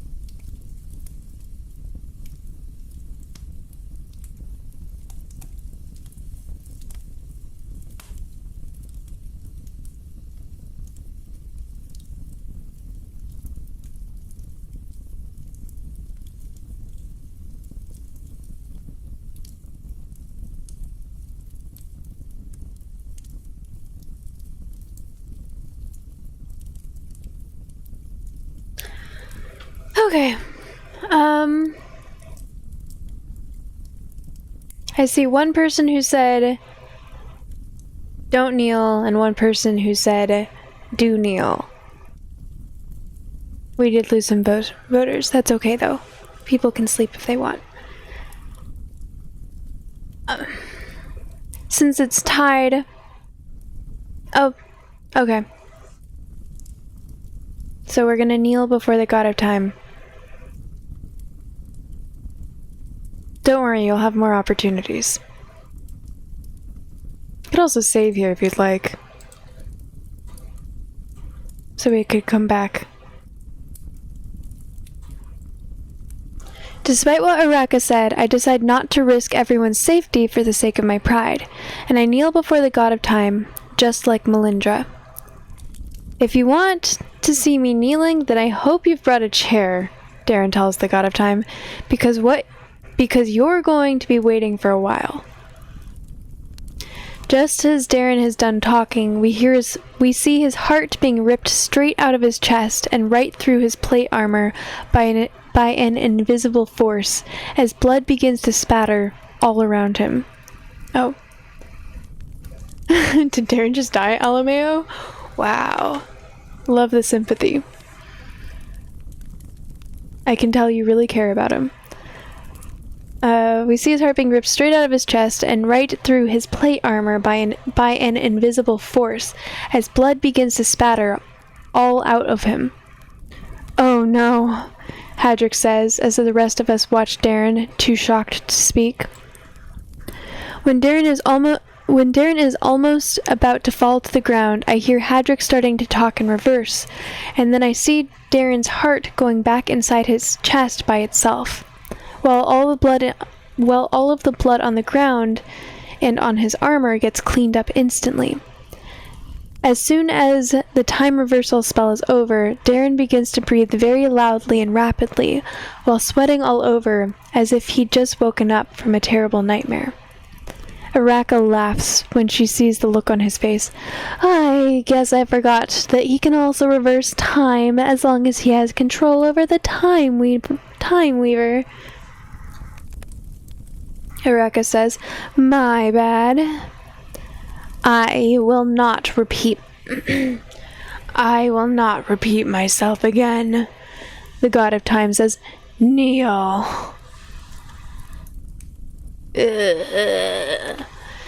Kate and the others exchange a few hesitant looks, but it doesn't seem as if any of them are planning to follow the god's orders, even after his previous display of power. Sorry, Hadrick says with a half grin, while trying to mimic his usual confident tone. My doctor told me that kneeling is bad for my... I said kneel! The god shouts, and then an immense amount of pressure pushes us all to the ground, including Melindra and me, who were already kneeling. We are now being squashed against the rocky soil by an incredible force, and I can already feel the pain from my internal organs bleeding, as the enormous pressure above us just keeps getting more and more unbearable. In order to make sure that he doesn't kill us, the god of time...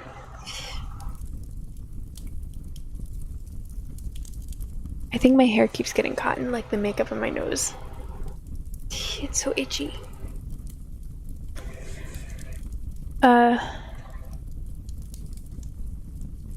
In order to make sure that he doesn't kill us, the god of time keeps casting time reversal spells every 10 seconds or so, thus healing our internal organs just so they can be reformed again and again over the course of the next few minutes. During this time, I can't manage to pay attention to anything around me. Every ounce of my energy is being focused into withstanding the pain. I can no longer tell if the screams that I'm hearing are coming from me or from my friends. It's as if I voluntarily entered some sort of trance, trying to become one with the pain, trying to let it flow through me. No matter how hard I try, however, the pain keeps getting the better of me, and then I need to regain my focus all over again.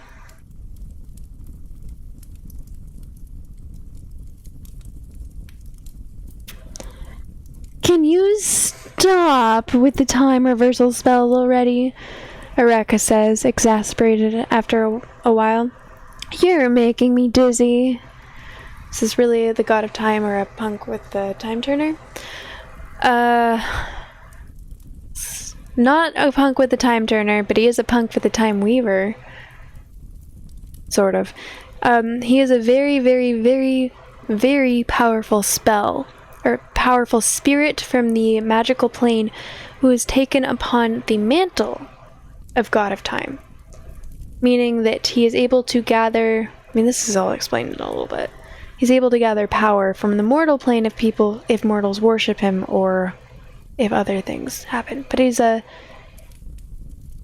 doesn't really have more or less power over time. That's just sort of like he specializes in time magic. But even still, in order to have the amount of control over time that he has right now, he needs to tap into the power of the Time Weaver that is currently present.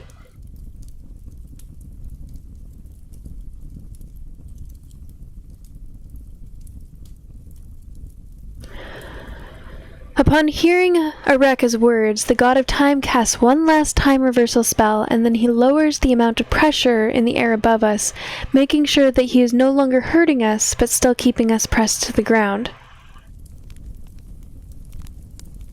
Calm, hello, welcome in, how are you doing? You're gonna try your own Minnie Mouse? You better, you promised, you just committed to it. You now need to do Minnie Mouse. Bet. You're gonna do a much better Minnie Mouse than me, but it's worth it. It's gonna be worth it to see you. Commitment, nay. How are you doing? Welcome in. Do you like the Minnie Mouse costume? I've committed to wearing gloves this entire stream. They're very annoying, because I don't like wearing gloves. But I've committed? Yeah. You're doing well, I'm glad to hear that. Well, thank you for stopping by. It's really good to see you. I am feeling proud, thank you. I am very grateful to stream, to Twitch in general, for giving me an excuse to come up with cosplays. So, thank you, Twitch. Thank you, everyone. Otherwise, I've been thinking about getting this, making this cosplay since I got these overalls and belt years ago. But there was no reason for me to make it until Twitch. Okay. Thank you, Araka says in the same exasperated tone. I see. This dude's voice is complicated. I see that living among these mortals has taught you some long overdue basic etiquette, Araka, the god of time says. It is regrettable that you do not learn these manners, that you could not learn these manners before we were forced to banish you from our realm. Forced, Araka says. Ha! You only did it because you were afraid of me. It's funny because while we were both living on the magical plane, I hadn't pegged you as the cowardly type. And yet, twice you ran from me. Once with the banishment, and a second time 600 years ago. What exactly did happen to that unfinished duel of ours, eh? Didn't you say that we would settle our scores eventually? And we will, the god of time says, as soon as we both are back to our peak conditions. You wouldn't want to fight me from inside an amulet, would you? Be quiet and listen whilst you work? Well, enjoy listening and enjoy work. Good job. Proud of you for being responsible.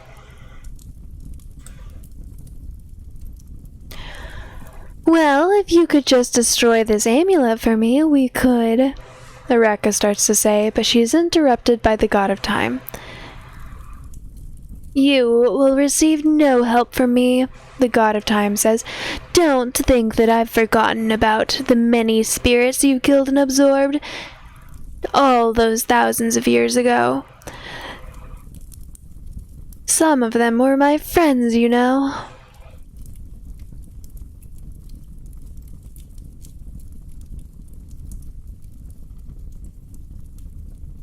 Don't be like that, Salcrum, Areka says with a mocking tone. We're friends too, aren't we? After all, it's thanks to me that you found out you could absorb other spirits. Don't think that I didn't figure out what you've been doing. You might have managed to hide this from all the other spirits in the magical plane, but I'm the one who invented the technique. I know all about its side effects. Your voice started to change right after we had our first battle in the magical plane. The same thing happened to Ulruk. Those different voices that you're using when you speak are from all the other spirits that you couldn't absorb properly, aren't they? The same thing happened to me at first, but then I learned and I adapted, unlike you idiots. Seriously, did you think you and what did you and Ulrich think? That you could just copy my technique without any sort of training? Just how arrogant could you be, anyways? Do you have any idea how much time I spent perfecting that spell? But hey, I guess it was easier for you to assume that only female spirits from the civilized races could absorb other spirits correctly, and to convince everyone to banish us to the earthen plane than to admit that the only reason for your failure was your outstanding ineptitude.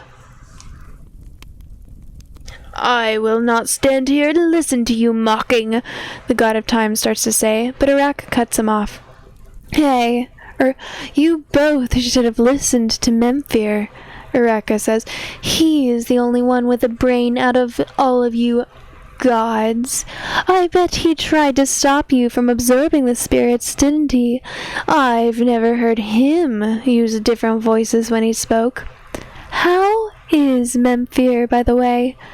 Isn't the time limit for his own prophecy due at some point during this century?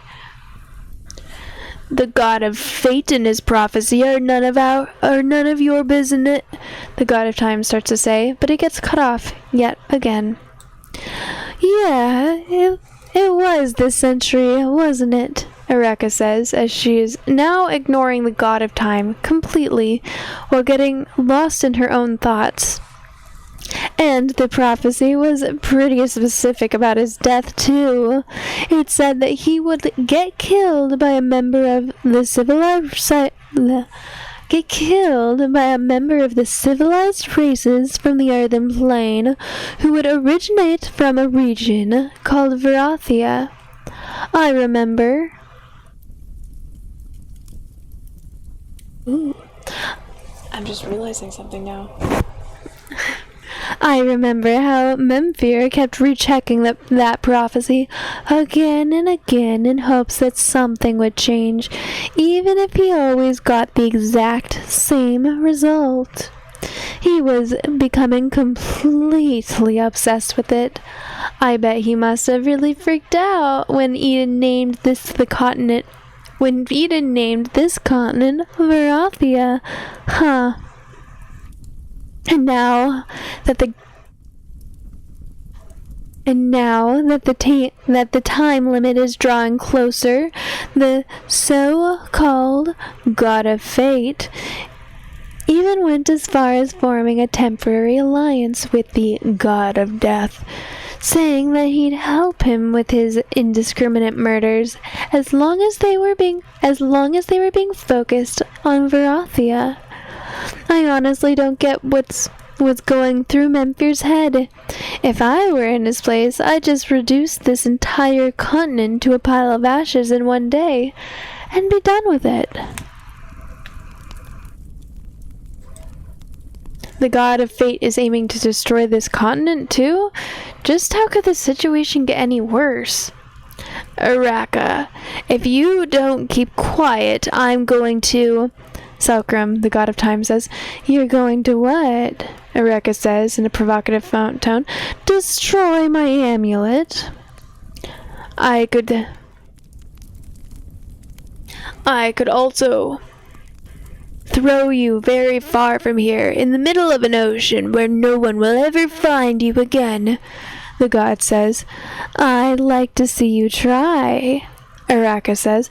Don't listen to her provocations, Aluna says, as she is struggling to articulate her words while she is still being pushed face first against the ground. If you throw her in an ocean, she will just escape from her amulet by herself, and then it will be the end for all of us.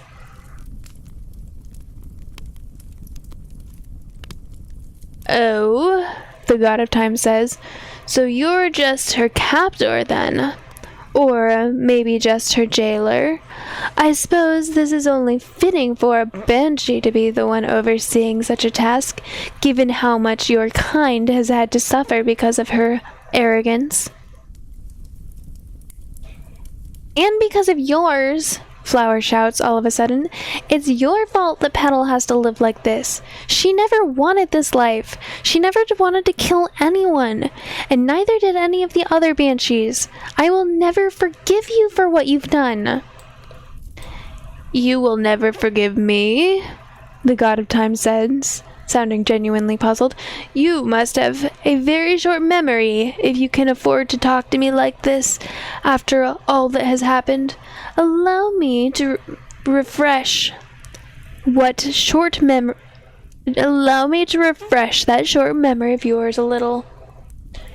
He then begins to increase the pressure that was pushing Flower against the ground until she starts screaming in pain. After a few more seconds, the god of time reverses time once again to make sure that he doesn't kill her by accident, and he continues to squash her over and over again like before. Oh no, Araka says. Not the time reversals again. Just kill me and put me out of my misery. Try to get the god of time's attention so he'll focus on me instead of Flower. Leave the god of time alone. He will surely stop by himself eventually. I feel like good Barry would do this one. I'm giving you all about a minute.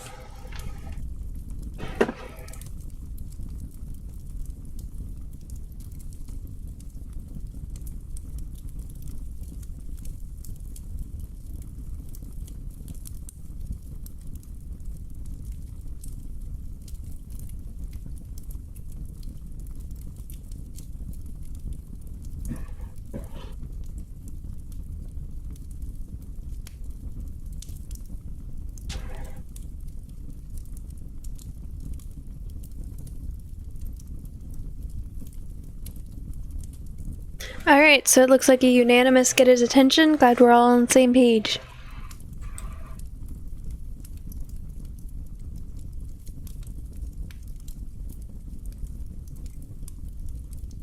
Is this really how a god should act? I say, as I try hard to turn my face towards the god of time while I'm still being pushed against the ground. Picking on little girls? Do they not have the concept of honor in the magical plane? Or at least dignity? You've got more chances, Azafel, don't worry. The god reverses time once again in order to heal Flower, and then he floats all the way to my position so he can get a better look at me. Or at least I think that that's what he's trying to do, since he doesn't really have a face.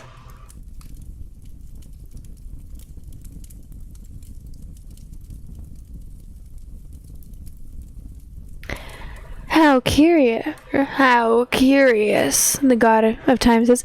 You seem to be very weak, even by mortal standards. I can sense almost no magic in your aura, and yet you still try to defy me. Why is that? You can't use reason to understand that one's motivations. Eureka says. He even tried to attack me with a dagger once, when I was at full power. I think his survival instincts are defective, or something. He's just a weakling anyway, so who cares? It's not just him who is surprisingly weak, however, Selkram says as he flies to a higher position in order to have a better look at all of us. Neither of the people in this group, except for the Stillwater girl, can even begin to compare with the ones from 600 years ago in terms of magical power. Last time there was the Golden Fox. There was the Stillwater girl. There was... Neither of the people in this group, except for the Stillwater girl, can even begin to compare to the ones from 600 years ago in terms of magical power. Last time, there was the Golden Fox, there was the Stillwater you were infused with, there was that really strong Stillwater who was traveling with the fox. Eden, I believe was his name. Compared to what we have here, it all seems like a cruel joke.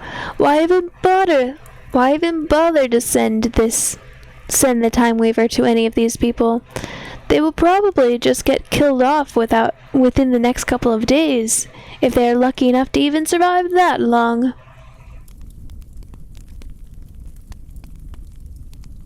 What are you talking about?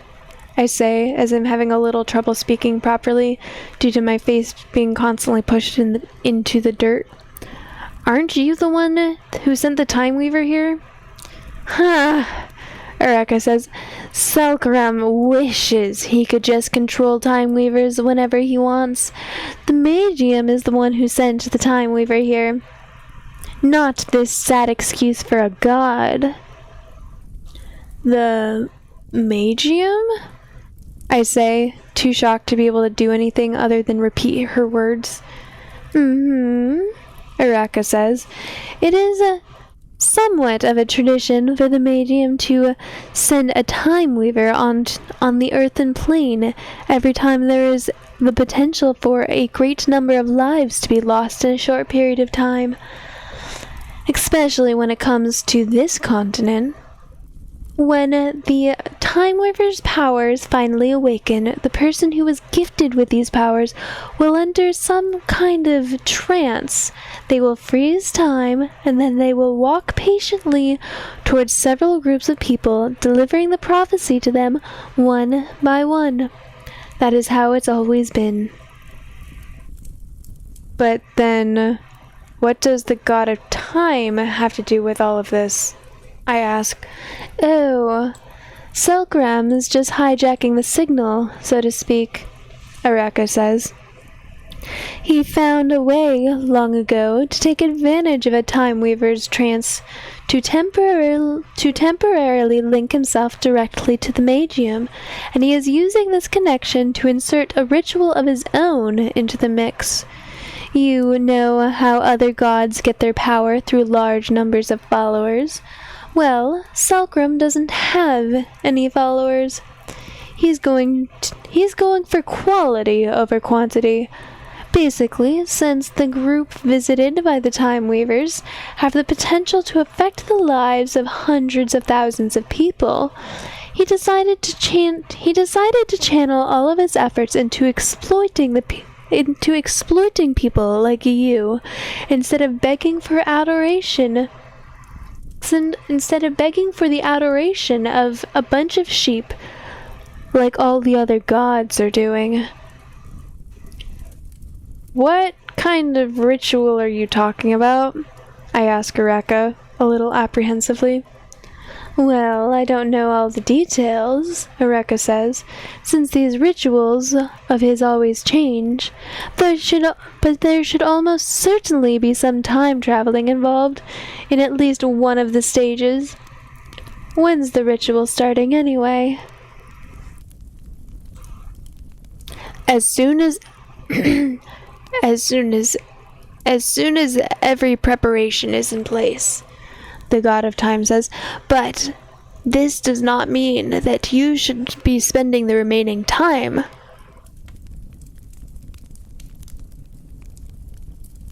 holding conversations with these lowly creatures. Why do you bother answering every single one of their questions? I very much doubt that these people will even make it past the first stage of the ritual. Araka laughs. I think you will be very surprised with their upcoming performance, she says. These aren't the types to give up easily. We'll see about that soon enough, the god of time says. He then flies over to the revenant's position, and he grabs her by the chin while turning her head left and right a few times, while bringing her. He then flies over to the revenant's position, and he grabs her by the chin, turning her head left and right a few times while bringing his face closer to hers. The god of time says. I sense traces of the god of death's aura coming from this time weaver. A revenant, perhaps, or maybe some other form of undead. Well, whatever she is, she just managed to earn an invitation to my ritual. Let me just pull her out of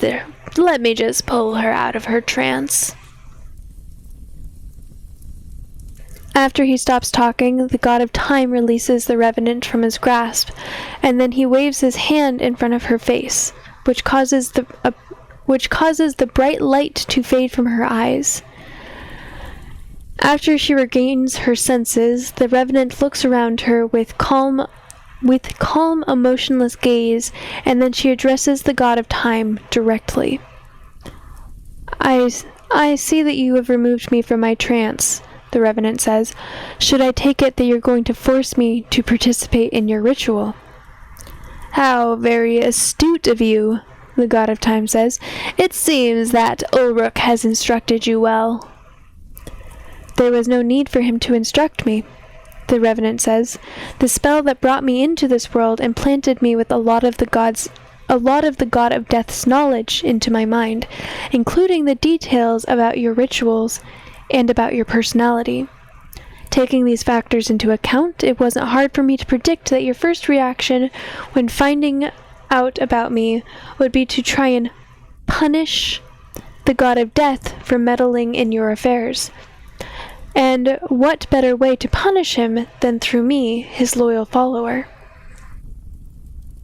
At long last, Ulrich has found himself a follower that can compensate for his lack of wits, the god of time says. But let's see how far your wits can carry you in the trials ahead. The ritual is about to begin. Prepare yourself. He pauses. Oh, and just to be perfectly clear, the god of time says in a louder voice, the ritual will be affecting all of the people in this general area who are not currently frozen in time.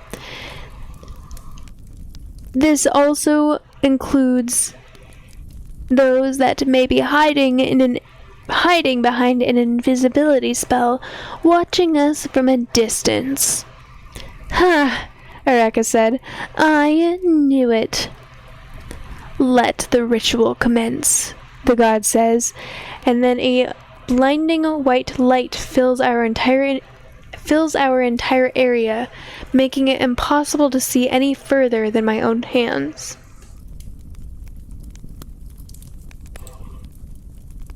Shit's going down.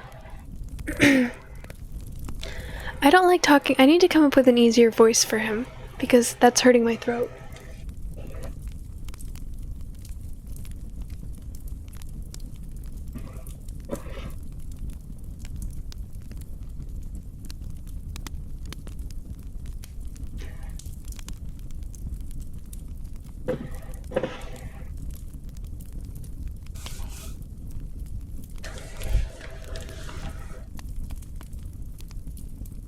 I then get a strong dizziness sensation,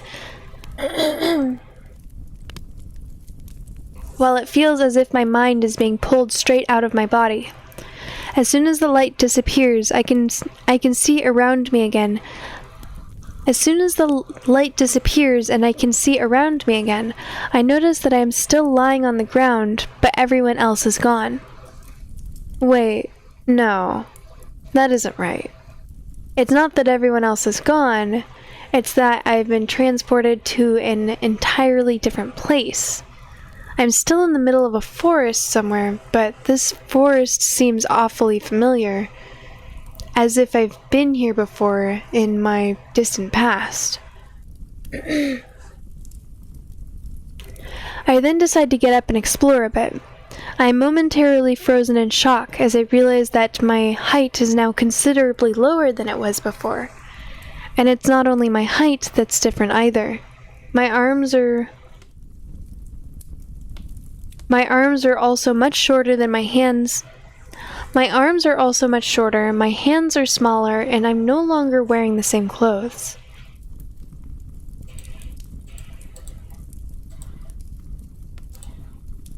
No. Oh. These rituals of his are always changing. These rituals of his always change, but there should almost certainly be some time traveling involved. I hear Araka's voice in the back of my head as I suddenly remember what she was saying to me earlier. Time traveling. A smaller body and a familiar-looking forest. I'm getting a bad feeling about this. I immediately check my pockets to see if I still have any of my old items, but they are all gone, including my stat device. If this is really the forest I think it is, and if that strong magical aura I'm feeling in the distance also belongs to whom I think it does, then the god of time must have sent me back to when I was about 13 years of age. But for what purpose? I throw all of those thoughts away, and I start running as fast as I can towards the house. Towards the house that I once used to call my... I throw all of those thoughts away, and I start running as fast as I can towards the house that I once used to call my home. I say that I'm running towards my house, but truth be told, my home used to be more of a cabin, really. It was made almost entirely of wood, and it was somewhat isolated from the rest of the village because my father liked the quiet. We had a river close to us, and we could get all of the firewood we needed from this forest, so we were somewhat independent from the other townfolk. We even had a small patch of land that we were farming in a barn where we kept our hay. It's funny how I can still remember all of these details so vividly when I haven't thought about this place in many years. As soon as I reach the edge of the forest, I take a look towards the old cabin, and my heart skips a beat when I see my little sister in the middle of our yard, just as the banshee within her is awakening and preparing to take over her body. That powerful magical aura radiating from her is just as sinister as I remembered, and it's sending shivers down my spine. Not only is my sister's aura changing, but her body is also transforming into something that could no longer be called human. Her face looks like it's melting, and her skin is turning purple, while the rest of her body is getting slowly deformed. As the donkey in front of our barn is making loud and scared noises, my parents and my little brother are just coming back to the house, and they are rushing toward the yard to see what is happening to my sister. They're still alive. My parents are still alive. This time I didn't arrive too late. I can still save them. I can make things right. I can... Wait. What about that trial the god of time was talking about? Is saving my parents part of the trial, or am I supposed to do something else? No. To hell with that trial. I'm being offered a once-in-a-lifetime opportunity to fix my past mistakes. I'm not going to throw it away. This time I won't be too late. This time I'm going to save them all. Attack the Banshee right now while she is still in the process of awakening. Wait for the Banshee to attack my parents before going for the kill. It's up to y'all. Y'all have about a minute.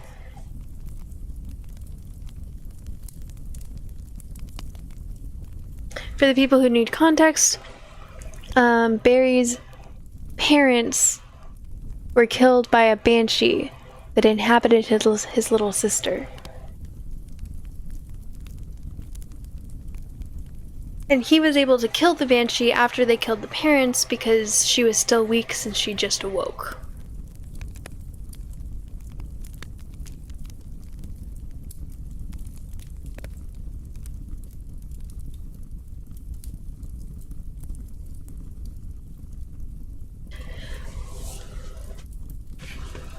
Well, I mean, sort of. Yeah, she's still in... The Banshee is in the sister's body right now. But the sister is still... Well, since she's in the process of awakening, the sister might not be dead yet, but she's about to be in a couple of seconds.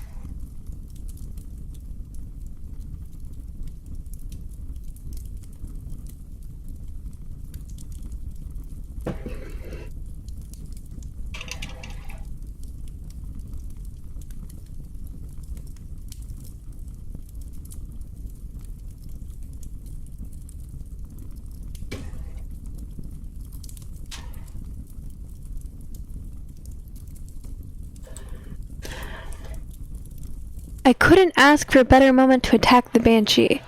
With her awakening still ongoing, she should be too busy to pay attention to anything else around her. Now is the time to strike. I quickly rush inside our barn while the donkey is still hee-hawing, and I grab the pitchfork that was lying on the ground. Do I really want to kill the Banshee, though? It's not really her fault that she's forced to kill other people in order to continue living. Maybe if I try to reason with her... No. Remember that laugh. Remember that sinister laughter that still sometimes haunts me in my dreams after so many years have passed. This Banshee killed my parents in cold blood, and she enjoyed it. She is not like Aluna. You can't reason with her. It's either kill or be killed. As I am approaching the Banshee, I see that my parents and my brother have already reached her, and they are trying to talk with her as if she were still my sister. Flowey?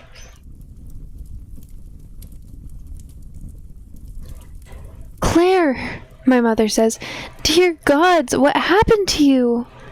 We need to call a doctor, my father says in a panicked voice, or a magician?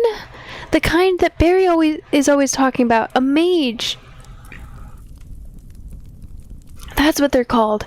This looks like some sort of magical illness. If we can find a mage doctor, maybe we can... Step aside, father, I tell him as I get closer to them with my pitchfork still in my hands. Barry, my father says, what are you doing with that pitchfork? Your sister is very ill. We need to get her to a doctor.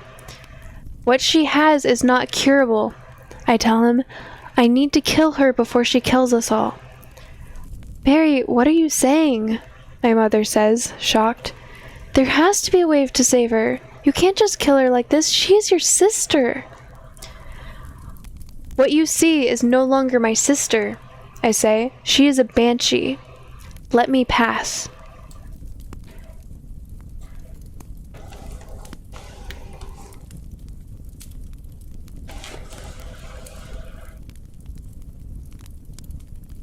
I don't care what she is, my father says, with a determined look on his face as he places himself between me and the banshee. I'm not letting you harm my little girl. There's no time to be having this argument, I say. We need to kill her quick before she...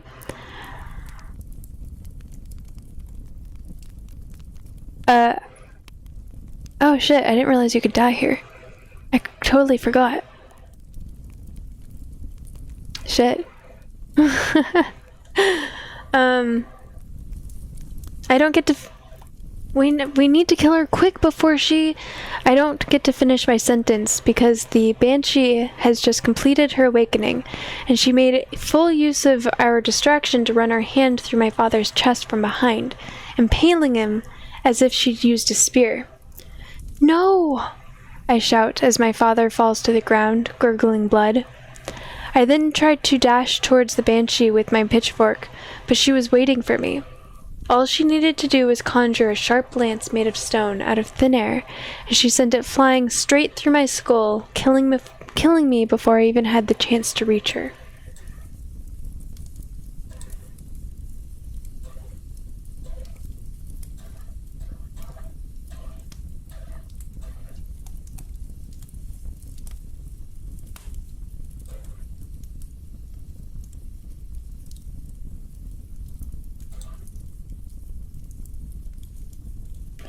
Alright, let's catch up. Alright, so wait for the Banshee to attack my parents before going for the kill. I quickly rush inside our barn while the donkey is still hee-hawing, and I grab... okay.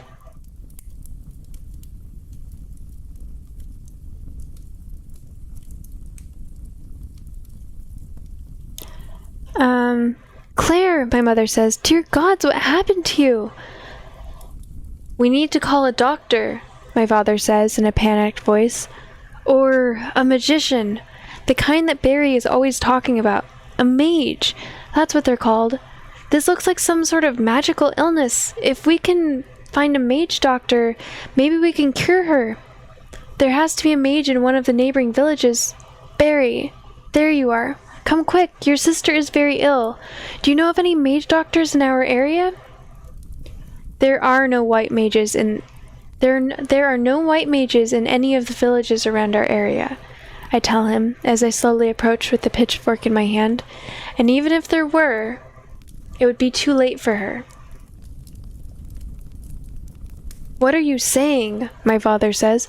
"And what are you doing with that pitchfork?" "Never mind the pitchfork," I say. "Don't take your eyes off Claire. In a matter of seconds, she's going to turn into a monster, and she won't hesitate to attack you." "Claire? A monster?" my father says as he turns towards her apprehensively. "No, that can't be what's really happening. You are joking, aren't you, Barry?" "Don't take your eyes off her," I tell him again with a serious tone in my voice. "If she tries to kill you, I won't hold back against her." Just as I was done talking, the Banshee was already finished with her awakening, and she was preparing for her first strike. I quickly push my father out of the way with one hand. And with the other, I keep hold of my pitchfork. The Banshee was trying to impale my father with her bare hand, but due to my intervention, she only managed to lightly wound me.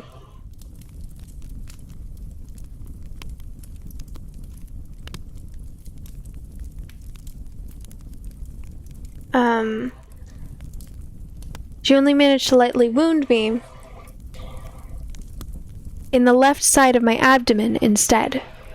King Casterux Gaming, welcome in. Thank you for the first time chat, and I'm glad that you like my reading. Thank you very much. It means a lot. Thank you. My mother gasps as she sees the blood dripping out of me. "Barry!" she shouts with fear in her voice. I do not give the Banshee the time to attack me again, and I run my pitchfork straight through her chest while holding the weapon with both of my hands. The Banshee screams in a loud and shrieky voice, but she doesn't manage to muster the strength for another strike, and after a few more seconds, her screams and her squirming all come to an end, along with her life.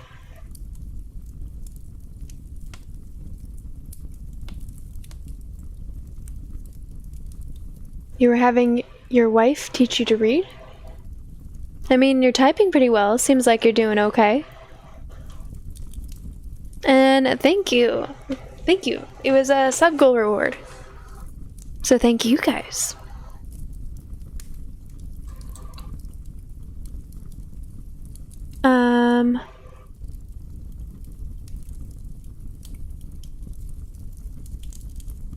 As I drop the pitchfork from my hand along with the banshee's body, my mother comes to hug me tightly, and then she holds me in her arms for a few seconds without saying anything. Thank you, my mother says. Thank you so much for saving him. I can't even imagine how it would have been to lose both my daughter and my husband in the same day. She then retracts all of a sudden, and she takes a look at my wound. I'm sorry, she says. I shouldn't have been pressing on your wounds like that. I'll go get some bandages and some rubbing alcohol from the house. It looks like it's only a surface level wound, so it should be enough to clean it up a little. I'll be right back. She then rushes towards the house as my father is still apparently in a state of shock from what happened, and my brother is crying in the background. Oh, you can read, you're just being... Okay. Maybe you definitely prefer being read too. It's a vibe. Yeah, being read to is very relaxing, and people say they like my voice, so that's why I started doing this. I'm glad you're enjoying it. I did it. I actually did it. I changed the past. Even if I have to live my life all over again until I reach the age of 28, it will still all have been worth it. Even with magic, I couldn't have dared to dream that such a thing would be possible. Now, as long as I figure out what the God of Time's ritual is and how to survive it, I should be able to... My thought process suddenly gets interrupted by an extreme dizziness as the entire arena gets flooded with a bright white light again. Just like before, I get the sensation that my consciousness is being ripped out of my body, and then the light fades away as I find myself in the middle of a much too familiar forest. No, it can't be. I quickly look down to confirm that I am in the same 13-year-old body, and then I start to run towards my house as fast as I can. I don't know why I'm running. My magical sense is enough to give me all the information I need. The aura of the banshee possessing my sister is just as strong as it was the first time I was sent back in time. I can also sense that my parents and my little brother have not reached our house yet. I can sense it all. So why am I running? As soon as I reach the edge of the forest and look towards our house, I see my sister turning into a banshee, just like before. Everything I did was for nothing. It's going to happen again, and I'm the only one who can stop it from happening. Try to save my parents again. Let my parents die.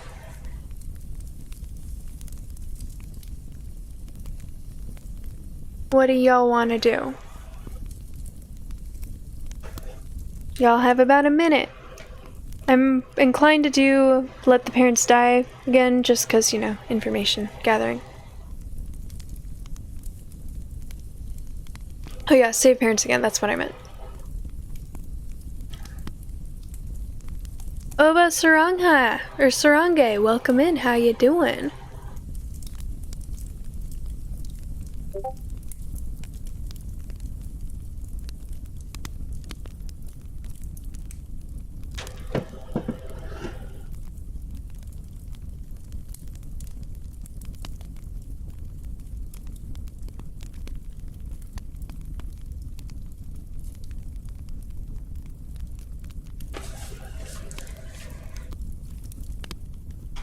Alright, try to save the parents again. Achievement unlocked, a hidden truth.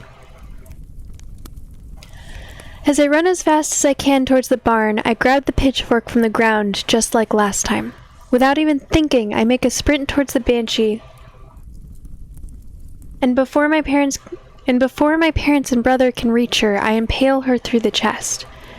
This has to be it. I did everything perfectly this time around. I didn't get wounded, I didn't interact with either of my parents, and I killed the Banshee before she even had the chance to complete her awakening. This has to be what the ritual wants for me, right? Otherwise, why would it have sent me here? Barry, my mother says, with tears in her eyes, what have you done? As I look at the ground to see the corpse of the Banshee I killed, I notice, to my shock, that her body has reverted to the original form that my sister had before the awakening began. As my mother grabs the lifeless corpse of my sister tightly in her arms, my father is looking at me with nothing but contempt in his eyes, as a silent fury is slowly taking over him. You killed her, my father says. You killed her in cold blood, you little bastard. Is this how you repay us for taking you in, for treating you as if you were our own son? Jonathan, that's enough, my mother says, with a sudden panicked look in her eyes. No, Helen, my father says, with the same dark look on his face as before, while he's not letting me out of his sight. The boy needs to know. I want him to know. Barry, I want you to remember what I'm about to tell you for every single day that you'll be spending rotting away in prison. You are not our son. You never were. Your real parents were a couple of outsiders who moved into a remote village less than a year before you were born. They were both murdered in broad daylight a few years later by some hooded thugs that somehow managed to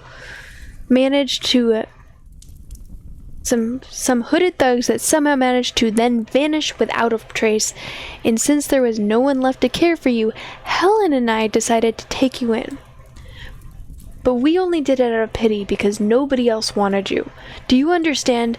Nobody wanted you. Nobody wanted... The last words of my father's sentence were completely drowned out by the sound of my mother slapping him very hard across the face. I said that's enough, my mother said, as she looks at him with a determined look on her face, while she wipes a tear from her eyes. She then heads towards me, and she puts her hands on my shoulders as she looks me straight in the eyes. Barry, I'm really sorry about what your father said, my mother tells me while she is still trying to hold back her tears from before. I'm sure he didn't mean to say all of those terrible things. It must have been the shock of what happened that made him lose his temper. It's not true that we didn't want you. We've always loved you, even if you weren't our real son. She then pauses for a second to wipe the tears forming in her eyes with her sleeve. And regarding your sister, my mother continues, I can't bring myself to believe that you would kill her without a reason. We could all feel that powerful and unnatural magical aura coming from your sister just minutes ago, and we could see from a distance what a monstrous form she'd taken before you killed her. I don't know anything about magic, and neither does your father, but you were always fascinated by it, and always took every opportunity you had to learn more about it. If that thing your sister was turning into was dangerous enough that you had to kill her, I'm willing to trust your word on it, no matter how painful it will be for me to accept it. But you have to give me your word. You have to swear to me that there was no other way. Barry, can you swear this to me? Yes, I swear, I say. There is no way I would have... It's no use. I can't talk anymore. The dizziness is overwhelming me yet again, and I can feel myself being pulled out of my body while the bright light blinds me just like the last 2 times. Once the dizziness and the light are both gone, I find myself in the exact same spot that I am now all too familiar with, while my sister's aura can clearly be felt beyond the edge of the forest as strong as ever. Keep trying to save my parents, let my parents die.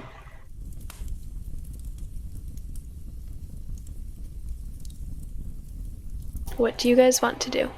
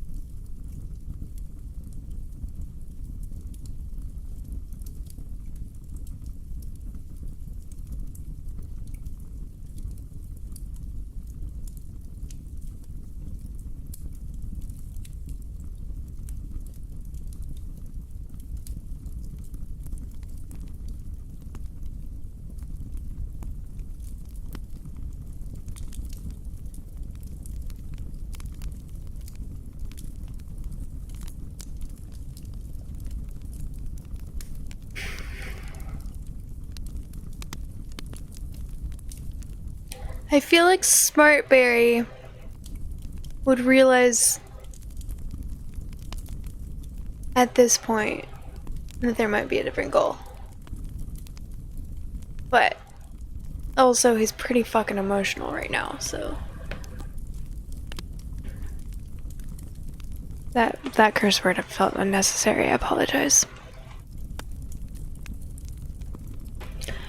Okay, one more time. Whatever Carrot picks. No, I can't let it end like this. Not when I'm so close to saving them. Even after all my father just said to me, I still can't bring myself to hate him. He saw me brutally murder his little girl in front of his eyes, after all. And my mother was willing to trust me even under these conditions. I can't give up on them just like this. I'm going to find a way to save them no matter what happens. I spend the next hour or so trying to figure out what could be going wrong with what I was doing. I tried everything I could think of. I killed the Banshee with different weapons. I killed her before and after my parents intervened. I tried to reason with the Banshee before killing her. I even got my father to kill her by himself one time. All for nothing. Every single time when it seemed like it would finally work, I would just get sent back in time again, and I would have to start over from scratch. I almost died a few times as well. I'm not sure how this ritual would work if I died, but given how little interest the God of Time seemed to show in our lives, I would not be surprised if I would simply stay dead without any sort of time reversal to save me. As I stand there and try to decide upon my next course of action, a dark thought suddenly crosses my mind regarding a scenario that I've completely avoided taking into consideration up until this moment.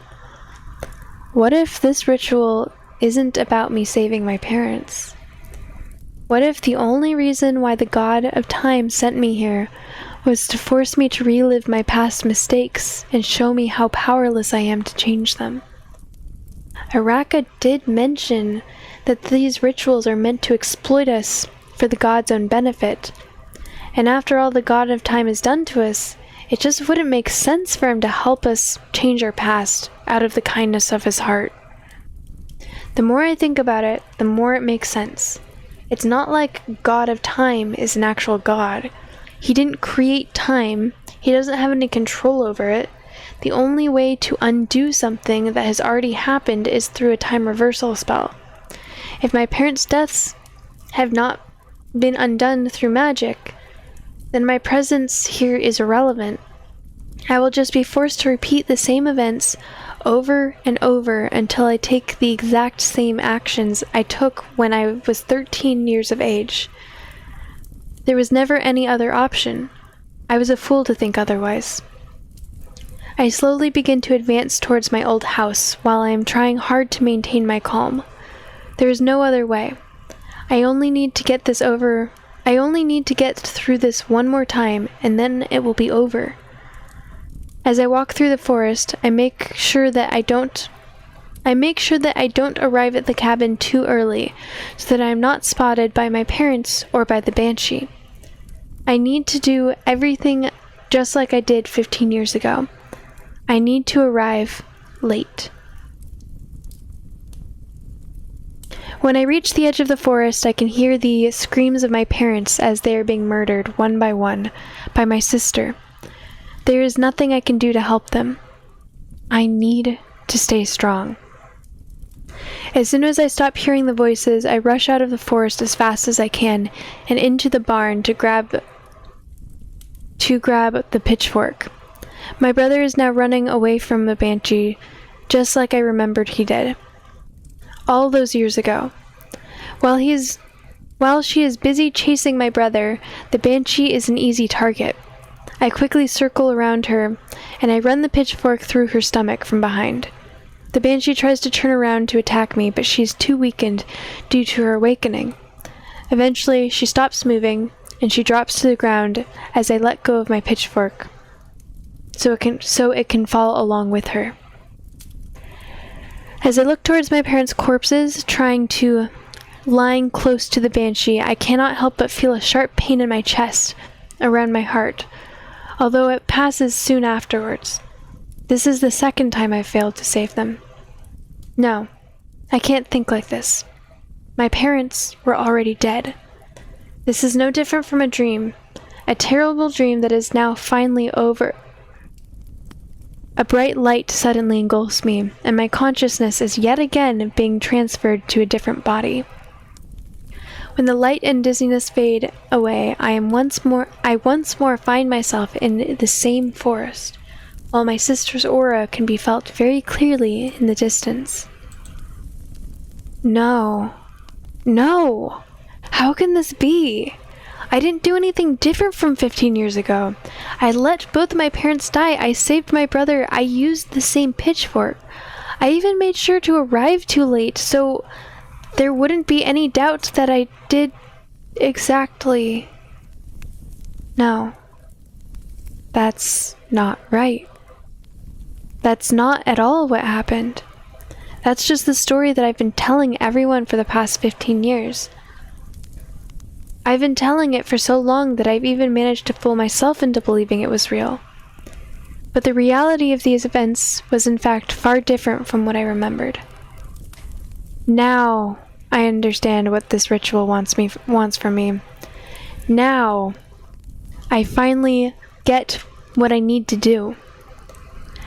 As the realization of what really happened all those years ago finally dawns upon me, I first experience a feeling of shock, then a feeling of resignation, and finally, a feeling of hatred. A feeling of pure hatred towards the god of time, which only keeps intensifying as I walk through the forest. When I finally reach the edge of the woods, I go inside the barn to pick up the pitchfork, and then I head towards my parents, who are now trying in vain to talk with the sister, or trying in vain to talk with the being that was once my sister. I position myself at a safe distance from my parents, and I wait. After a few more seconds, the banshee finally awakens, and she tries to impale my father with her bare hand. Amazingly, my father manages to dodge her first attack, so the banshee attacks him a second time by driving a large cone of rock through his leg, making him fall to the ground as he screams in pain. The banshee is now screaming as well, seemingly because she is also in pain as a result of straining herself so hard, immediately after her awakening. While the banshee is distracted, my father finally notices me, and he also sees the pitchfork that I am holding in my hands. "Barry," my father says, "quick! Throw me the pitchfork!" I say nothing to my father, and I continue to stare at him while I keep cursing the god of time in my mind more and more with each passing second. "Barry," my father says, this time in a more desperate tone, "there is no time! You need to give me the pitchfork!" Unfortunately, the banshee had already recovered, and she was preparing for a third and final attack. My father could not do anything to escape due to the large wound in his leg, and he was impaled once more, this time through the chest, which killed him almost instantly. My mother screams in terror as she sees my father die before her eyes. She is now much too scared to move, but before her dying movements, she manages to utter a few last words. "Barry, please, save me." she says. Just like before, I do not move from my spot. I do not answer her, and the banshee kills her by slitting her throat with a dagger made of sharpened rock. When the banshee sees me standing there looking at my parents' corpses, she begins to laugh. The exact same sinister laugh that I remember clearly to this day. And now, I finally know that she was laughing. I finally know what she was laughing about. She wasn't laughing because she enjoyed killing my parents. She was laughing at me. It wasn't that I arrived too late. That was never what happened. I was there when my parents were being attacked. I saw it happen before my eyes. I had the pitchfork in my hands, ready to strike.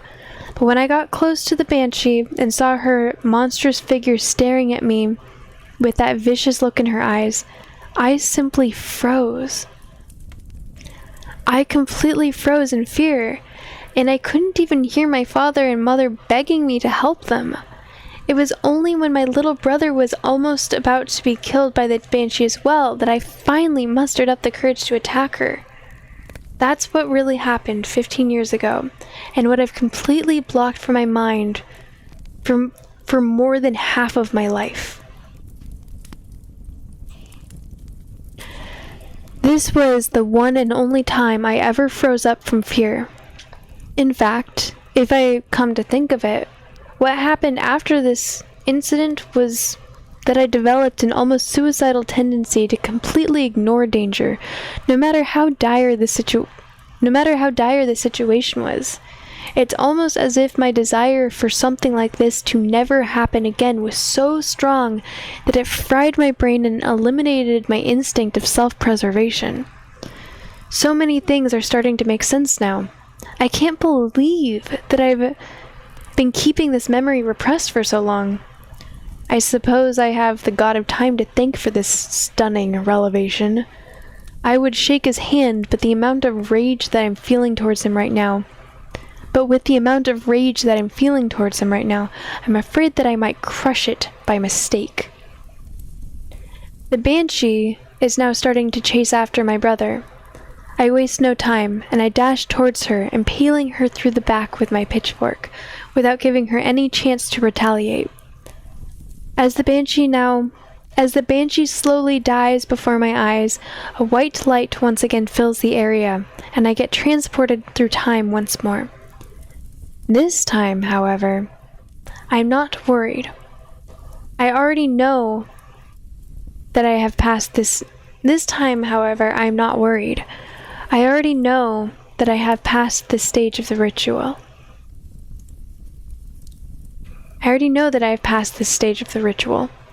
Just as I was expecting, as soon as the light fades, I find myself back in my 28-year-old body, surrounded by all of my friends, as Araka lets out one of her usual laughs. "It looks like you're one of the first to pass this part of the ritual, Berry Boy," Araka says. "Come, have a seat and let us enjoy ourselves while we watch the rest of your friends suffering in their own trials." I take a quick glance around to see what our current situation is. The god of time is no longer anywhere to be seen, but it doesn't seem like his departure affected the ritual in any way. Darren, Kate, Layla, Hadrick, and the Revenant appear to be in some form of trance. Similar to the one in which the Revenant was when she first arrived to this place. Their eyes are bright yellow, and they're just staring in front of themselves without being aware of our presence. All of them are standing in place right where I left them, except for the Revenant, who now has her feet on the ground instead of floating in mid-air like before. In the meantime, Melindra, Luna, and presumably Flower are all out of their trances, and they're looking at me attentively. What do you mean you want to watch my friends during their trials?" I ask Araka, once I get a good grasp on our situation. "You have a way to see what's happening in the past?" "Sure," Araka says. It's not that hard. They're all connected to the Magium right now, so if you know how to link yourself up to their auras properly, you should be able to see what they're seeing. The Magium, I say, as I suddenly remember the discussion that Araka had with the God of Time before he sent us back in time. You were saying that before the Magium... You were saying before that the Magium is the one that sent the Revenant here to give us the prophecy. What did you mean by that? Are you saying that the Magium is a person?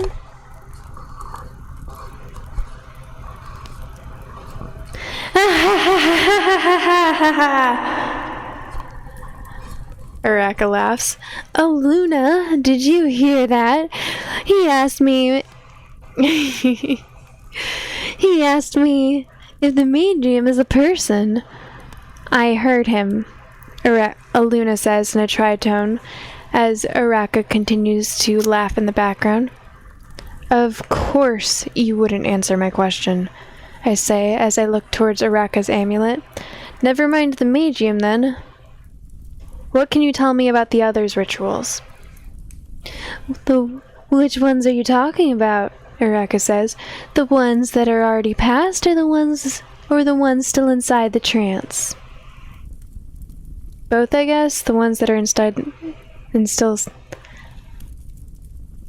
Both, I guess. The ones that are still inside the rituals, obviously. Smart Berry, I'm inclined to go with both. But I don't really care too much. Actually, you know what? It's time for me to end. Holy shit, I've been reading for 2.5 hours almost. No wonder my throat hurts.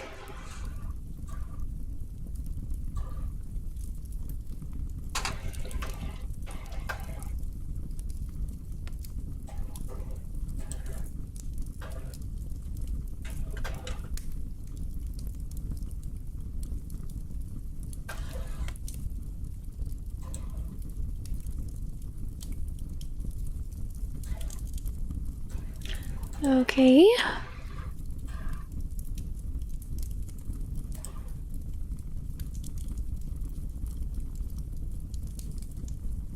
I mean, do you know what you guys are signing up for when you voted for me to keep reading?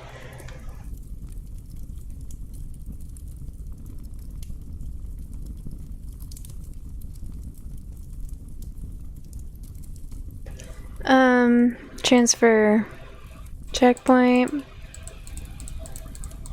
And I've only used 1 and 2, so back to cloud menu.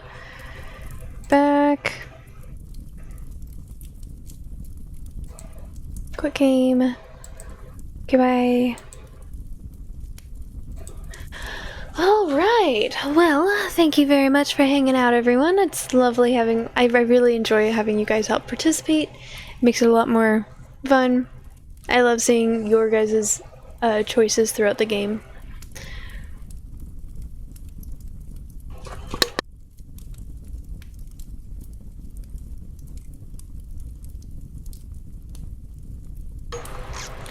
Sorry about that.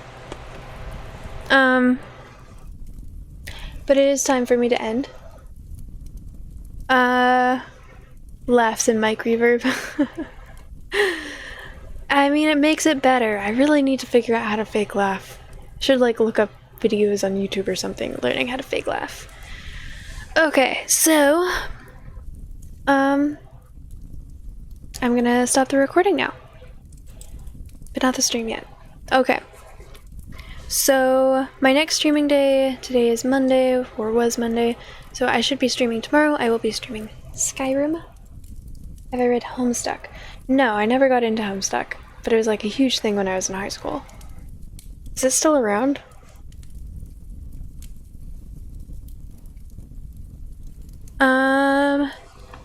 I have limited choices for reading out.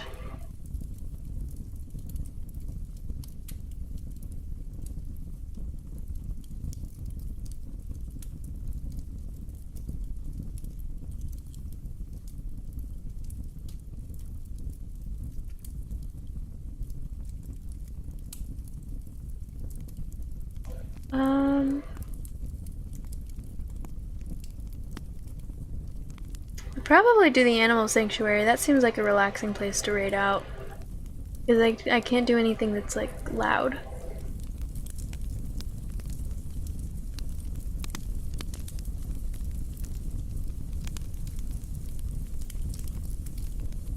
I could do Katrine again, although I think I'll do the animal sanctuary. I think that should be relaxing, right? Hang on.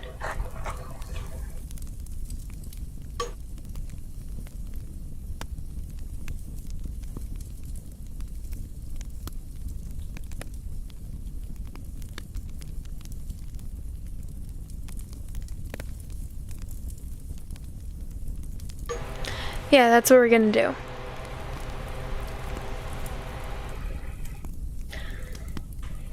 Okay.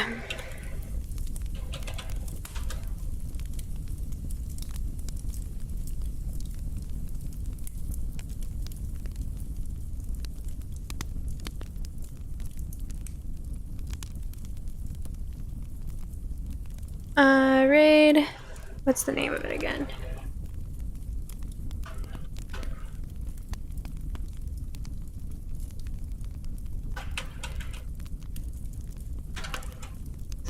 Two.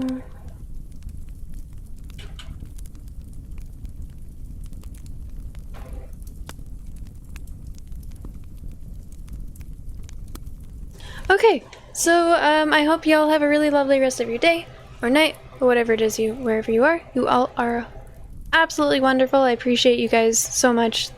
Thank you so much for hanging out. Really fun stream. Next, Undertale stream will be on Thursday, and I will see y'all next time.